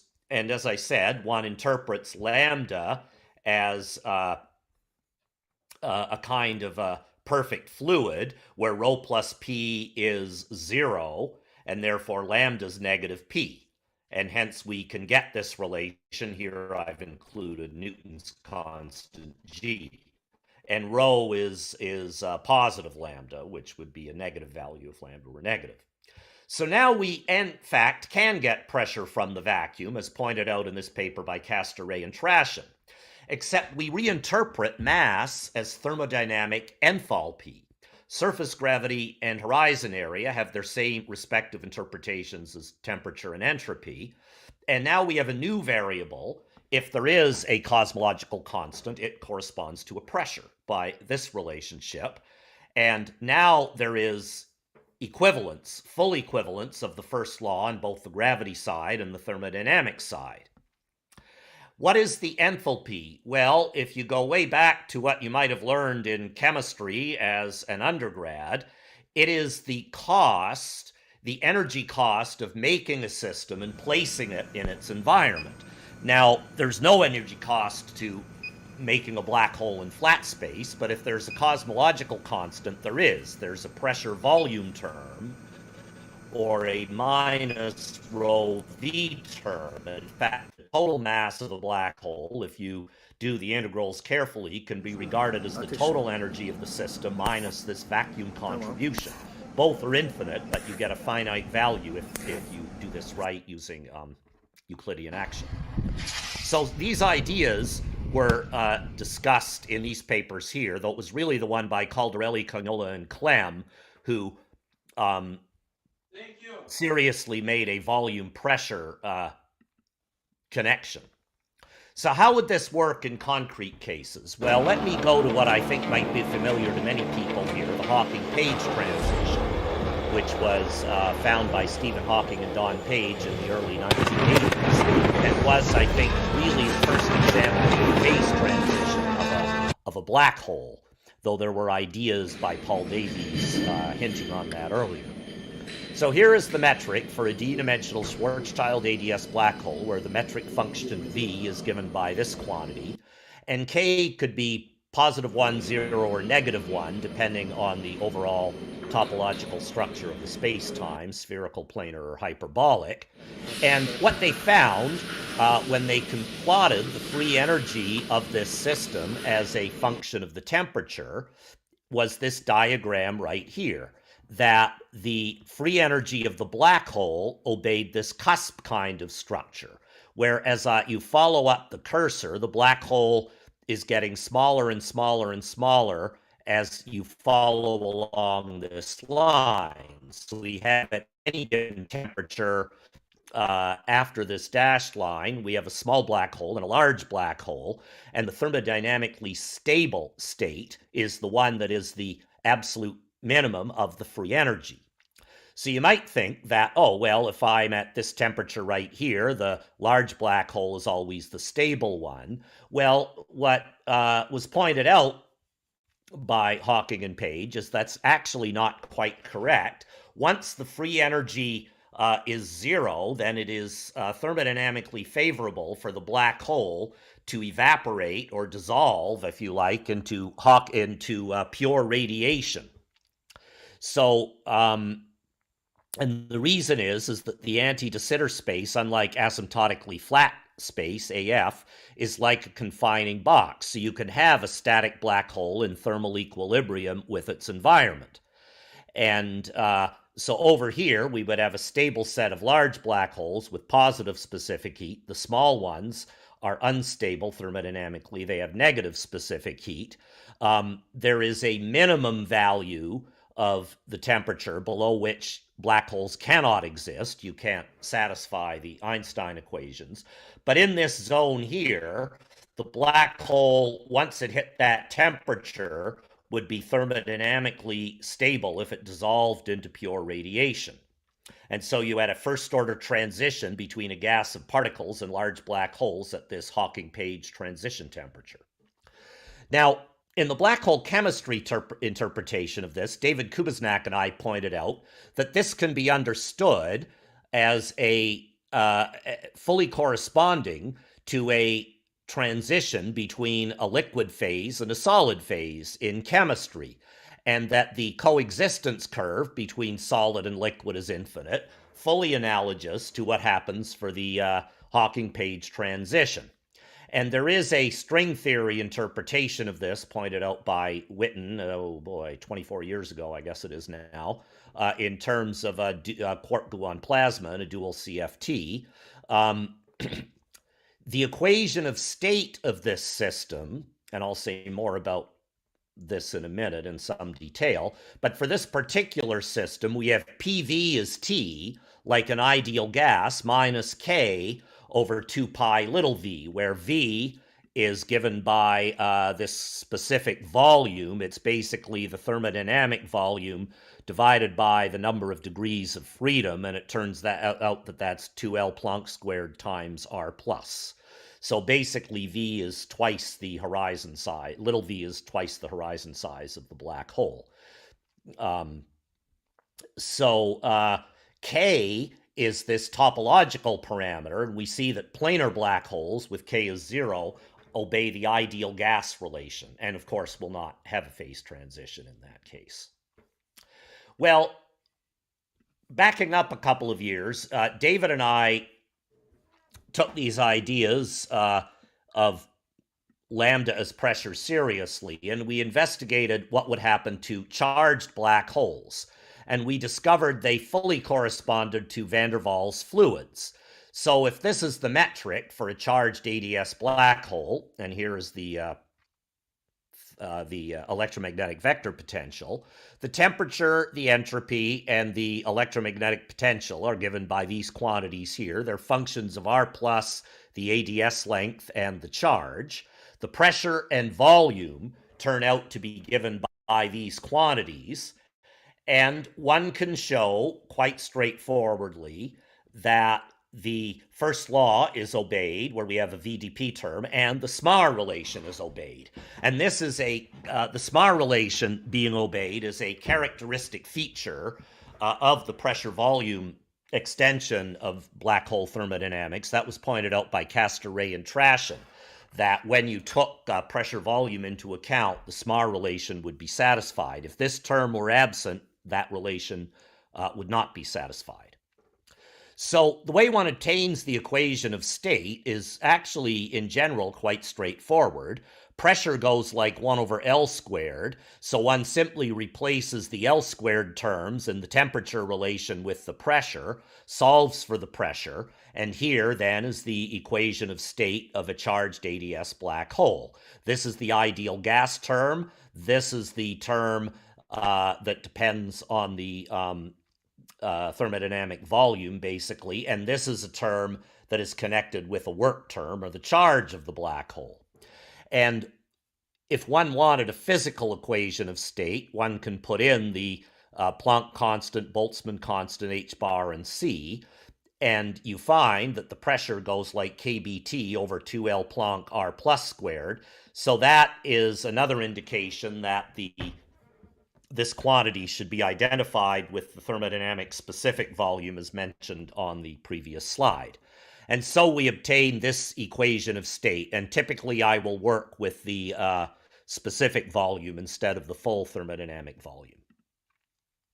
This is a form of van der Waals equation. And if one considers the Gibbs free energy, which can be computed from the Euclidean action, which has the bulk term, the surface term to make the variational principle well defined, and this term right here, plus counter terms to tame divergences. This term ensures that the charge of the black hole is fixed. So when you calculate this, you find that the free energy is given by this expression right here, and when you plot it, it exhibits this swallowtail behavior, just the way a van der Waals fluid was shown to. If the pressure is sufficiently large above this critical value, then the curve is smooth. If it's below the critical value, it develops a swallowtail, and at the crossover, we get a first-order phase transition between large and small black holes. When the pressure is at the critical value, it develops a kink, and that's called the critical point of the system. Again, analogous to the inability to distinguish gas and liquid in a van der Waals fluid.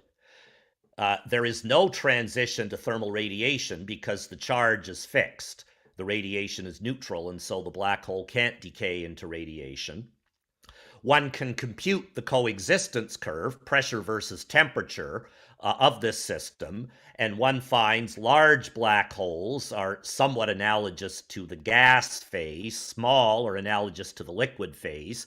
At low pressures, they're distinguishable until you get up to a critical point. That's what happens right here at this pressure. And above that, gas and fluid, large and small, no longer undergo a phase transition. They're indistinguishable.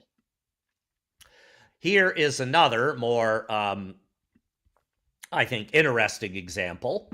A system can undergo what is called a reentrant phase transition if a monotonic variation of any thermodynamic quantity results in 2 or more phase transitions so that the final state is macroscopically similar to the initial one. And this was first observed by Hudson in 1904 for a nicotine-water system, which is what this diagram shows. He put water and nicotine together, and on this axis, we have temperature. On the horizontal axis, we have concentration of nicotine within the water. So let's say it's a 50-50 mixture, and we're right at this point here. At high temperatures, they mix together. The molecules of nicotine and water have so much kinetic energy, they just fully intermix. But as you cool the system down, the nicotine and water separate, which is what happens in this zone here. And for various nicotine concentrations, Hudson mapped out this circle. But if you cool it down even more to get down here, then they mix together again. And that sounds a bit strange, but the reason is that there's a polar bond that develops between the water and the nicotine. So you go from mixed to separate to mixed as the temperature monotonically goes down, or goes up if you go the other way. And that is what a reentrant phase transition is. It's been observed in many systems listed here, and there's a whole physics reports from about 30 years ago almost that discusses these, and there's a lot of work going on in this. We discovered this also can happen for black holes. And we first discovered this in rotating ADS black holes in this paper right here with Natasha Altamirano and David Kubiznak. We plotted the coexistence curve and for these kinds of rotating black holes, singly rotating in ADS, I think. And we found, similar to the charged case, there was a large small phase transition with this coexistence curve ending in a critical point. But we found another coexistence curve that I'll magnify over here. And we found, in fact, that within this small range of pressures within this box, you could have a transition as you decrease the temperature from large to small and back to large again. Not quite as large as the first, so we called them intermediate, but this is certainly a form of reentrant transition where we've got a second coexistence curve right here. So here it is magnified. It's basically a large, small, large transition, fully analogous to what Hudson observed with nicotine. Mixed is like intermediate, separate is like small, and mixed is like large. There is, if the temperature gets too cold, as was the case with uncharged ADS, if the temperature is too low, then there are no black hole solutions, and that's what that dashed line indicates right here. But there is a region where this can take place over a small range of pressures. We then since found it in quite a number of other examples that were in this paper, and now there are many papers by lots of people that have found this kinds of things for various kinds of black holes. So there are now quite a number of results from black hole chemistry. I've already talked about these first three right here, but we found a number of other things that I will not go into detail on, but simply highlight. We found that black holes can exhibit triple points, analogous to the triple point where water in its liquid, gas, and solid states, ice, water, and steam, become indistinguishable. There are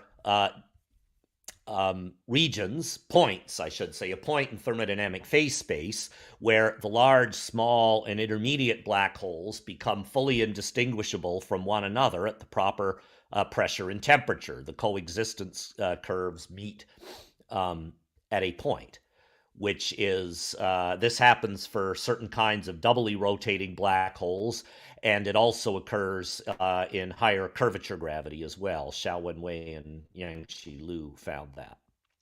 We also discovered that some black holes can have polymer-like phase transitions, where the critical exponents are differ from those of the charged and rotating black holes. They are non-standard.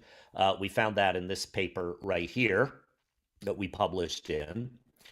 And then after that, we discovered that some black holes can even have superfluid phase transitions analogous to those seen in liquid helium. If you give the black hole scalar hair, then you can have a coexistence line where the phase transition is second order everywhere on the line instead of first order, and that was discussed in this set of papers right here. So there are quite a number of results, and there's now quite a lot of papers written finding various manifestations of these kinds of things. And about every year since about 2017, I thought we discovered about the last we could discover, but there's actually more. Clifford Johnson pointed out that this formalism can be used to understand black holes as heat engines, and you can benchmark various black holes for their efficiencies. And then in this paper here with Roby Hangar, Fiona McCarthy, and Alvaro Bellon, we found that it's actually possible to maximize the heat engine efficiency of a black hole, that black holes, we found this to be basically a theory-independent upper limit on the black hole efficiency, 2 pi over 4 plus pi. About a year after that, I guess starting in 2016, I guess about the same time, going on to about 2019, a literature has developed about accelerating black holes, which actually were not thought to be like thermodynamic systems. But Ruth Gregory and Michael Apples and David Kubiznak pointed out that they could be. And then there's work by Astorino, Andrei Sanabalon and my collaborators, and Ali Ovgun, who I think is here at this meeting, contributed to this, Finian Gray, and then Nilüfer Abasfandi, Wan Kong, and there's more papers than this.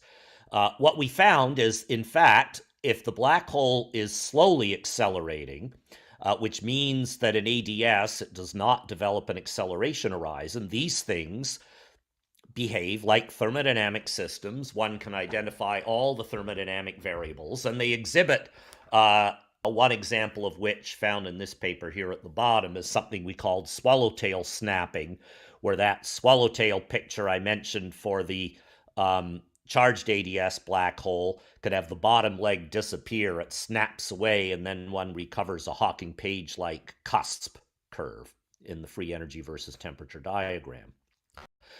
Another direction that was pursued by Xiaowen Wei and Yangxi Liu, and I contributed somewhat to this here as well in this PRL, is that these various results from black hole chemistry suggest that perhaps the microstructure of a black hole is not subatomic, not even atomic, but rather molecular in character.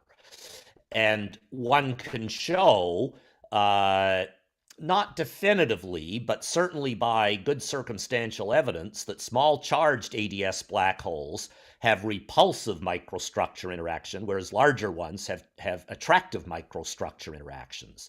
So it may be that one should understand the degrees of freedom of a black hole to be having a molecular sort of character. So that's what I wanted to say for the first part of the talk.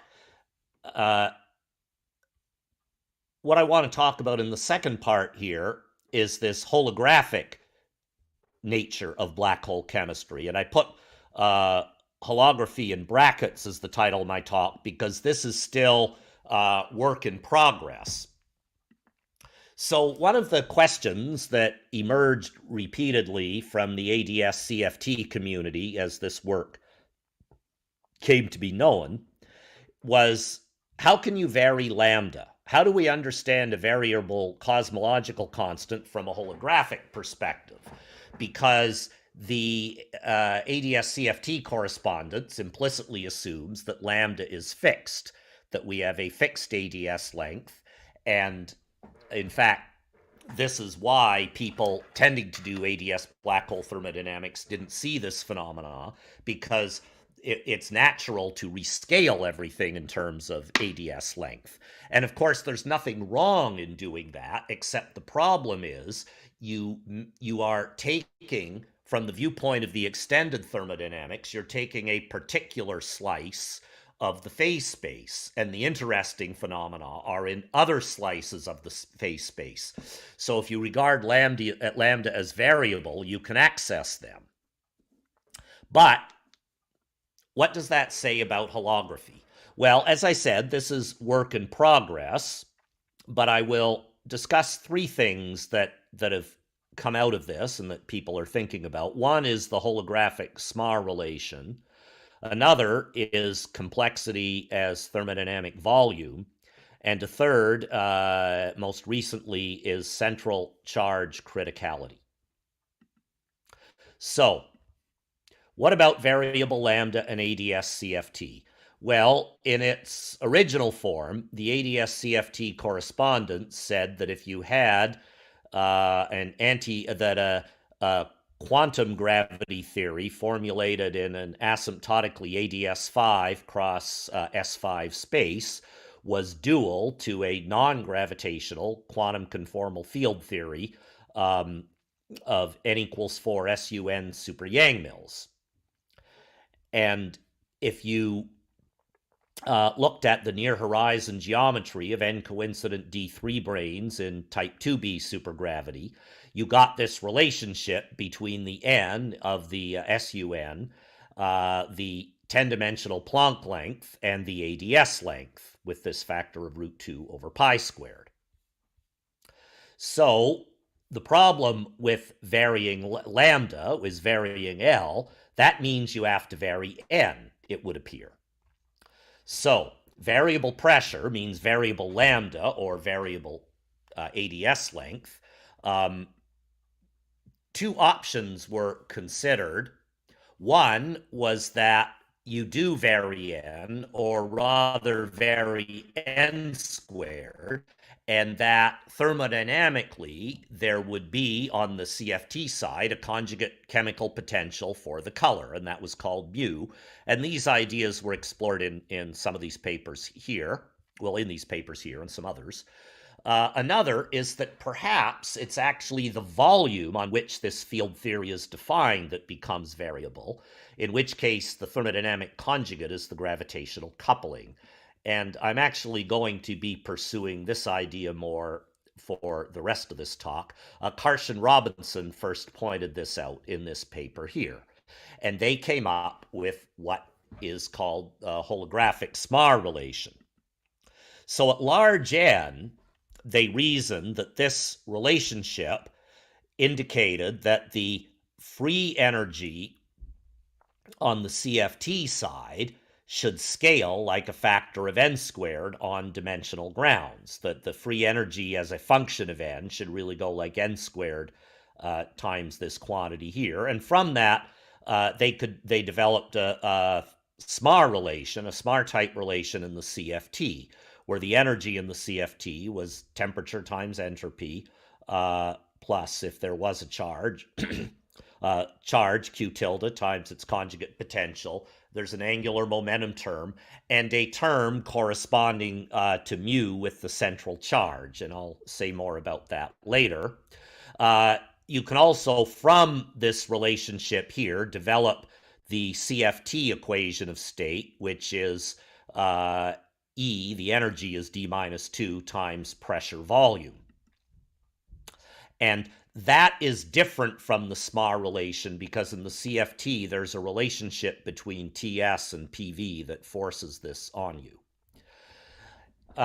Cedric Sinamuli and I showed that you can extend this Smar relation to Lovelock gravity, including higher curvature terms, where now the free energy depends on the Lovelock coupling constants, the alpha J's, that appear in Lovelock theory. And we said that, well, the free energy should be a power series in various functionals of these other parameters here, times coefficients that depend on n. And the lowest order term would just be this term right here. So what are these polynomial functions? Well, under scaling, the Lovelock coupling constants go like L to the D minus 2, and the scaling relations of the other things, the volume of the CFT and the temperature and so on, are all known.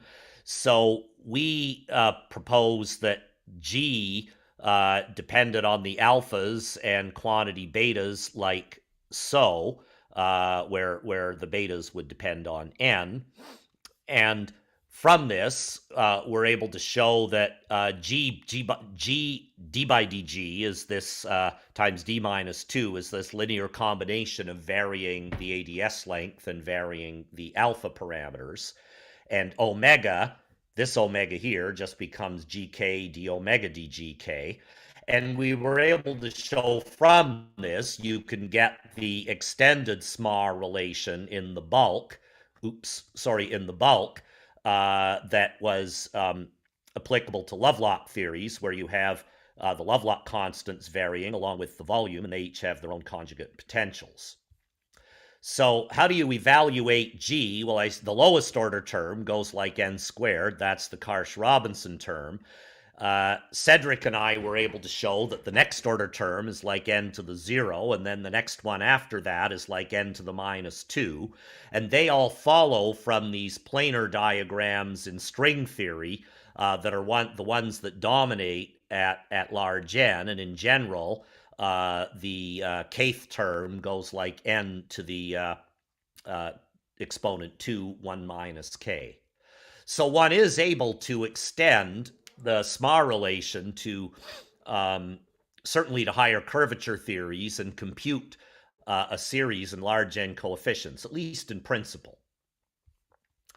So the next topic in holographic black hole chemistry is something I did more recently, and it had to do with this conjecture that came out a few years ago relating quantum complexity on the boundary theory of the CFT at a time slice sigma to properties in the bulk.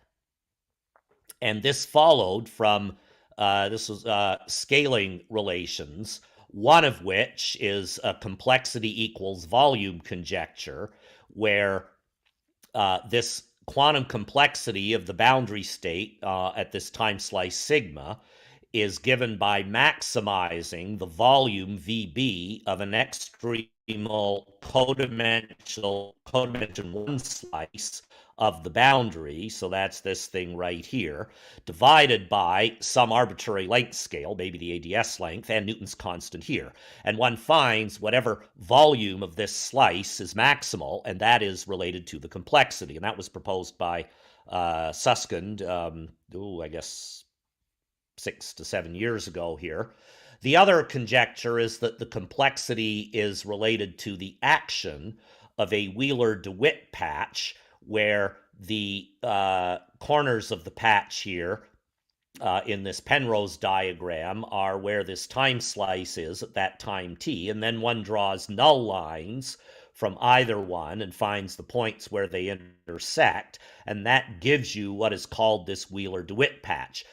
Put another way, it is the domain of dependence of this Cauchy slice sigma that would run, that would be through here.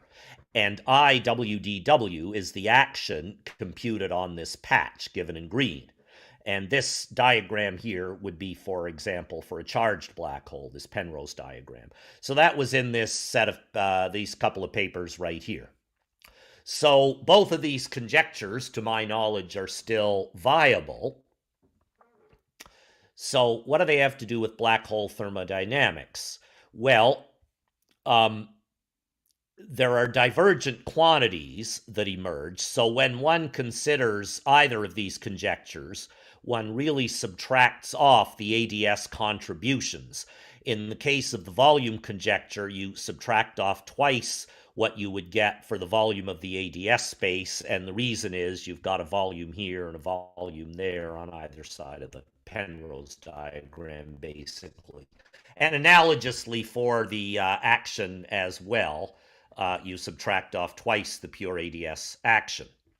So the general expectation near extremality is that these quantities would scale like the thermodynamic entropy of a black hole times some constant that would be different for the volume maybe than for the action conjecture, and the logarithm of the 1 over the temperature times the scale mu. And that was put forward in these two papers here for the volume and for the action conjectures. Now, these conjectures were based on calculations for charged spherically symmetric black holes. And we found that, in fact, this is not the case. In this set of papers here I have with Rahim Al-Balushi, Robi Hennegar, and Hari Kaduri, in fact, we find they scale with the power of the thermodynamic volume, where V is the volume of a rotating black hole, which is where we demonstrated this to be the case. We still get the log 1 over T part. So, what do we mean by this? Well, if you remember from a number of slides ago, the entropy of a charged black hole in 3+1 went like a quarter of the area, pi r plus squared, and the volume, I said, went like the Euclidean volume, 4/3 pi r plus cubed. Now, these are not independent quantities, clearly. If you know r plus, you know both s and v. And for most spherical black holes in D, if you go to D dimensions, you get the same kind of relations. S goes like r plus to the D minus 2. The volume goes like r plus to the D minus 1. So there's a degeneracy between these two quantities. But for rotating black holes, this degeneracy is broken. the entropy goes like pi r plus squared plus a squared, whereas the volume is a different function of r plus and a. Here I've written in terms of j. I could write j in terms of r plus and a, the angular momentum in terms of r plus and a, but it makes the expression more complicated. The point I'm trying to make is this is one function of r plus and a, and this is another distinct independent function of r plus and a, as pointed out in this paper right here. So, what if we computed the complexity of rotating black holes? Well, it sounds straightforward, but in fact it's not. And the reason is that one needs null hypersurfaces to at least do the complexity versus action conjecture. The volume one doesn't have this problem, but it's still quite difficult because you need to worry about what the slice is. This structure was worked out in this paper I have with Rahim al-Baluchi, but because of that, in fact, we worked this out to try to do this problem. We discovered it is a pretty complicated function, and in particular, it's not clear how to match the null hypersurfaces from the ADS boundary to the interior, whereas it's very clear if you have spherical symmetry. So here's the point. If you have spherical symmetry, the Penrose diagram looks like this, and a null line from here matches the null line from here. But when you have rotation, the null hypersurfaces are very complicated, and basically it's not at all clear how to do this, or even if it can be done. Furthermore, if you had a charged black hole that's rotating, then caustics can form if the charge is sufficiently large, as we showed in here. So it looks like you can't do the problem, but it drastically simplifies for multiply rotating black holes in odd dimensions where all the angular momenta are equal. And that's what this metric is right here. It's been known for quite some time that multiply rotating black holes have different angular momenta as the dimension gets larger and larger. But if all the angular momenta are equal, then the metric reduces to this much simpler form, where we have this RT part. We have this part here that is a space of constant curvature in 5 dimensions. This would just be a 2-sphere. And we also have another function times this extra angular coordinate relative to the ones over here that we call psi, and it's basically fibered over this space with this, if you like, potential here A, that for 5D is just a half cos theta d phi, and the rotation induces this omega r dt term. These functions are all known, and they're not too complicated. Here is G is this, H is this, and F is R over G times H. And this function omega is 2ma over Rn H squared. So if A is 0, this just becomes a Schwarzschild ADS black hole in 2n plus 3 dimensions. So we thought maybe we could look at this, because in this case, the null hypersurfaces work the same way as they do for a charged black hole. This term is benign and doesn't affect that property. So, for example, as I just said, the null hypersurfaces actually, when you draw null lines from boundary into the bulk, both of them meet at a single place right here in the future or back here in the past. And the horizon generator is quite straightforward, and the problem looks doable. And in fact, it is doable, though it is quite painful to do. It's one of the more complicated calculations I've been involved with in my career. It's extremely lengthy, and I'm not going to go through the details in this talk, but for the complexity equals action conjecture, one has to take account of counter terms, of boundary terms, at corner terms, and put them all in properly, and it is quite difficult. But at the end of the day, the answer is this big, long expression in blue that depends on the metric functions g and h, on the ADS length, on this term theta that comes from corner terms and null surface terms and so on. But you can actually, when you put in the functions and calculate this out, we find a dependence on the thermodynamic volume to this power d minus 2 over d minus 1, scaled by the volume of pure ADS that comes about because of that term, times another constant sigma g that depends on the volume of the transverse space. So here is a demonstration of how this works. On the left, I'm plotting the complexity from the action conjecture divided by v to the 3/4, where v is the thermodynamic volume of the rotating black hole. You get 3/4 because d is 5, d minus 2 over d minus 1 is 3 over 4. Over here, instead of scaling it by that power of the volume, I scale by the entropy. And we see, for a variety of black holes of various sizes, a huge discrepancy.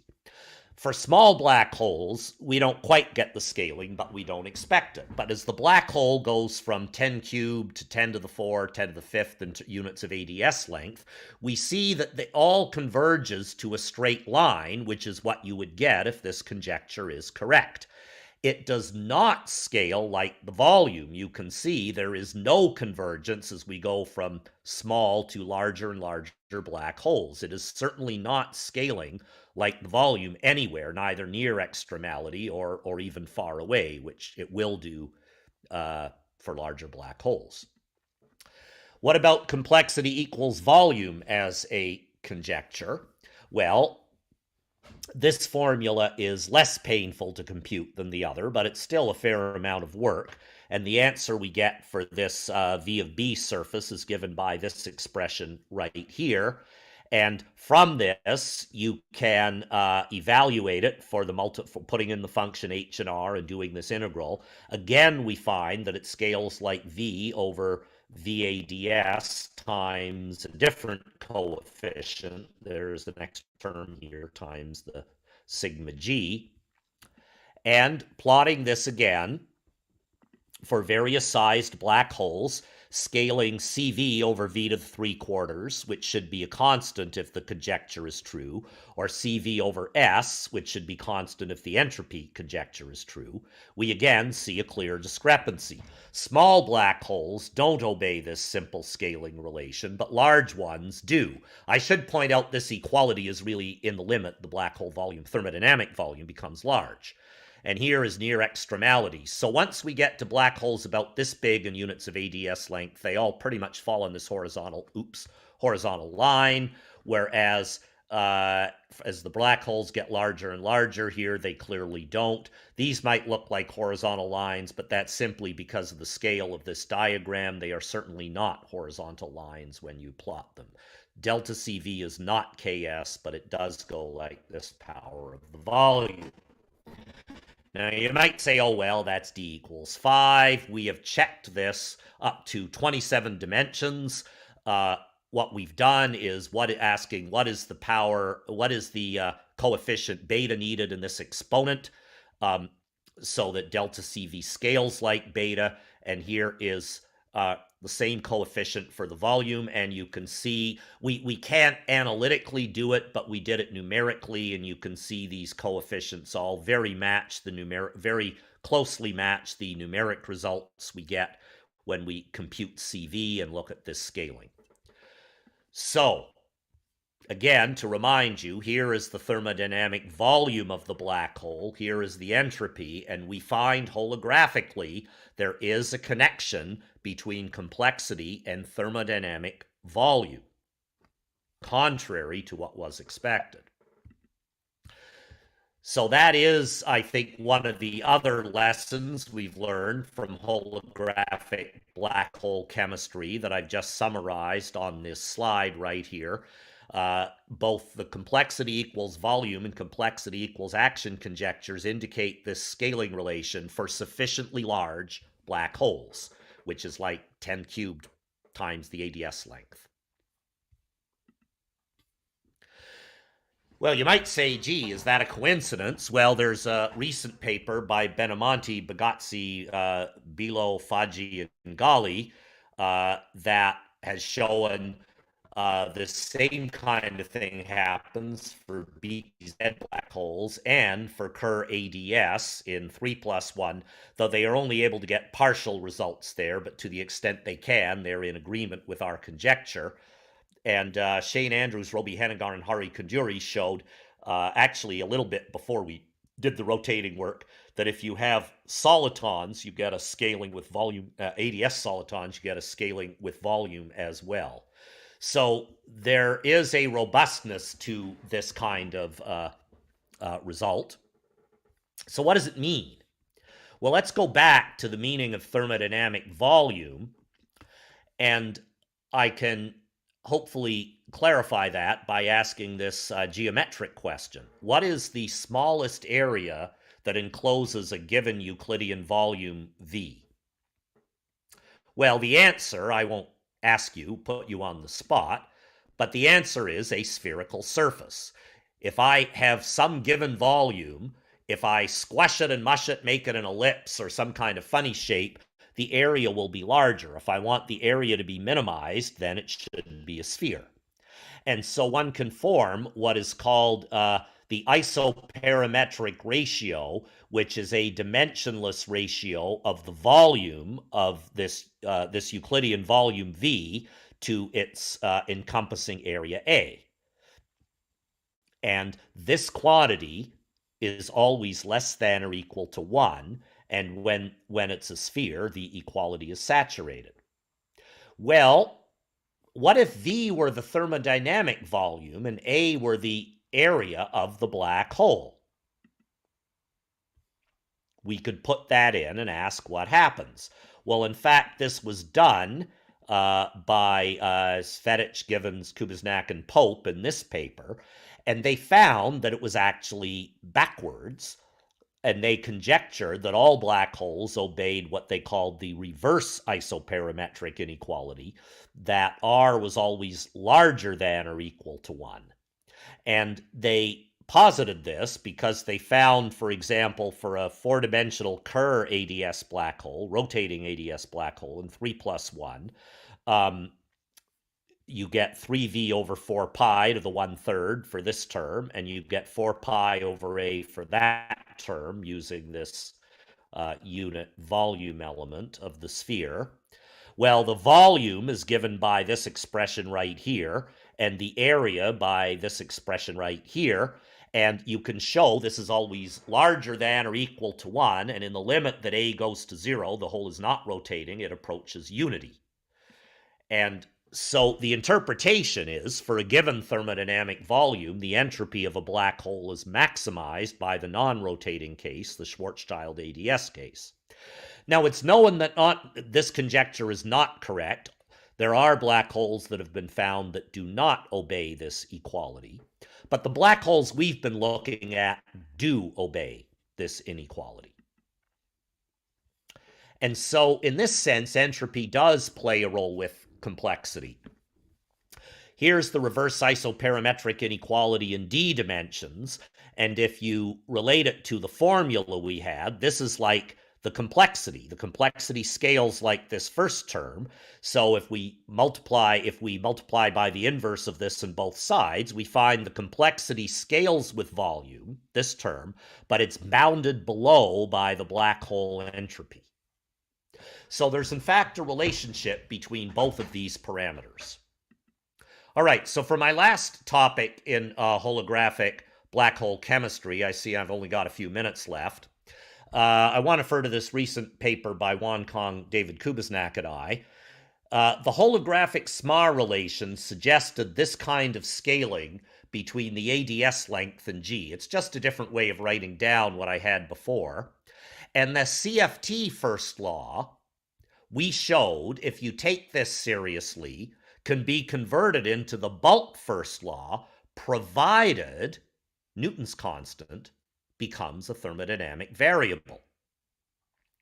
The charge and potential, electromagnetic charge and potential on the boundary have to be rescaled by Newton's constant, like so, to get this to work. We also found that you can recover from the CFT-SMAR relation, the bulk-SMAR relation that I showed much earlier. So what do we make of this variable G? Well, remember, C is related to L and G, which means it's related to pressure in G. So you can eliminate this term in terms of the pressure I mentioned before and the central charge C, and you get this mixed first law, like so. What this means is the thermodynamic volume gets modified to what it would have been before, and there is a conjugate chemical potential associated with the central charge. This turns out to satisfy the reverse isoperimetric inequality for negative mu, and so you can plot G versus T for these cases. And I've put in here what David and I did many years ago now, 10 years ago now, for the charged ADS black hole. Well, here it is, interpreted in holographically in this CFT language. As the pressure goes below criticality, we get swallowtails. Here, as the central charge goes above a critical value, we again recover a swallowtail phase transition. So there's a number of open questions that emerge from this. What is the meaning of the variation of G? What are the duals of all these other things I showed? Superfluids, reentrant phase transitions, triple points. How do we incorporate 1 over n corrections? And these ideas we're beginning to explore here along with Manas Visser. We've got a paper out here and Manas has his own here. So I'm going to close by saying black holes do seem to behave like chemical systems. We found black holes that replicate phase transitions of many other chemical systems, not just us, but many researchers have found this. It suggests perhaps there's an underlying molecular structure to their degrees of freedom. A holographic understanding is emerging in these items I talked about here with the SMAR relation, complexity, and the criticality of the central charge. The frontiers are finding dual phenomena to all these standard phase transitions and maybe pushing to positive lambda, which is a whole other talk altogether, of de Sitter black holes. So I think I'll conclude here and thank you for your attention. There's still a lot to learn from black hole chemistry, and if you're interested, there's a couple of reviews on the subject. Thank you. Thank you, Robert, for your nice presentation. We have a couple of minutes left for the questions. Any questions? Teoman, I saw your hand. I was just applauding. It was a nice talk, so that was not actually a question. Okay, thank you. Thank you. So anybody who would like to ask a question? Well, I have, Ali Ergin has a question. Yes, Ali. Yep, go ahead. Hi, sir, nice to see you again. And it was a very nice nice to see you too. It was a very nice talk. I have one short question. As you know that entanglement entropy plays a prominent role in the various areas of physics. However, it is very difficult to evaluate this amount because of non-local properties. But fortunately, an effective way to calculate it recently been developed by Ryu and Takayanagi, holographic entanglement entropy. So is it possible to use this holographic entanglement entropy and extend the first law? So the answer is that is largely an unexplored area. I did write a paper on this with Fiona McCarthy and David Kubasnak, and we found that there is not as straightforward a relationship as one might think, but I would say, yeah, what is the relationship between the holographic entanglement entropy and this extended thermodynamics in the bulk? And the answer, I would say, this is still a subject for research. I don't think it's well understood. Okay. Thank you very much. Okay, thank you. I have a short question, please. Yes, Ekrem Hocam. Robert, thank you very much for this nice talk. From quantum and classical thermodynamics, we know that information can lead thermodynamical work. Is there any correspondence quantum mechanical for black holes? Sorry, are you referring to quantum thermodynamics? Yes, I say that we know that quantum and classical thermodynamics, in classical and quantum thermodynamics, that information can lead to work or thermodynamical work. Is there any correspondence, quantum mechanical correspondence? So the answer again is I don't know. It's unexplored. The way to make the connection, I would think, would be via the heat engine work that I mentioned earlier, that one can understand black holes as heat engines, develop Carnot cycles and various other kinds of cycles. And I think the way I would probably think of going about it would be to investigate, can one interpret those relations from the perspective of quantum thermodynamics? To my knowledge, nobody has tried this. Thank you very much. Well, thank you. Unfortunately, the program is kind of shifting to late hours. Now we should be giving a break. And Ekrem Hocam, shall we? There's one more. Can we take one more question if it's quick? There's one more there. Is it quick? Is it, Hocam? Yes. Thank you, Professor Ron. It was a very great talk. I have a question about the information loss paradox. Although there are some scenarios about resolving it, including the soft hair theorem. What do you think about that theorem, soft hair theorem? According to your opinion, is it really the recipe for the solution of information loss paradox? I'm not convinced it has solved the problem. No, I think maybe it could, but I have yet to be persuaded that it has. It's a possible repository for the degrees of freedom. I think what I would say about that is this.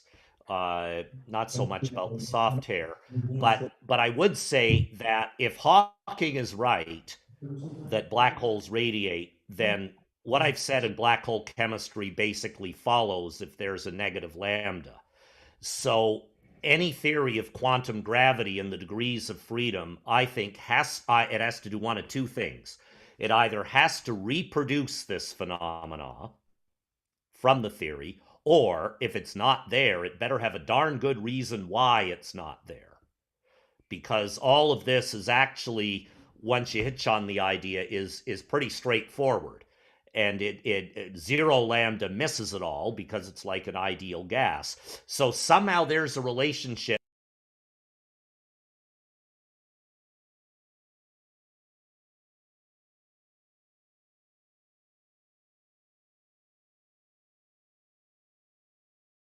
I mean, I think is open at this point.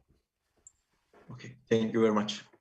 That means we have to work on it more and more. Thank you. Well, that's why we're here, right? I mean, at least there are jobs. Exactly. Well, thanks for your nice presentation and also for the nice discussion. Before the second part of this session, we have a, let's say, 8-minute break. And we shall meet again at 9:35 Turkish time.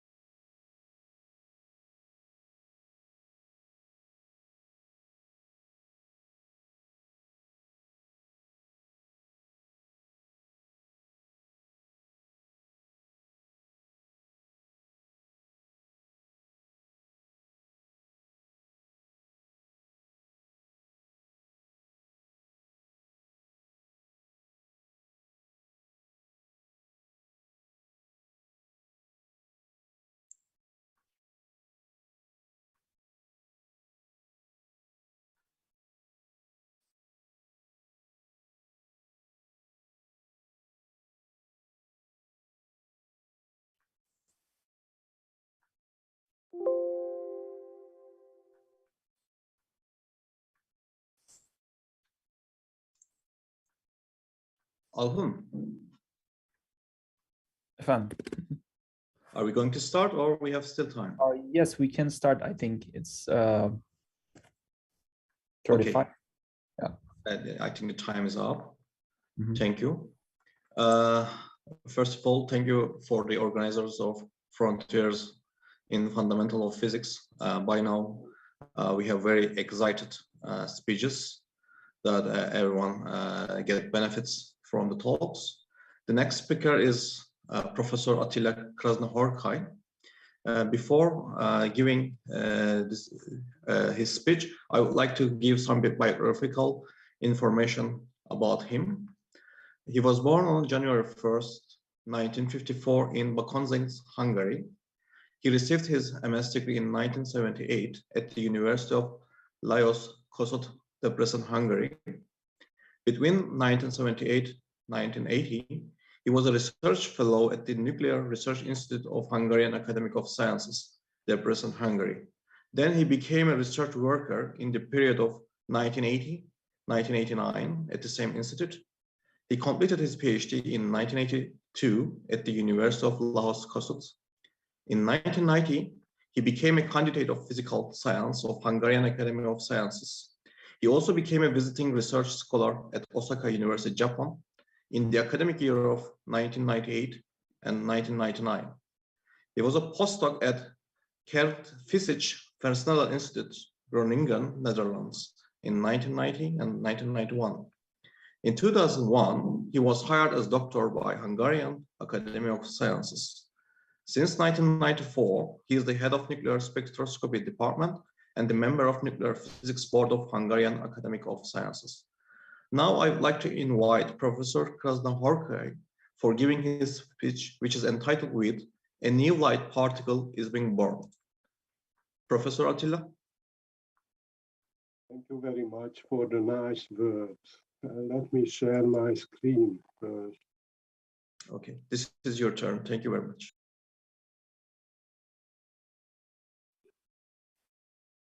So, thank you very much for the invitation. It is a great pleasure for me to give a talk at your famous conference.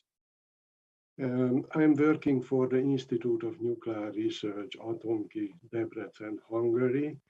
You can see a photo of the institute. It is very close to the University of Debrecen. We can get good students from there, and we have nice connection also to serve. As being a nuclear physicist, today I am going to speak about a new particle.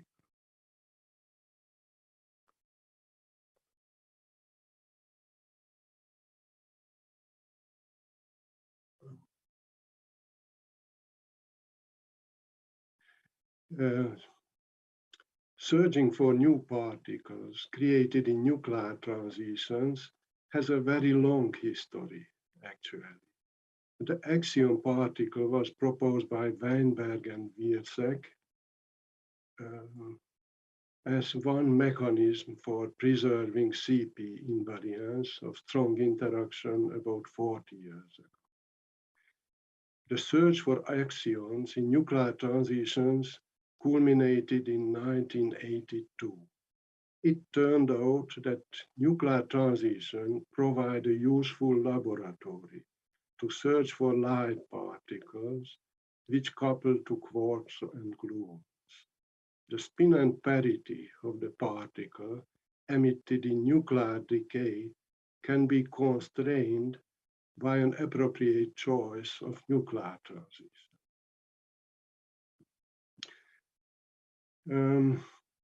We heard very nice talks about dark energy and dark matter already at this conference. So I think I should not have to defend this too much.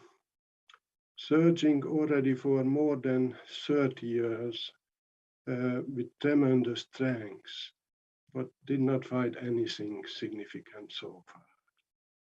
Then people were searching for heavy particles weakly interacting massive particles and others heavier than protons. Could that be a problem? Asked a few people. And then they introduced weakly interacting dark matter concept. It is speculated that within dark matter, there might be a family of particles and forces, the so-called dark sector, that has thus so far escaped detection. In analogy with electromagnetism, for which the massless photon is the force carrier between charged particles, there could be a dark electromagnetism with a possibly massive dark photon that transmit the forces between dark particles. And the energy of such dark photons can be within the reach of nuclear physics. So we decided to search for such dark photons. There were a lot of theoretical prediction, a lot of theoretical works connected to the dark photon. This slide shows the coupling constant of dark photon to the electric charge, to the electrons, as a function of the mass of the dark photon. If the G-2 anomaly is due to such heavy photon, then the prediction is shown here in green between the coupling constant and the mass. In gray, you can see the already investigated region where they did not find anything. But this green region was open. Theorists predicted also the branching ratio. For low energy, the branching is 100% to electron-positron pairs. There is also a prediction for the lifetime, which is below 1 picosecond. So it should have a very short half-life.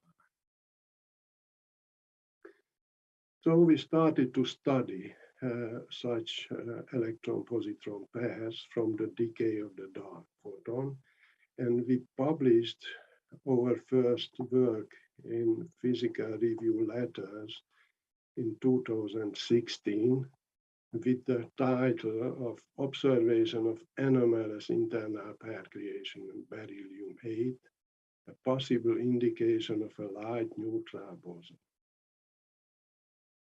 Shortly after our publication, in the next volume, actually, this was 116 and their work in 117, they tried to understand this anomaly by introducing a new fundamental force of nature. So after the atom key anomaly, which signals for a new 17 MeV/c² boson, they introduced the gauge boson of a new fundamental force of nature. People were interested in very much to this light particle. We got already a few hundreds of citations, mostly from theorists, but we got papers also in CERN Courier about all this. There are a lot of paper were cited our works, and there are a lot of research connected to such work. This slide shows the coupling constant to the electron as a function of the mass of the different particles. Our results is here for what we obtained for the beryllium-8. This 17 MeV particle called later on X17 particle. And you can see exclusion limits and sensitivity of the planned experiments for studying such dark photons. The exclusion limits are in gray, not always correct this side, but okay. But you can see also many experiments planned in the future in which people can really study this region.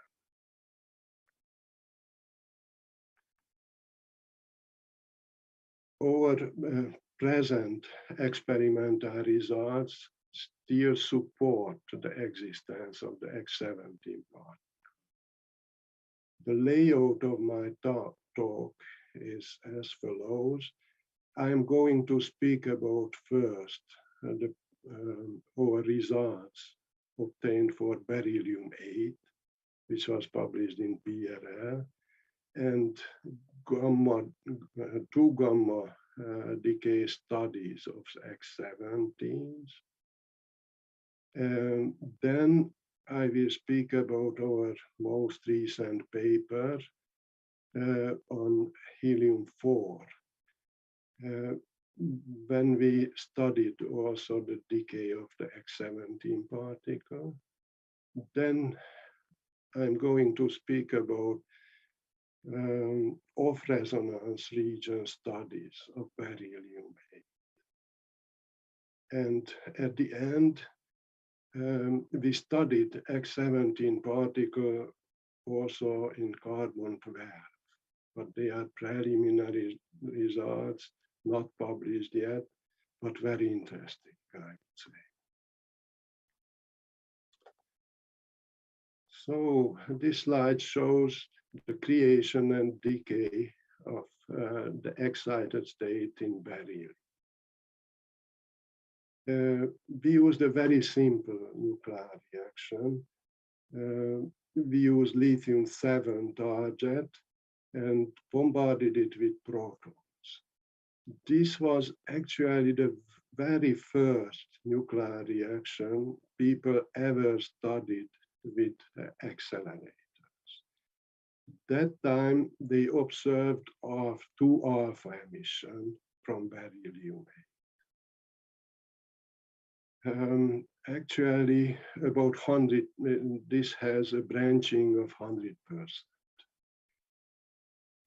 In this work, we studied the gamma decay of such excited states to the ground state of beryllium-8, and also the electron-positron pair creation, internal pair creation, which is a very well-known process already, but its probability is already 8 orders of magnitude less compared to this 2 alpha decay.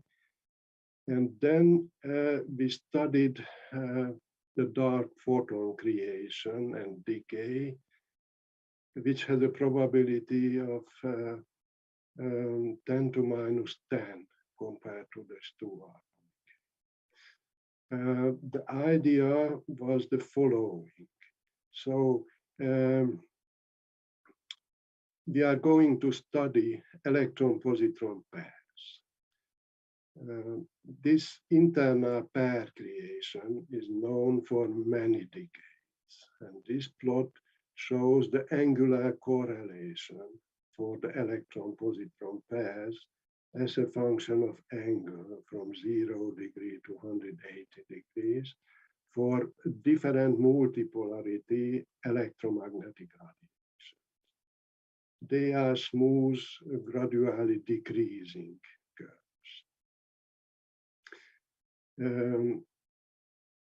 If we create a new particle, a new X particle, which then decay to electron-positron pairs, it is a typical two-body decay from a moving particle. So we expect a well-defined kinematic decay with a well-defined peak. You can see a simulation here for an 18 MeV transition by assuming 10 MeV, 12, 14, 16, and 17 MeV over C squared for the mass of the party. You can see peaks here. So the aim of the experiment was finding a peak on this continuous curve.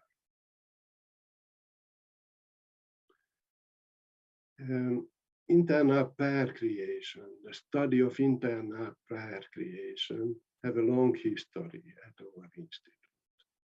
We published works on internal pair creation already in 1983. At that time, we used a superconducting solenoid transporter, silly spectrometer, and we started to use it for electron pair. Then for this experiment, we built a new spectrometer, and you can see here the present version of the spectrometer, which is already much more complicated. You may remember that I said that it is in the 10 to minus 10 range, the branching ratio for this. For the experiment we published in PRL, we used a more simple setup, which you can see here. At the center of this picture, you can see our target evaporated on a very thin aluminum foil. Around that, thin wall carbon fiber beam pipe, and then multi-wire proportional chambers to track the electrons and positrons, a thin plastic scintillator before each telescope to identify the electrons and positrons, and large plastic scintillators to measure their energy. So it is a very simple setup. The idea was to have as large solid angle as possible. You can see a photograph of our spectrometer with the photomultiplier tubes connected to the scintillators and the gas handling system and the data acquisition system. It is almost a tabletop experiment compared to the particle physics experiment. Let me show you the results we obtained. The electron-positron sum energy spectra and the angular correlations. So, first of all, you can see here the excitation function of the proton radiative capture reaction. You can see a very sharp peak and a broader peak. They belong to 2,1+ decay, magnetic dipole transition decay of 2,1+ states in beryllium-8. They decay mostly to the ground state with magnetic dipole transitions. First of all, we set the beam energy to 441 keV and excited this very sharp resonance, which has a width of 10 keV. You can see the sum energy spectrum for this 17.6 MeV transition and another broader transition which goes to the first excited state. And you can see also their angular correlation, which was studied in coincidence with those peaks.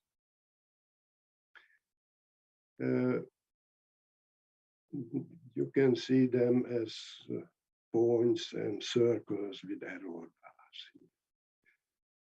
I plot also the angular correlation we simulated for magnetic dipole transition with a little mixture with electric dipole. And we could describe the experimental points precisely with this mixture. This mixture was expected, this electric dipole mixture expected to come from this region, the background, which is created by direct proton capture. And then we went up to this broader resonance, which has a width around 140 kV. It's much weaker, and actually their intensity is comparable to this background. But the interesting thing was that when we measured the angular correlation at that bombarding energy, 1.1 bombarding energy, excited this state, we obtained a peak-like deviation from the internal pair creation and a well-defined anomaly, which was not in the oxygen line, which was used for calibrating the spectrometer, and not even in the 15 MeV line, which goes to the first excited state. And we used aluminum backing. And in this way, we could determine the internal pair creation also for silicon 28. But they all showed the smooth curves without having a bond.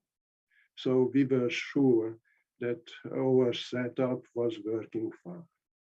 But in spite of that, we observed this deviation. We could ask the question, could it be caused by some gamma rays? But in this way, there was no anomaly. So we could rule out this solution. Can it be some nuclear physics effect? That's more difficult question. There were a few theorists who investigated it, but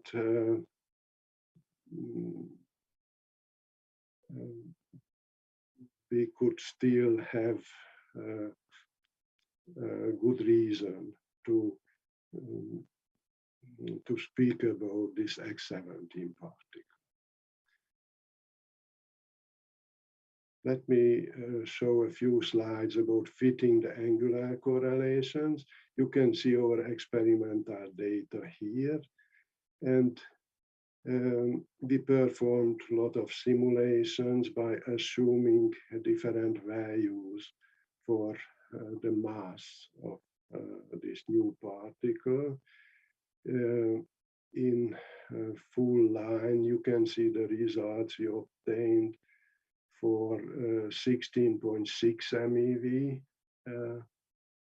mass, and 1 MeV smaller and 1 MeV higher, just showing that it is this angular correlation bond is really sensitive to the mass of this particle. You can see also a very deep high squared minimum as a function of the mass of the particle. And okay, we calculated also the invariant mass for this particle, and it shows also.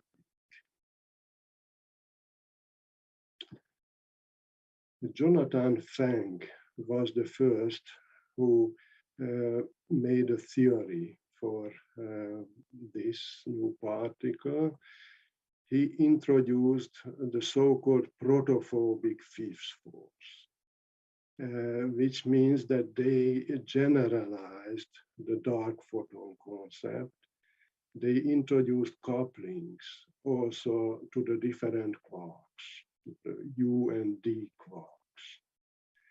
And by using our measured branching ratio to the gamma decay, they could even calculate it, the coupling constant for the different quarks, their ratio you can see here, and also for the protons and neutrons. They got much smaller, you can see here, much smaller coupling constant for the protons compared to the neutrons. That was the reason they called it protophobic part. After publishing our work, we were very lucky because in Atom Key, we obtained a brand new accelerator, a tandetron accelerator. You can see it here. You can see a switching magnet and different beam channels after a switching magnet. And our setup is located here. There are many others. And let me show you an improved version of the spectrometer. So we moved our spectrometer to the new accelerator, and then we improved it also. You can see completely new photomultiplied tubes, and we exchanged the multi-wire proportional chambers to more modern double-sided silicon strip detectors.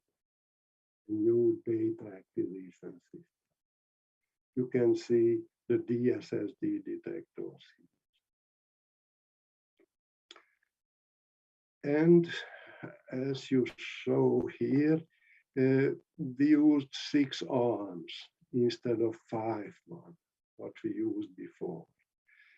And this slide shows the cosmic backgrounds with 5 and 6 telescopes. You can see the angular correlations are completely different. So we use this spectrometer. They have also completely different efficiency curves or acceptance curves. You can see here their ratio. So we could use a completely different setup to repeat the experiment. And this slide shows the comparison of the results we obtained in PRL with the previous setup and with the present setup in red. They agree nicely. And we obtained also similar values for the mass of the particle and also for the branching ratio of the particle.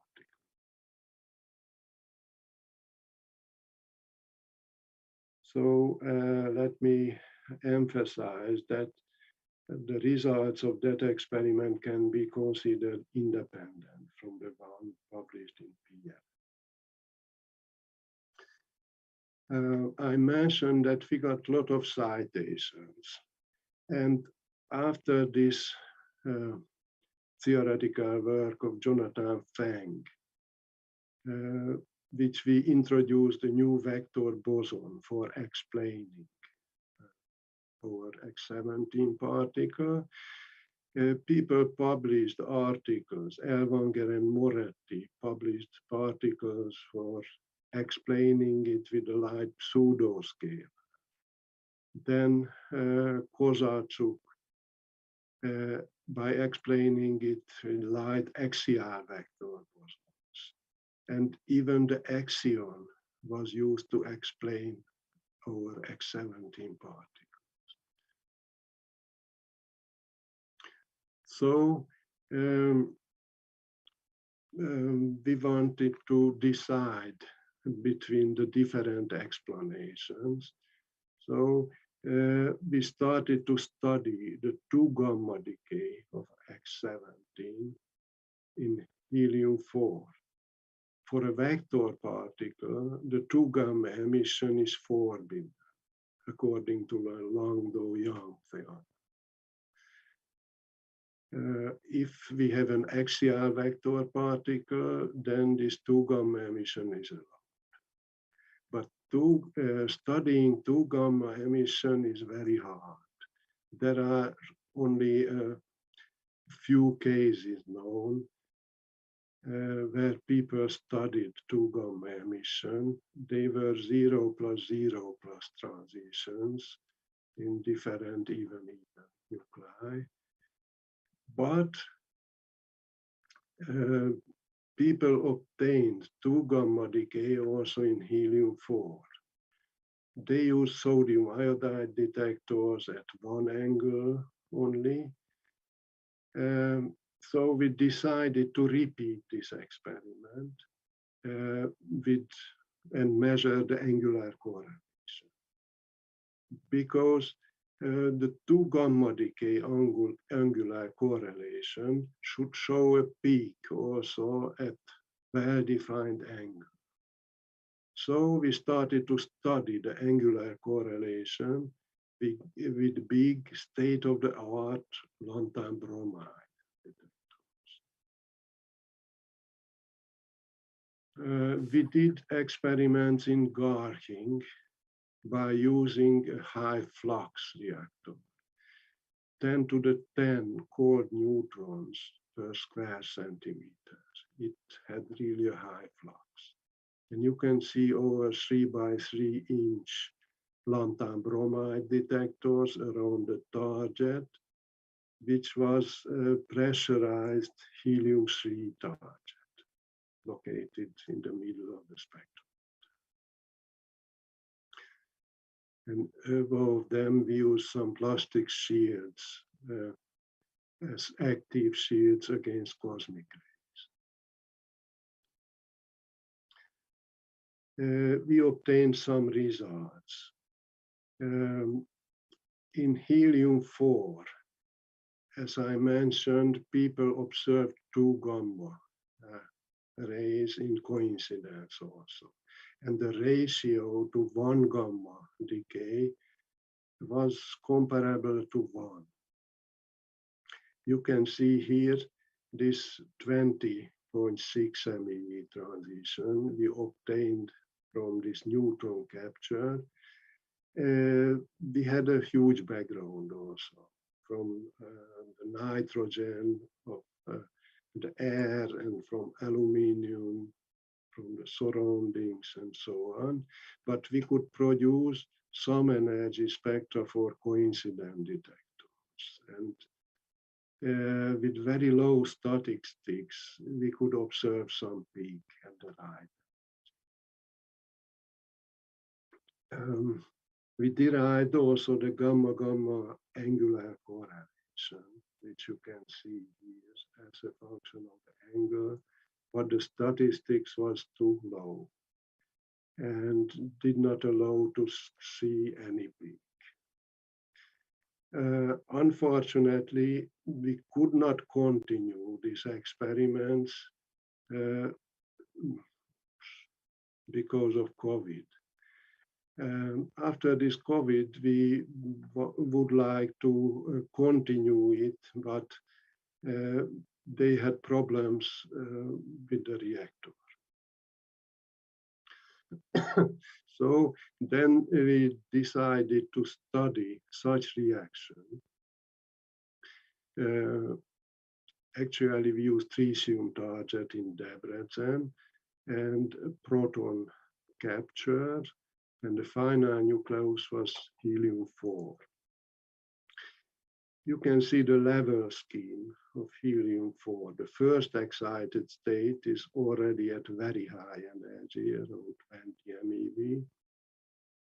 And the second one is 21 MeV. And the first one is 0 plus, the second one 0 minus. They are very broad overlapping states. You can see it as a function of the excitation. We use tritium target absorbed in titanium, and it was on a thick 0.4 millimeter thick molybdenum backing cooled by liquid nitrogen. We were afraid of tritium. That was the reason of heavy cooling.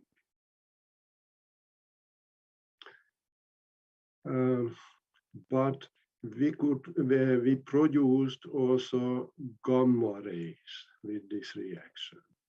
With the direct proton capture on tritium, we produced also gamma rays. You can see here the cross-section of this radiative capture. We used a bombarding energy around 1 MeV, where this cross-section was about 25 microbar, comparable to the one we had for the direct capture in beryllium-A.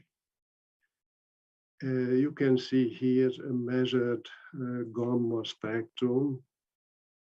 Unfortunately, with very broad peak, the proton energy loss in the target was about 400 keV, so the photopeaks was washed out.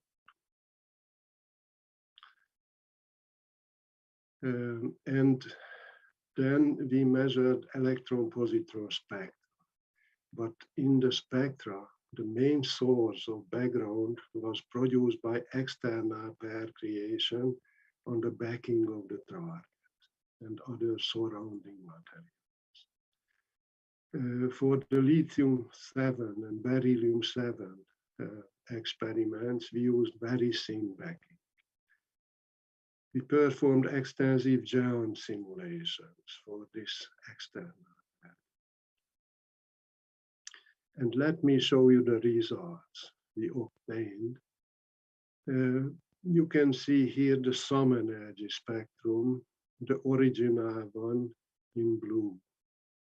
We did not see any peak. External pair creation is dominated in this spectrum. Then we chose only the telescopes, which has an angle in between 120 degrees. And then we observed a peak at the right.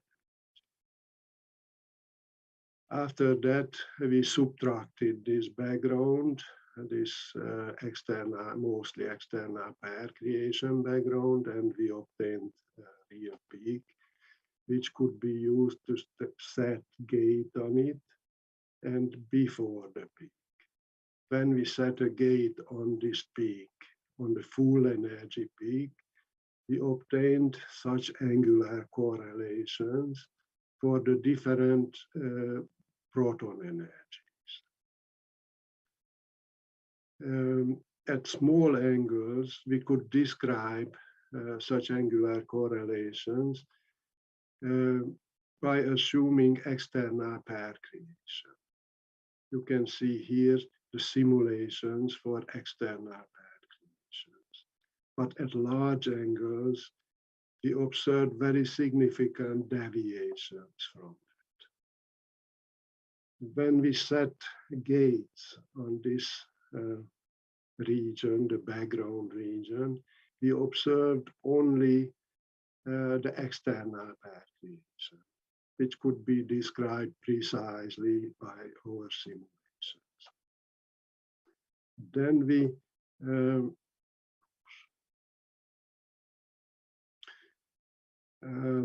we subtracted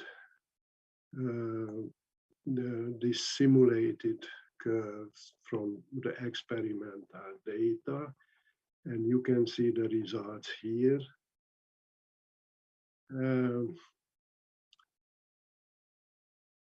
We did it for the different energies, and it turned out, you can see the results here for the internal pair creation, for the mass of the particle we used for describing such peaks, and the confidence of the description.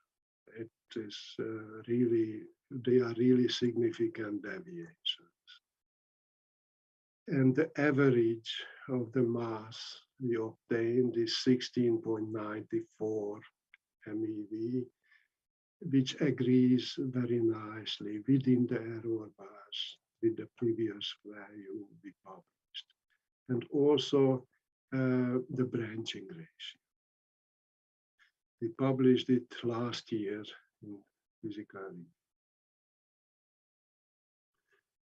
And then just after that,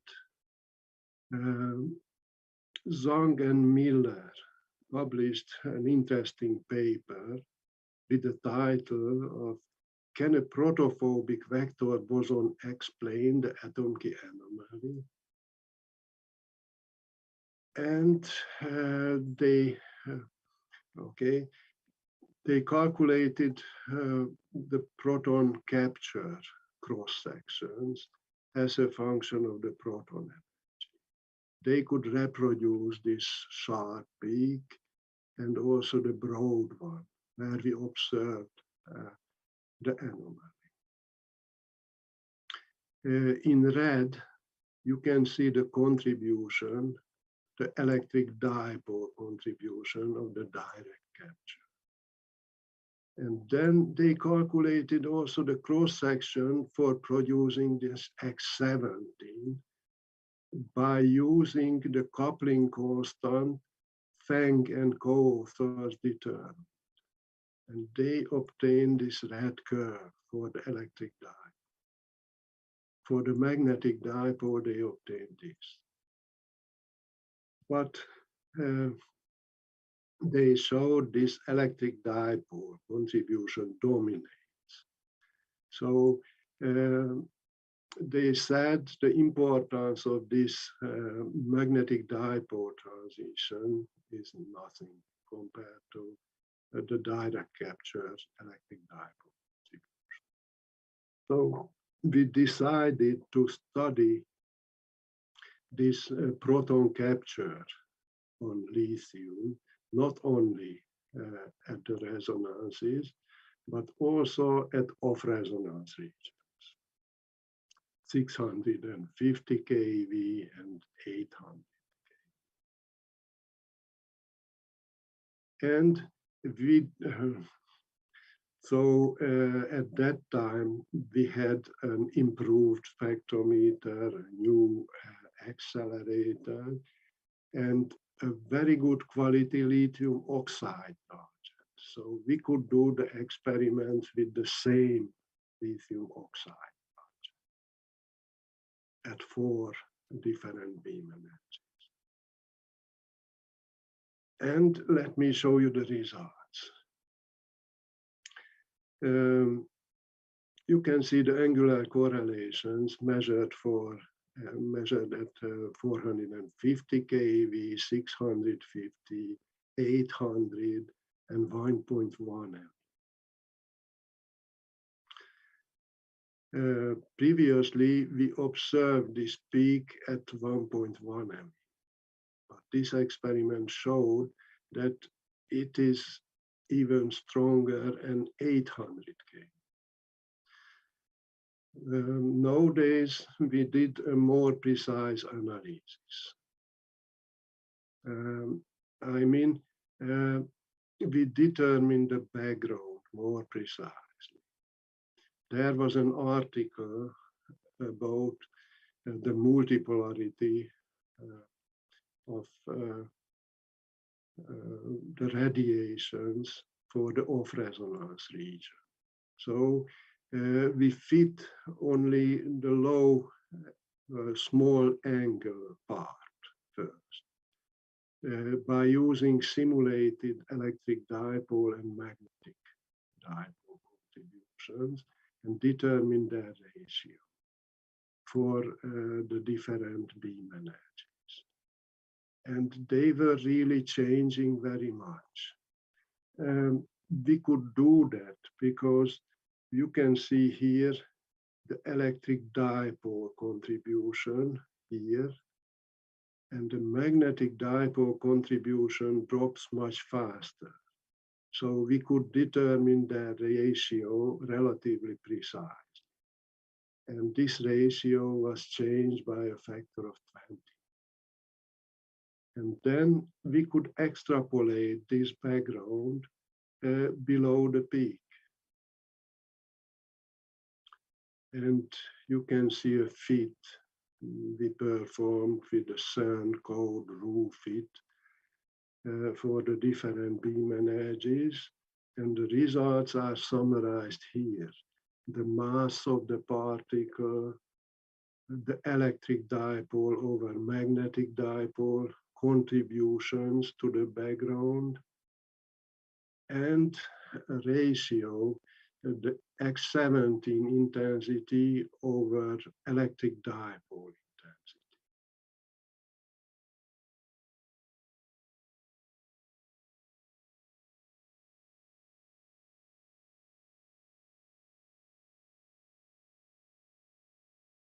With the amplitude of the electric dipole multipolarity and not with the magnetic dipole.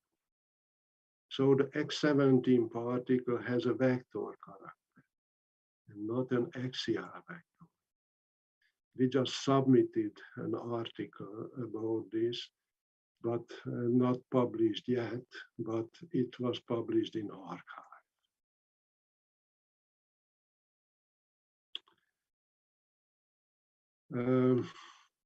Then we wanted to prove that this X17 particle was really coming from an electric dipole transition.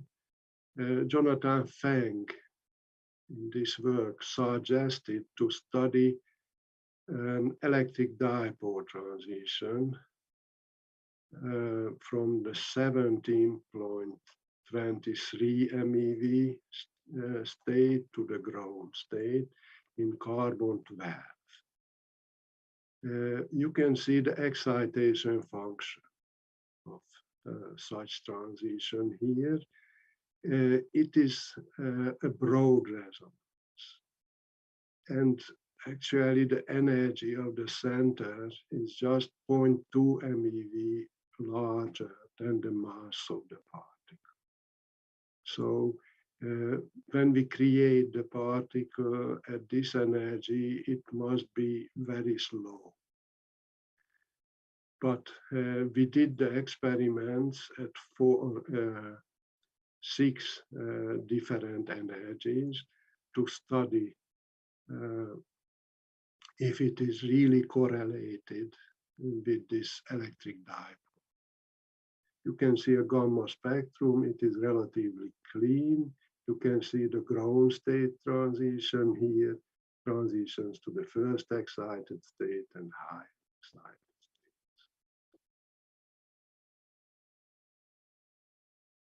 states. We wanted to do really precise experiments. So we had 2 experiments, 1 month in between, performed at 1.88 MeV and 2.5 MeV.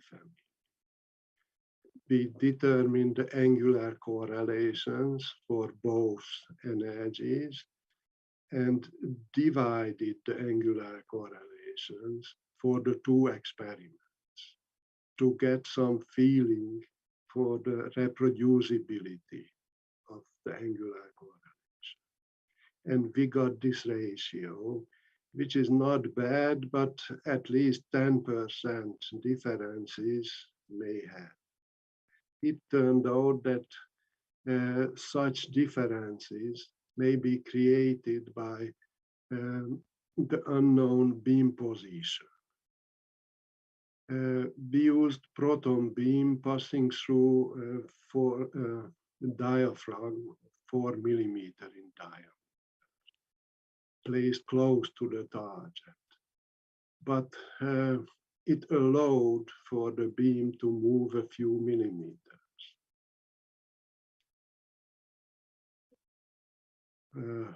However, such a shift was observed only in the horizontal direction. So maybe the switching magnet was not very stable for the experiment. And we observed that the acceptance of the spectrometer, which we determined during all of the experiments online, at large angle was very sensitive to this displacement of the beam. And its effect during the data processing was then corrected such that the simulated acceptance could be accurately reproduced. So you can see here both the simulated acceptance curve in dotted or dashed curve and the experimental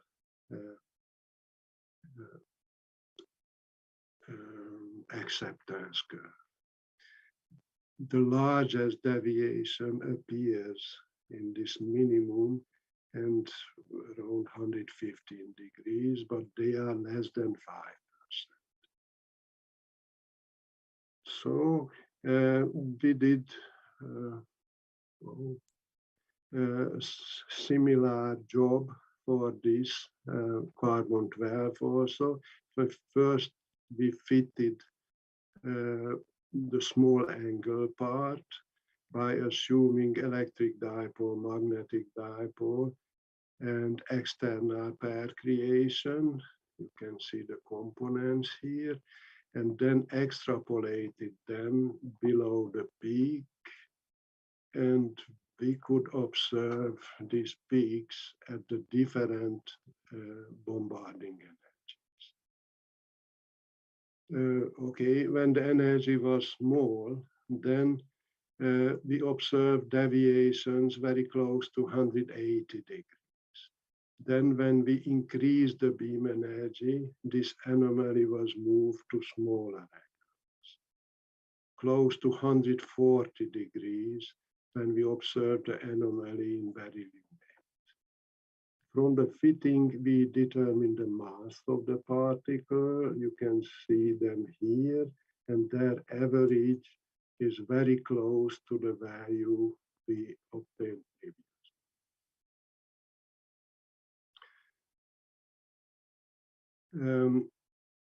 We determined also the cross-section of this boron-proton capture reaction and decomposed it to electric dipole and magnetic dipole multipolarities. They are preliminary values, but you can see here the electric dipole component and here the magnetic dipole component. And we Professor, yes. If you complete the speech, we will be happy because the time is almost up. Okay, that will be my last slide. So we determined the branching ratio also. We got consistent value with the previous one, except this point where we were just above the threshold for creating the particle. Let me show you my conclusions. So anomalous internal pairing was first observed during the excitation of the magnetic dipole multipolarity transition of beryllium 8 at 18.15 MeV. Peak-like deviation was found in the electron-positron angular correlation at large angles. The anomaly was later confirmed in an experiment with our upgraded spectrometer at a new extent. For helium-4, at an excitation energy of 20 MeV, the anomaly appeared at smaller angles, around 115 degrees, but could be explained by the formation and decomposition of this particle with the same mass. This provided kinematic evidence for the formation of the X17 particle. It was also found that the anomaly may have occurred in the direct capture of the proton and was not related to the excited states of 0+ and 0-. The anomaly observed in beryllium-8 was later examined at off-resonance energies and was detected also there. It turned out that the anomaly did not occur in this 18 MeV transition, this magnetic dipole, but in the electric dipole transition generated during direct capture. The possibility of the creation of X17 was also studied in carbon-12, and in this 17.2 MeV electric dipole transition, we could detect also the X17 particle.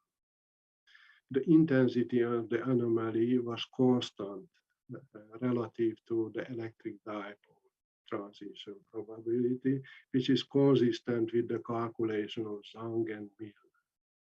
The strength of the resonance decreased significantly in the cases of the studied energies, but the branching ratio relatively that stayed constant.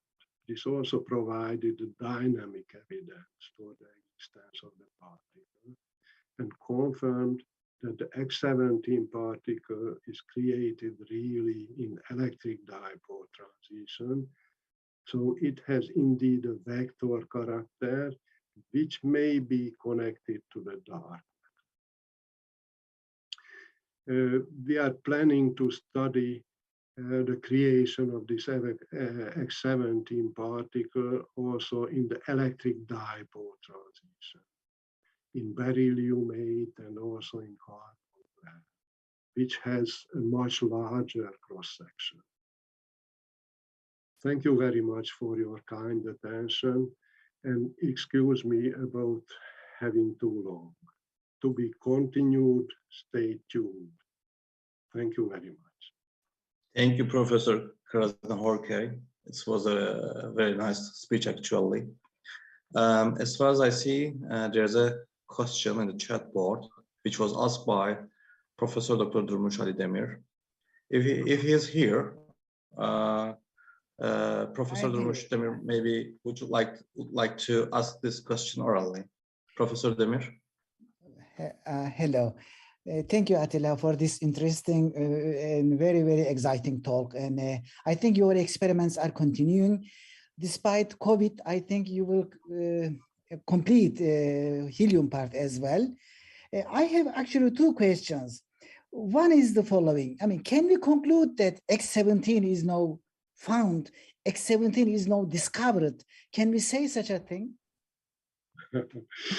Well, in particle physics, it is a hard question. A completely different group should find it also. And then we can say that it was discovered. So it needs an independent confirmation, you say? Yes. Can I have another question, if there is no other question? You know, this beryllium-8 is decaying into lithium, and we are looking for the decay products. So could it be that this beryllium-8 decay into lithium responsible for the lithium-7 problem, cosmological lithium-7 problem? Do you think there could be such a process that gives cause to this observed discrepancy in lithium-7 density? Yes, it is a very good question and a very attractive question. As I remember, I found some articles in the literature which was used, in which they used this X17 particle to describe this lithium-7. Indeed. Thank you very much. I see. I'm trying to figure out some correlation between experiments of your type and the cosmological fraction. And okay, thank you very much. You are welcome. Thank you for the question. Any other question? If no, I would like to congratulate Professor Attila Krasnovarki once more for his great speech. Thank you very much. Thank you very much. Okay, I think we can continue with the next speaker, who is Professor Burak G. Siddharth. Again, I would like to give some information about him, biographical information about the Professor Siddharth. After completing his master's degree in applied mathematics with quantum mechanics as a specialization, Professor Siddharth worked shortly at the International Center for Theoretical Physics, ICTP, in Trieste, Italy. At ICTP, he also studied with Professor Abdus Salam, and he continued to be in touch with Professor Salam till his demise. He returned from Trieste with a PhD degree from Kolkata University. In Kolkata University, he continued to work in quantum scattering till the mid-19th. In 1997, he came up with his model of dark energy and an ever accelerating universe, which was proposed for the Nobel Prize by Professor Tony Legend. Because shortly after the discovery of Professor Siddharth, the acceleration universe phenomenon was observationally approved. All this was nothing but a part of his research, which went on to point out the things like the fifth force and so on. Today, Professor Siddharth has more than 200 peer-reviewed research articles and also has some books, around 15. And also with another couple of books are on the anvil. He also hosted almost 40 Nobel laureates. Now, I would like to invite Professor Siddharth for giving his speech, which is entitled with The Fifth Force, which is a very interesting subject. Professor Burak, this is your turn.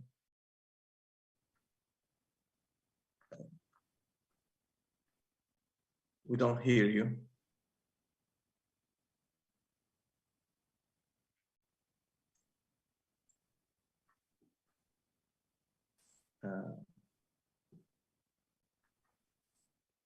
Dear moderator, we don't hear the professor's sound. Let's unmute it. Professor Siddharth, can you unmute yourself, please?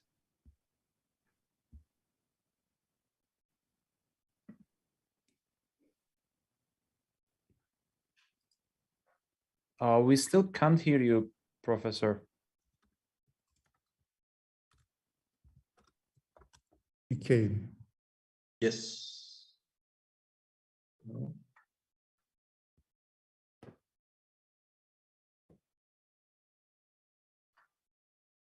Professor Siddharth, maybe you have to check the settings of the Zoom application about the audio settings.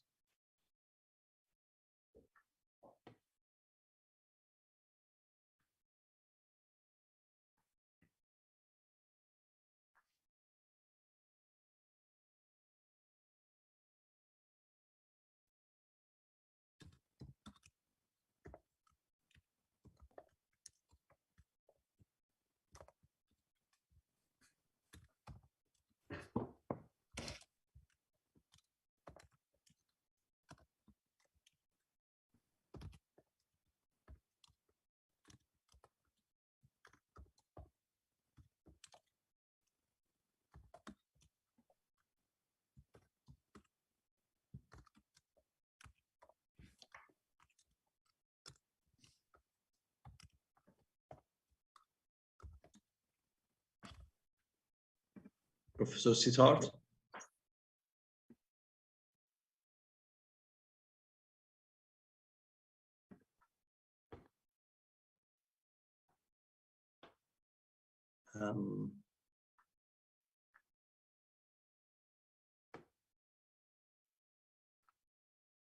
Maybe it is better to leave the meeting and re-sign it. That may fix the issue.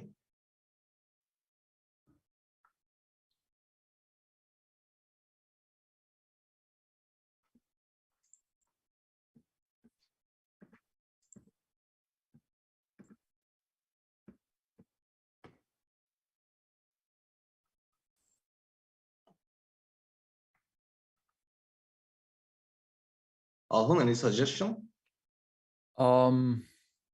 Professor, can you check the settings? I think now he has an assistant. So yeah, whether maybe the microphone is not the one that. Yeah, this is what I am thinking actually. Okay, can you hear me now? Yes. Oh, welcome, Professor. Yes, sorry for the. It's okay. For the glitch. In any case, I must thank Professor Ekrem for his excellent organization. We have had 15 FFPs before this, and the present one is unique in that it is entirely online. And I must mention that this FFP program began in the mid-90s in India. And right from the beginning, there were a few features which stood out, which hold good even today. Namely, we had physicists from all over the world and at least 1 or 2 Nobel laureates who came for each of the FFPs. So that way it has gone on now. And thanks to the tireless efforts of Professor Ekrem, we are having one more in Istanbul. We have covered all the continents, and now Istanbul is in between continents. So we have even covered that gap from one point of view. And hopefully next year it will be, according to Professor Ekrem, offline and in Istanbul, which is one of the most wonderful places in the world. Now, I would like to talk about a possible fifth force in nature. There has been some talk about it, buzz, that there is a brand new force, apart from the well-known forces, which we all know.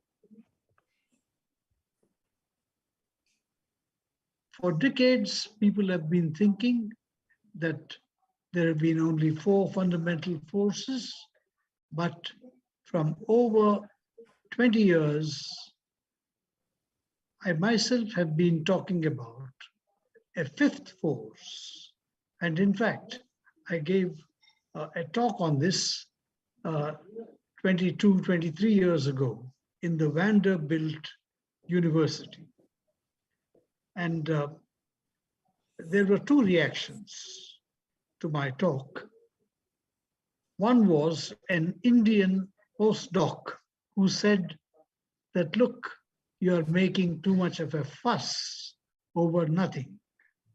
The other was a Chinese who came and said that this is really a new paradigm. In any case, it is really, I would say, all leading from my dark energy work of 1997, which luckily was, it appeared in, I was sure the paper would be rejected because I was talking counterintuitive and counter knowledge, but it was accepted immediately in the International Journal of Modern Physics A. And it was experimentally verified, observationally verified by Adam Ries, Saul Perlmutter, and also Krishna by observing type 1 supernovae, and they noted that this fact of dark energy, in the words of Tony Leggett, he appreciated this totally counterintuitive idea or nonsense very much. And he noted that there could be a new he noted that really this is something new. And he went on to say repeatedly that it is quite clear that you have come up with a new paradigm. And he said that your equations show an inflation type acceleration. So that is dark energy. In any case, let me go back a little to how I came upon this idea. I was toying with the idea of what may be called a quantum mechanical Kerr-Newman black hole in the late 90s. Off and on, there were some reports that the Large Hadron, there was skepticism about this, but in any case, dark energy stays, whether we like it or not. It is vacuum energy. It's energy that's all pervading. And I've written many papers after that, all of them published, which give the idea of what dark energy is and how it can be detected. Well,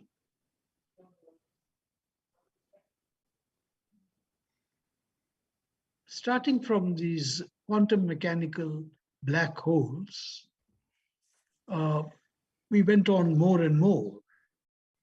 And finally, the next big thing in my work was the fifth force.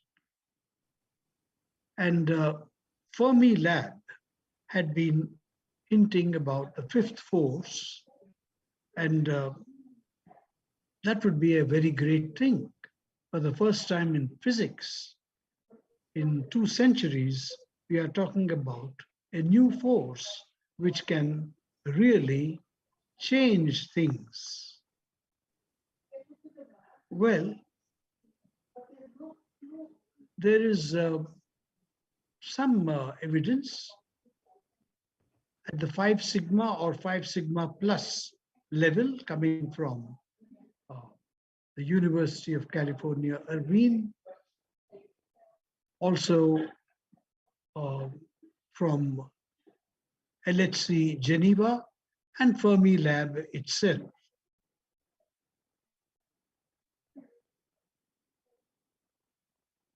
Now, let me give a theoretical justification of the fifth force, if it exists, before I come to the experimental status. And we have heard Professor Krasner-Holle just now describe in detail about one of the experiments.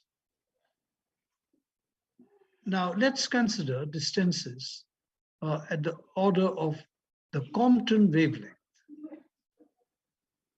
wherein features of quantum mechanics, general relativity, etc., are inextricably woven.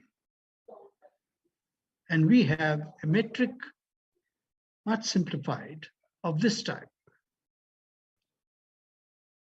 And here, small a is the Compton wavelength, which includes the Planck length, because the Planck length is nothing but the Compton wavelength of a Planck mass.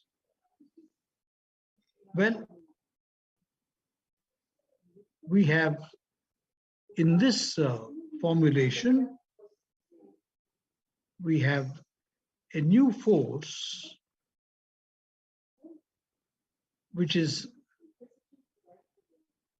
long range on the whole. The other forces are of 1 by r cubed, which is considered to be short range and therefore attributed to rather heavier intermediaries. So let's look at this from different angles. It is well known that the Dirac equation can be written in this form, where phi and chi are each two-component spinors, phi being of the positive energy component and psi and chi. So we can now consider how we can rewrite this. It can be rewritten in this form.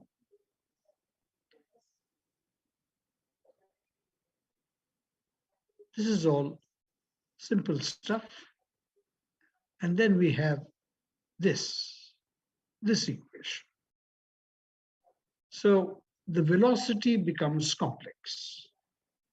And let's say capital V, and this follows the equation that is normal. There is a complex or imaginary component of the velocity, which we can write like this. And if we consider a velocity W written like this, then we have the complex space coordinate.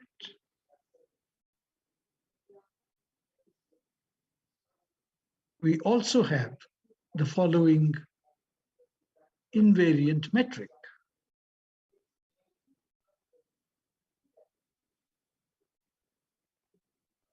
And we have x and xj are coordinates which follow this.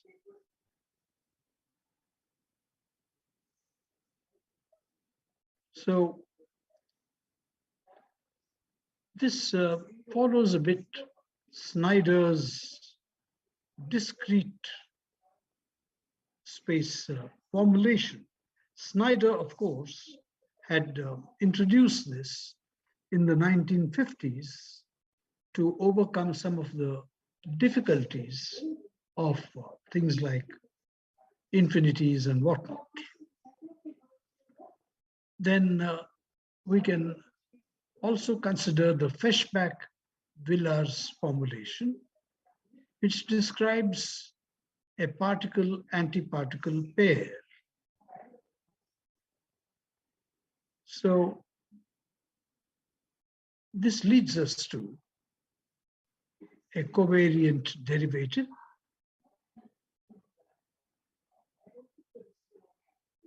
which you can see here. However, we are this time dealing with what we are dealing with is valid for the Klein-Gordon equation, but we can easily extend it to the Dirac equation. Now let us start for another approach with the equation which is very well known.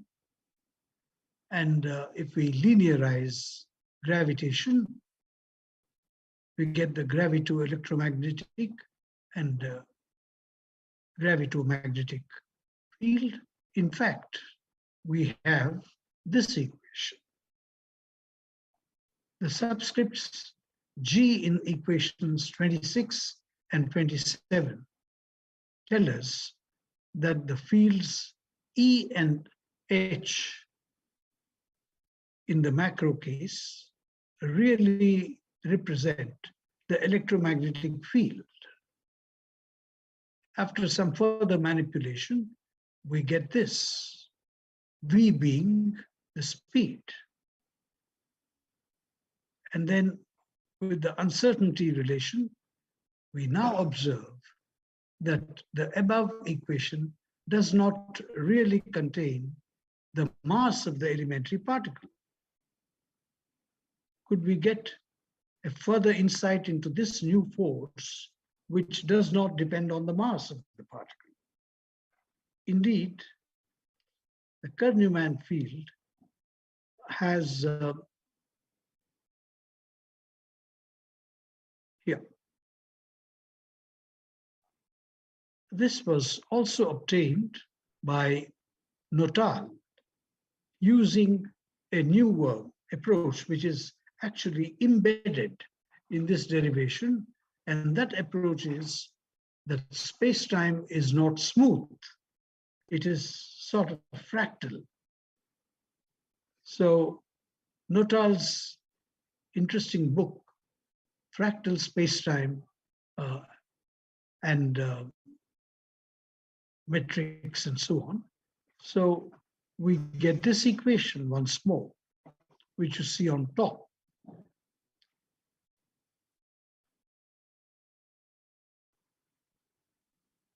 Now, the extra terms are of the order 1 by r squared. There is a speculated inexplicable short-range force that could be a candidate for this 1 by r cubed term. It differs from the usual and is defined as B1 and B2 long-range fields of special relativity. This would seem to be a rather odd coincidence. In fact, the above considerations of the Newman metric bring us back to the electromagnetic field. And that's not an accident. In the latter formulation, both electromagnetism and attraction arise from the metric. It's all there in the metric. We can arrive at the same conclusion from a slightly different point of view. I'm just arriving at the same conclusion from different angles as a sort of a verification. Let's take the linearized general relativity. And we have this well-known equation where equation 33 gives us the characterization of the tensor T. So there you have, tumbling out of equation 33 and 32, we get the mass, spin, gravitational potential, and change of electron if we work.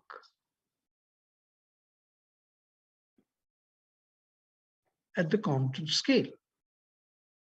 So essentially what we have is, all this, by the way, has been published in peer-reviewed journals, and we have these equations 34, 35.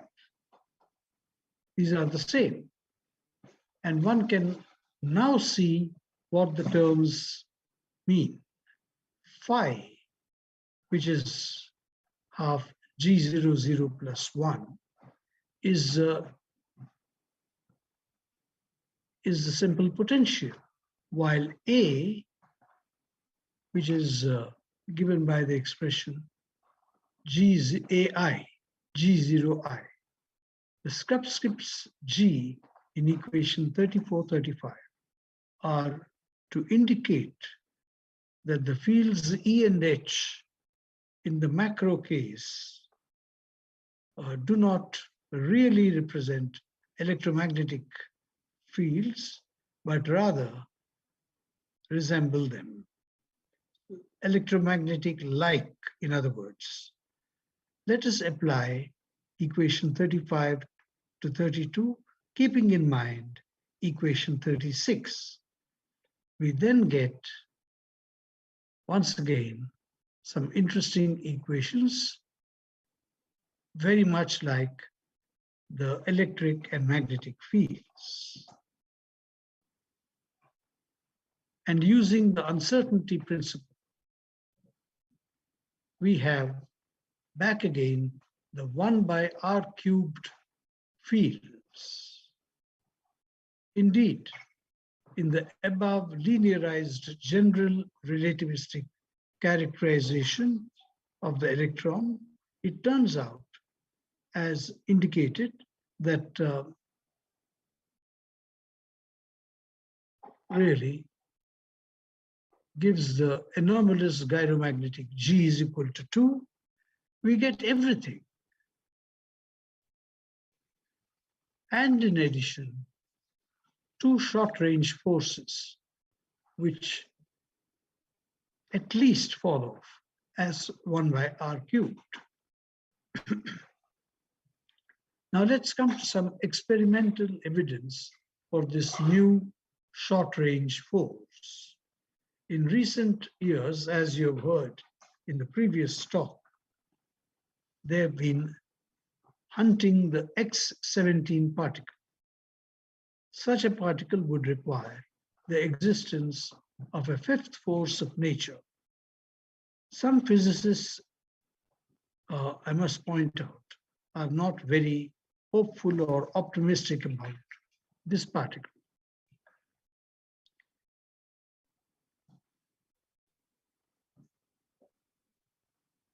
Nevertheless, it's there, and the experiments, as you heard, are going on. And this is to do with beryllium-8. As expected, this created pairs of positrons and electrons. However, the detectors also picked up excess decay signals. Excuse me.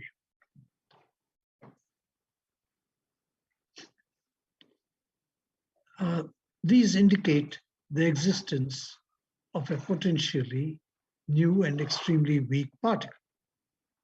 If it exists, the particle would be about 1 by 50th the mass of a proton. And because of its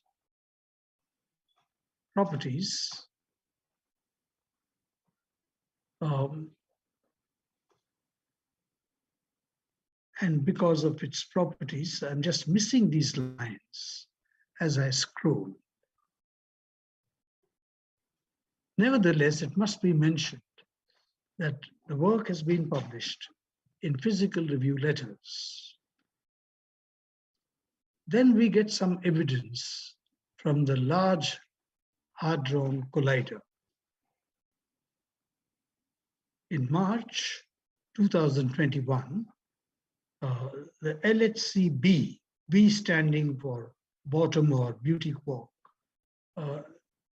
they reported signals of a new physics, a new force of nature. We come to the beauty quark or the bottom quarks. A paper put out by the collaboration in March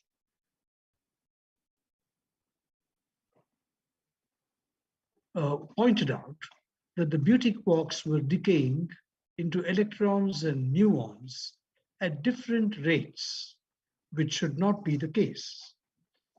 When beauty quark decays into electrons or muons via the weak force, it ought to do so equally often.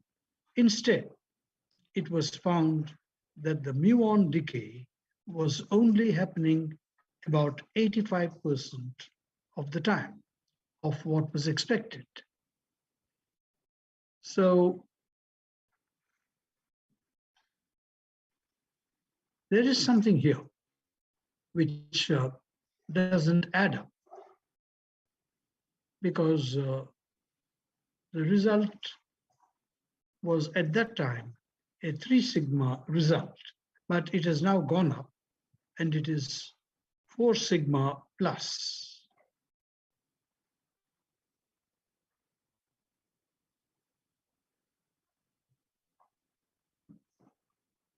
Well, there is also some confirmation coming from the Belle 2 experiment in Japan, they're also looking for these results. Further encouraging evidence comes from Fermilab in Chicago. Beams were passed through a 14 feet diameter tube and magnets were placed along the tube. They found the oscillations of the G is equal to 2 factor. They did find, but there was an anomaly persisting, namely the frequency of oscillation was only about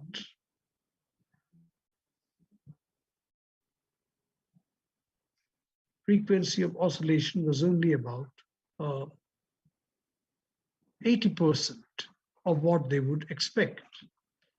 So this time, the result is a 5 sigma 1. In fact, a little greater than 5 sigma. This is another credible indicator. So really, we are, it appears, zeroing in on the 5th force. We could also think of a situation involving quarkonium, which is a quark-antiquark pair, as a special case. Let us now come to the case of charmonium, which has been worked out in detail. The quark-antiquark pair with a potential of the type given there, where A and B are constants.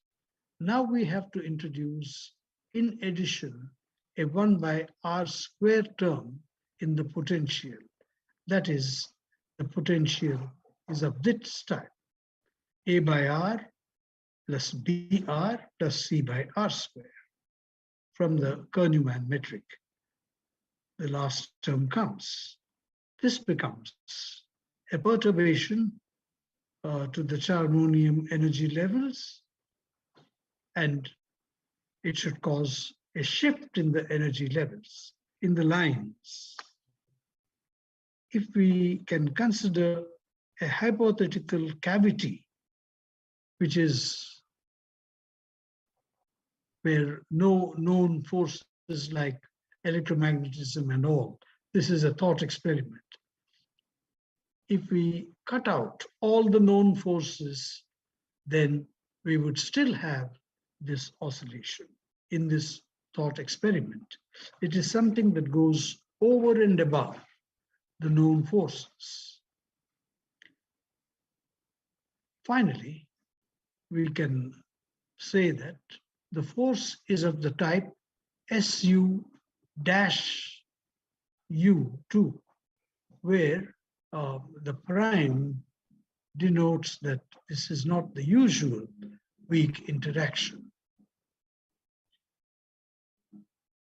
So with this, I would like to invite any comments, questions, or what have you.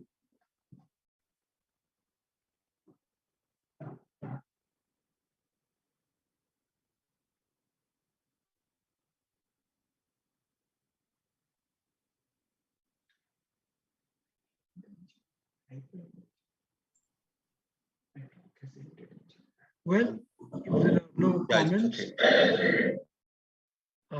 we hear you. Yes, I would once again like to thank Professor Ekrem and his team for a truly great conference. And we look forward to the Istanbul conference. We have, as I told you, we have done conferences in different continents, and now we are doing it in between continents on the banks of the Aegean Sea in Istanbul. Thank you very much, and I'm very grateful for this opportunity. We thank you, Professor Sittard. It was a very nice and very informative speech. Do we have any questions?